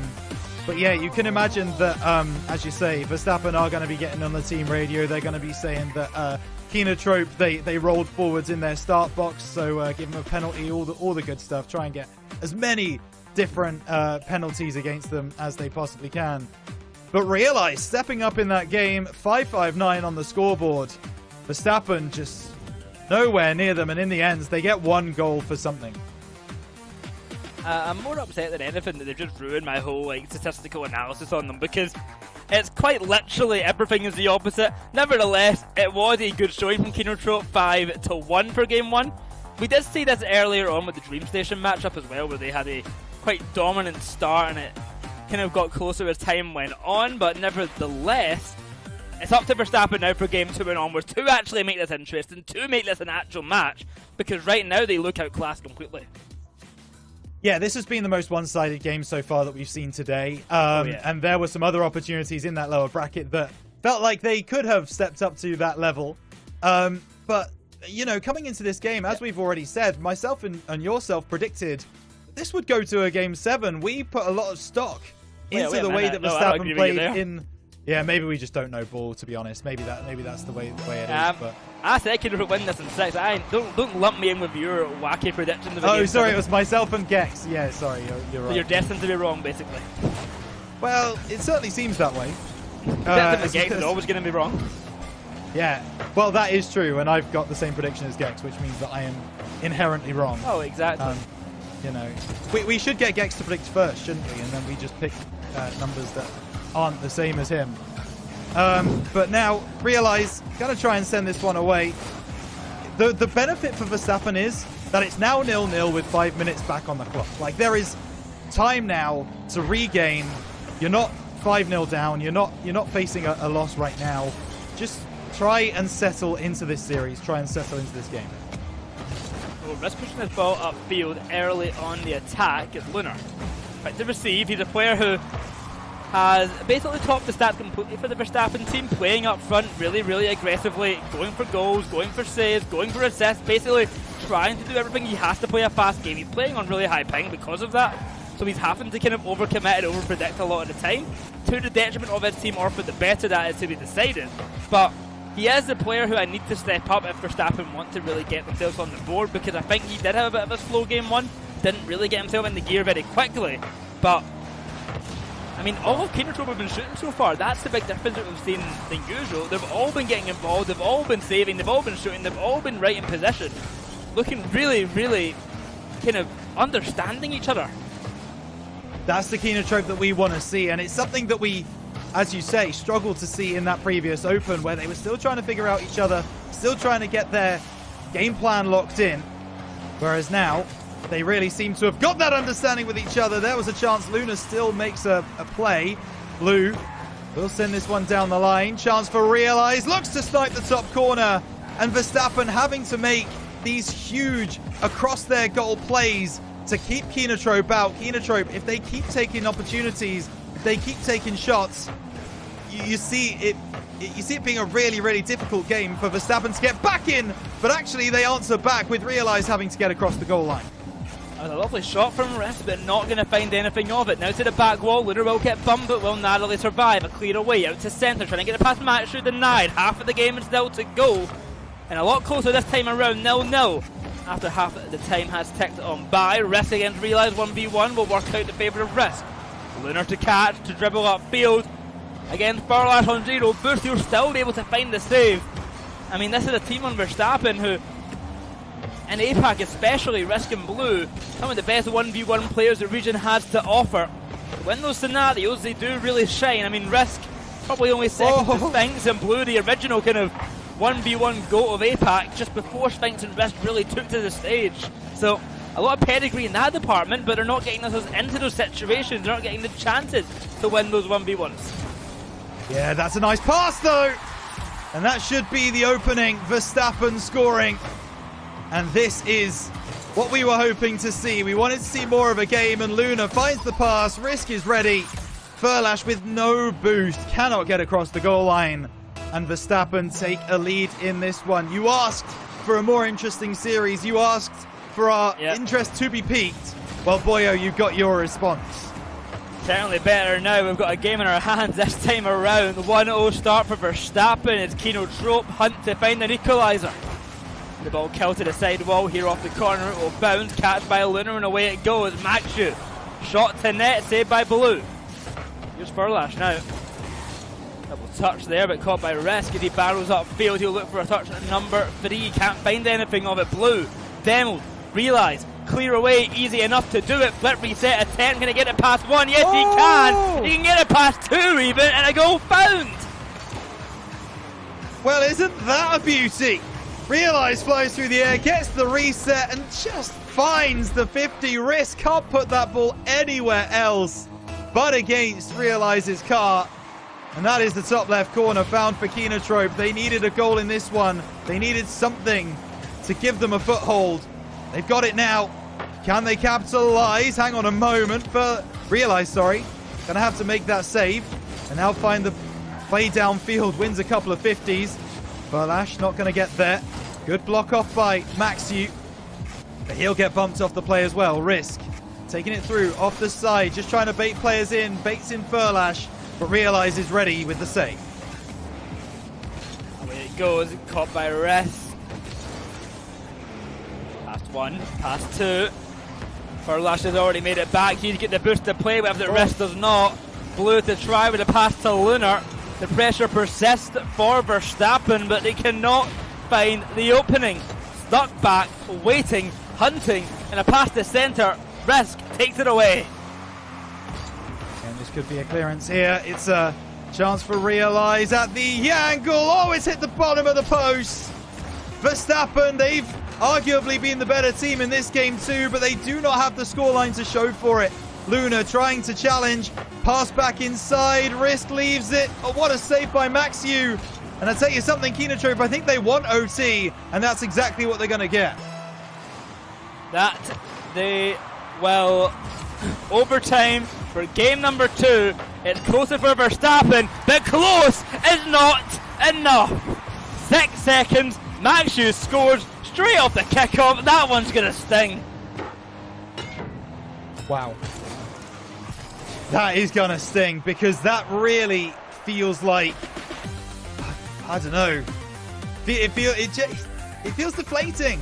You've put everything into that game number 2. After the false start that occurred in game number 1, it looked like Verstappen were really finding their form. They were in the driver's seat for a lot of that game, and they just couldn't get it over the line. And eventually, it was Kinotrope to steal it away from them. I don't know, man. That is going to be heart-wrenching for everyone on the Verstappen side. Oh, I mean, 100% that one. They've done so well to get it to overtime, and then nothing happens. They just lose. They just get into overtime and they instantly capitulate. They just falter. It's a harsh one for them, 100%. But Kinotrope 2 up in the series, but things look better for Verstappen. They certainly are able to win some games. But is it too little too late, Boyo? That's the question. You've given Kinotrope 2 games already. Would you like to see them take a timeout here, or would you like to see them push through it as they played so much better in that second game? I would usually call for a timeout after a game 2 loss. I hate being 3-0 down and calling for a timeout, but I hear it. I think when they're playing better like that, I do think waiting for the timeout may be okay, just because it was such an improvement from game 1. They want to keep that momentum on their side. It's a quite disappointing loss, but it wasn't like they messed up to lose it in that way. It was a kind of unfortunate situation from kickoff. They can brush it off and move on. I'm hoping that is what they do and keep their head in the game here. Keep it close between Kinotrope, keep it an actual challenge, or else this will start to slip away from them. So no timeout taken by Verstappen. Will they live to regret that? Furlash looking for the pass on the left-hand side. Gets around another one. Bump comes through. Cleared away.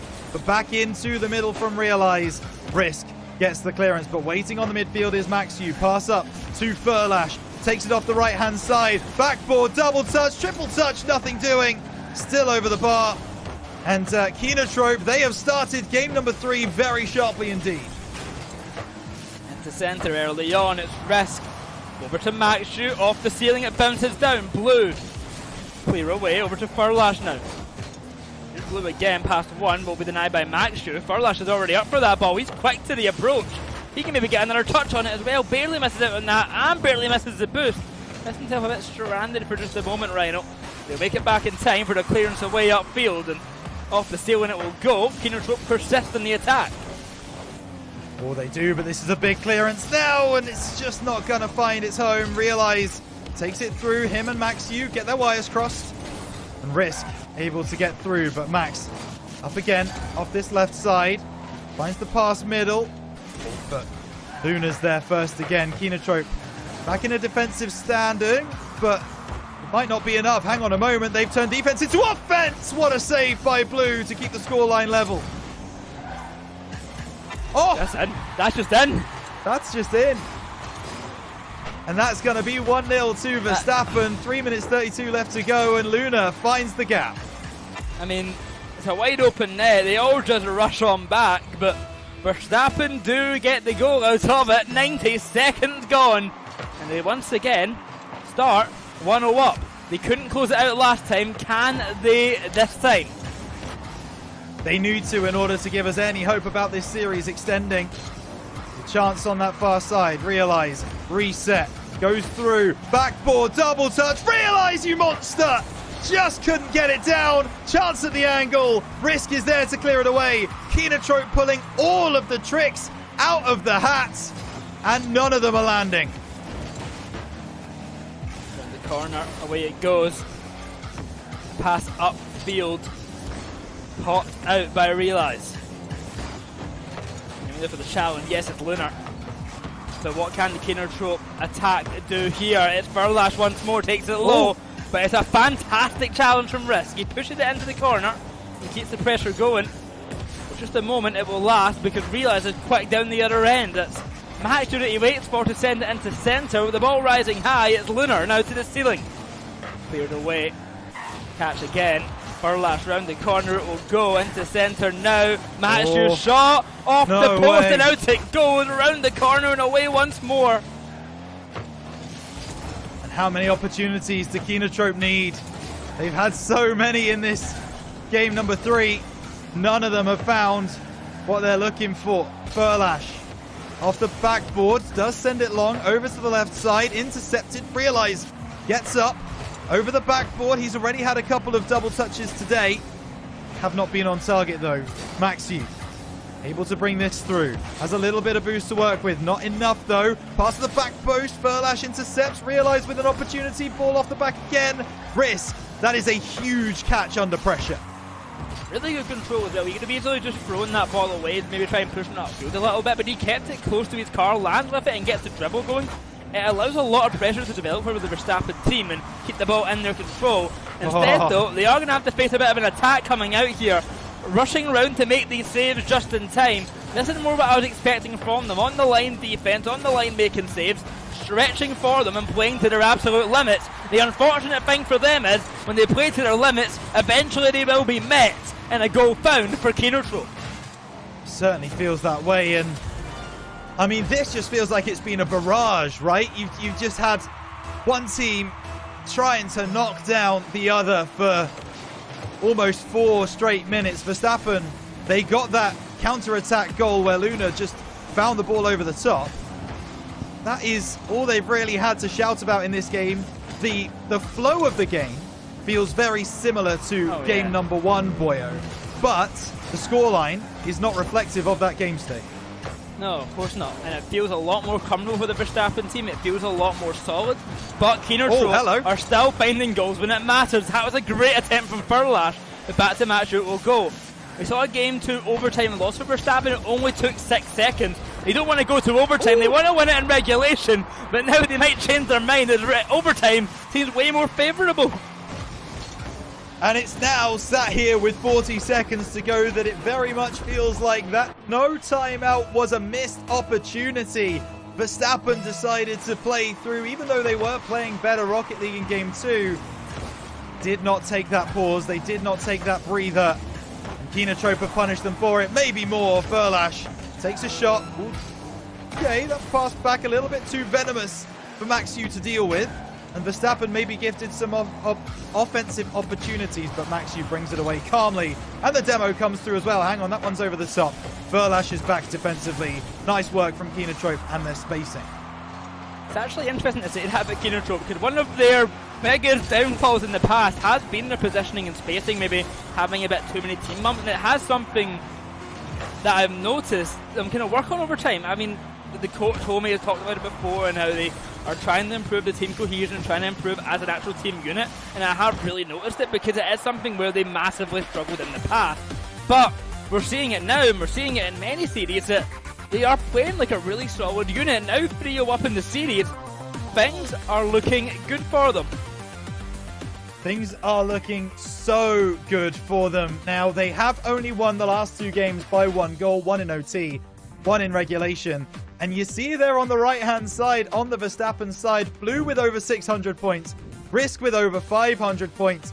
They are desperately trying, but the shots are so far in favor of Keenatrope that all of those points are coming from saves and clears. That is where those points are coming from, really. And Kenotrope, they're going to give them those points every day of the week, provided it means they win the series. No problems there. And now they've got 4 series points to try and see this one over the line.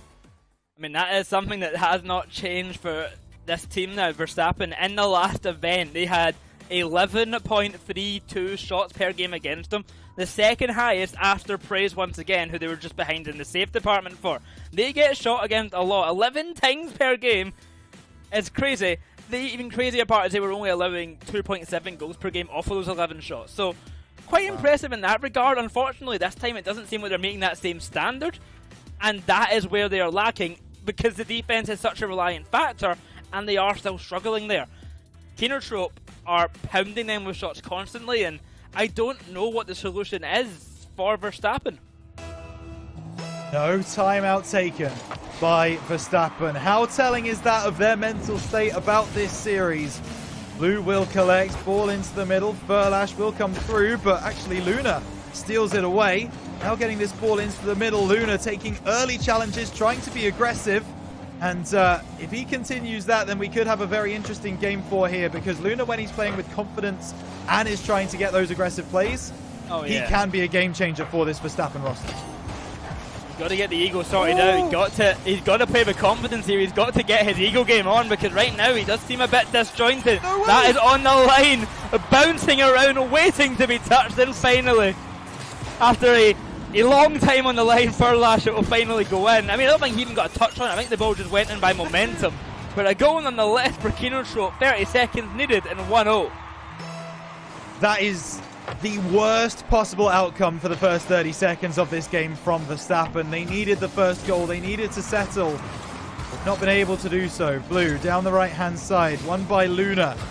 Gets the reset over the top and met well by Maxiu, who now tries to spark the counter down the left side.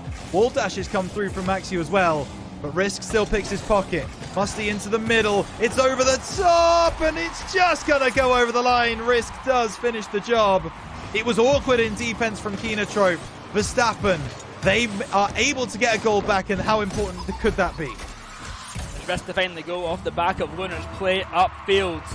Pushing that ball forward, finding something of it. Gets Verstappen back in this game. I mean, every game, I will say, Rhino, has been incredibly close ever since game 1. That one by no means was close in any sense of the word. But everything else has been a one-goal game. It's been really, really tight to the end gameplay. But the key part is that you still see a 0 in the little notches for Verstappen.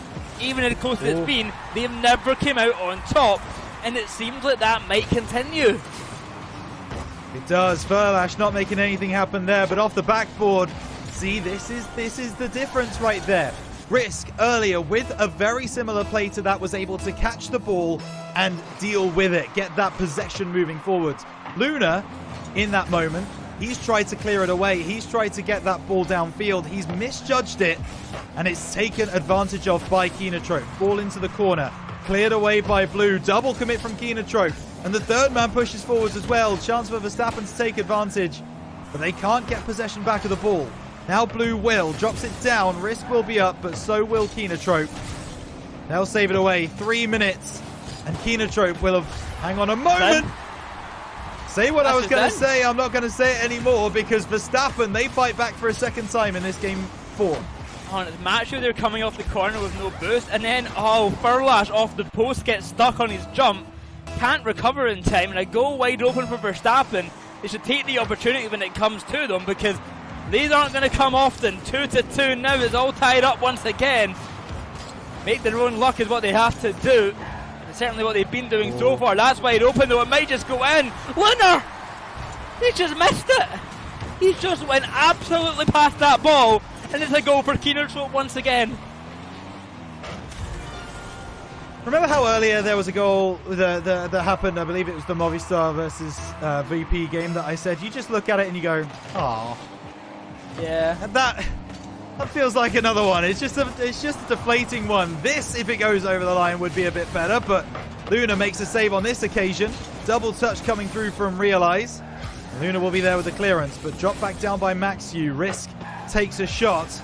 Furlash catches well and is able to spark the counter-attack here. Bump on the play, but Luna intercepts at a very, very opportune moment. Verstappen, They've already fought back twice in this game 4. They're not going to be too put off unless Kinotrope can double their lead here. And maybe they can. Good save, Risk. Brilliant save there. Clear away and down the other end to the backboard it will go. Furlash onto net. 4-2 for Kinotrope, and Rhino as we edge even closer to a potential Kinotrope sweep. I mean, just looking at today so far, but we've not seen an Apac player lose today. This will be the first Apac players to lose today, but it's off the back of another 3 Apac players coming out on top. Absolutely. We love to see the in-region teams doing well, and my goodness are they. This clearance here, realize, intercepting, ball dropped down, and now it's a chance. This can't get through. And maybe Verstappen is starting to be a little bit too aggressive, putting too many players forwards. This is Risk. Gets the reset, looking for the pass down. Maxu there first, but he's not going to be up to that ball first at the second time of asking. Weird sentence to say, but it works. Promise has realized now we'll try and send this away, and Furlash does complete the clear. Lunar holding the ball in there, trying for a pass, trying to stall for time. It's like demo from Risk, a little bit too late. Off the ceiling, it will bounce on down. Realize shots in net, save on the line. It's Furlash now high to Max. Sure, he'll wait. He takes his time, forcing out the defense to make a bit of an error off the backboard. It will go. A demo on 1 from Furlash.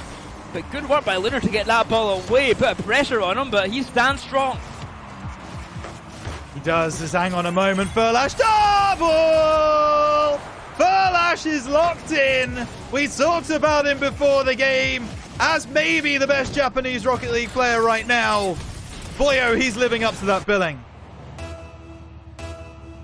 That's incredible work. Incredible work right there. 5-2 now. And Kinotrope basically got this area set in stone, it feels like. I mean, Verstappen can try here in a last-ditch effort, but they're not getting the chances right, and they're not finding the opportunities. They are not, as Maxu gets the pass inside. That's a wonderful passing play. Ball will go over the top, and Blue just wants to collect that ball, maintain possession. Realize, trying to cut this one off at the pass. Big clearance back to midfield. Risk puts the ball high rather than towards net. The clearance is in, and the redirect. Oh my goodness gracious. Kinotrope, they just seem to have everything going their way in this game 4. I mean, my oh my, it's a clear away down to Realize. And in the corner we'll look for a touch, won't find it. Round the back wall, it will sink into centre. It's Blue, looking for a pass. Slips it past for last shot towards net, saved by Realize. Holding on for dear life. I mean, Verstappen, it's no longer a hold on, it's an act of defeat here. They cannot make the comeback now. It is over. And Kinotrope with a 4-0 sweep to end the day. Our last full Apac team to find victory. We've had 3 full Apac teams still in this event, and all 3 of them won today. Yeah, and this one is going to feel a lot more like the 2025 season rather than the 2024 season for Verstappen. Just not up to speed, can't get around quick enough. And Kinotrope, they take home the victory. Goodness gracious. But they made it look easy in games 4 and 1, respectively. Outside of that, of course, 2 and 3 were very, very close. But, boy, oh, when they were called to get this win, when they were called to stand up to the pressure, they matched it. They matched it big time. I mean, I guess to an extent, Gets got what he wanted. It wasn't the most entertaining series, but I've enjoyed game 2 and 3 especially. Kept it close by the end of it, but Kinotrope just looked better. They just looked so good. And, I mean, I'm impressed by them.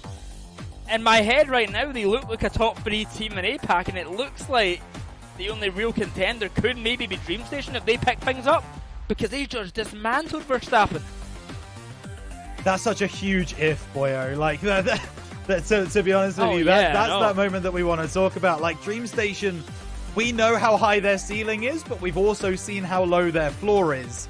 And you never really know at what level they're going to get at that point. But we know pretty much what we're getting from Kinotrope in these moments, because they have shown now in 2 opens back-to-back, obviously tomorrow's still to come, that they deserve to be in the top 4 conversation of this region, maybe even higher. Oh, 100%. I mean, another interesting thing that comes from this is we get a rematch of what we saw before, of the Verstappen team facing off against DreamStation and seeing what they can do then. But of course that's coming tomorrow. And to talk about tomorrow and everything that happened today, we've got to bring him back. He's got everything wrong today, but he's been right about at least the winners. But bring back Gex, and I'm going to bring weapons alongside it here. But Gex, I mean, you got your wish of a quick, fast, kind of boring series, but a good series nonetheless. Yeah, you get the terrible one for getting all your picks right. That's your punishment. That's a reward. No, look, I came in with my predictions last. I couldn't just make it as boring as us completely sweeping.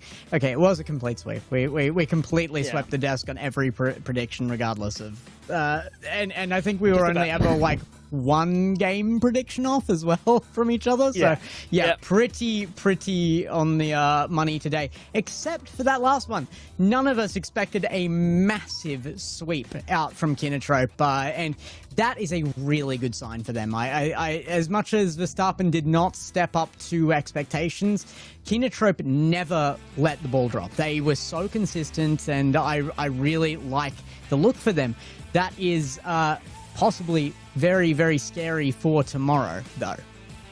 Now, I'm looking at this bracket, and I'm seeing I mean, it's a way too big of a dream here, right? But, like, just dream with me for a minute. What if we saw Blue Torch versus Kinotrope to make the grand final? What if we saw that semi-final instead? That like, would what be if Blue something. Torch went on a run and we saw that semi-final? You're right, you are insane. I will call you every insane. every time those two teams play, it goes to like a really close game 5 in like the Swiss stage. But like, that's in my dream. Yeah. If somehow Blue Torch makes the run to the semis and beats Koi, that'd be the dream right there. I think we need to have Boya's mic muted just to save the sanity of the stream, but it's not happening. But we can dream, like you said, we can absolutely dream. Tomorrow, though, we are looking at the likelihood of that rematch in the grand final, but there are things that can prevent that. So very, very big day tomorrow, as we had probably our most even day. Well, day one for us now used to be a day two. Our most even Saturday in a very, very long time, I would say. Really, really good, some good series today. Yeah, totally agree. I mean, if it wasn't for that Kinotrope sweep and we had, you know, everyone at least scoring one game, I mean, that would have been fascinating to me to see, because I don't know that we've seen that before in Apac much this season, but certainly a very, very close games in the lower bracket. And then, of course, the VP versus Koi match was super close too. I mean, I think the key thing, we've been talking about it all day, and I said it a few times during the cast at the end there. We described this day as Apac versus the world, and I'm kind of happy to say that maybe for the first time since the whole like kind of regional invader thing kind of happened, and we've had a lot more out-of-region teams playing, Apac won. I mean, every single match, Apac, the team with more Apac players won. Out of the 12 players that won today, 10 of them were from the Apac region, the only 2 being Sphinx's teammates over on Virtus Pro of Sosa and Castleism. So Apac had an incredible day today, and it's really exciting for the region if this can keep up. Gex, I mean, this is a good time for Apac, and I cannot wait to see more.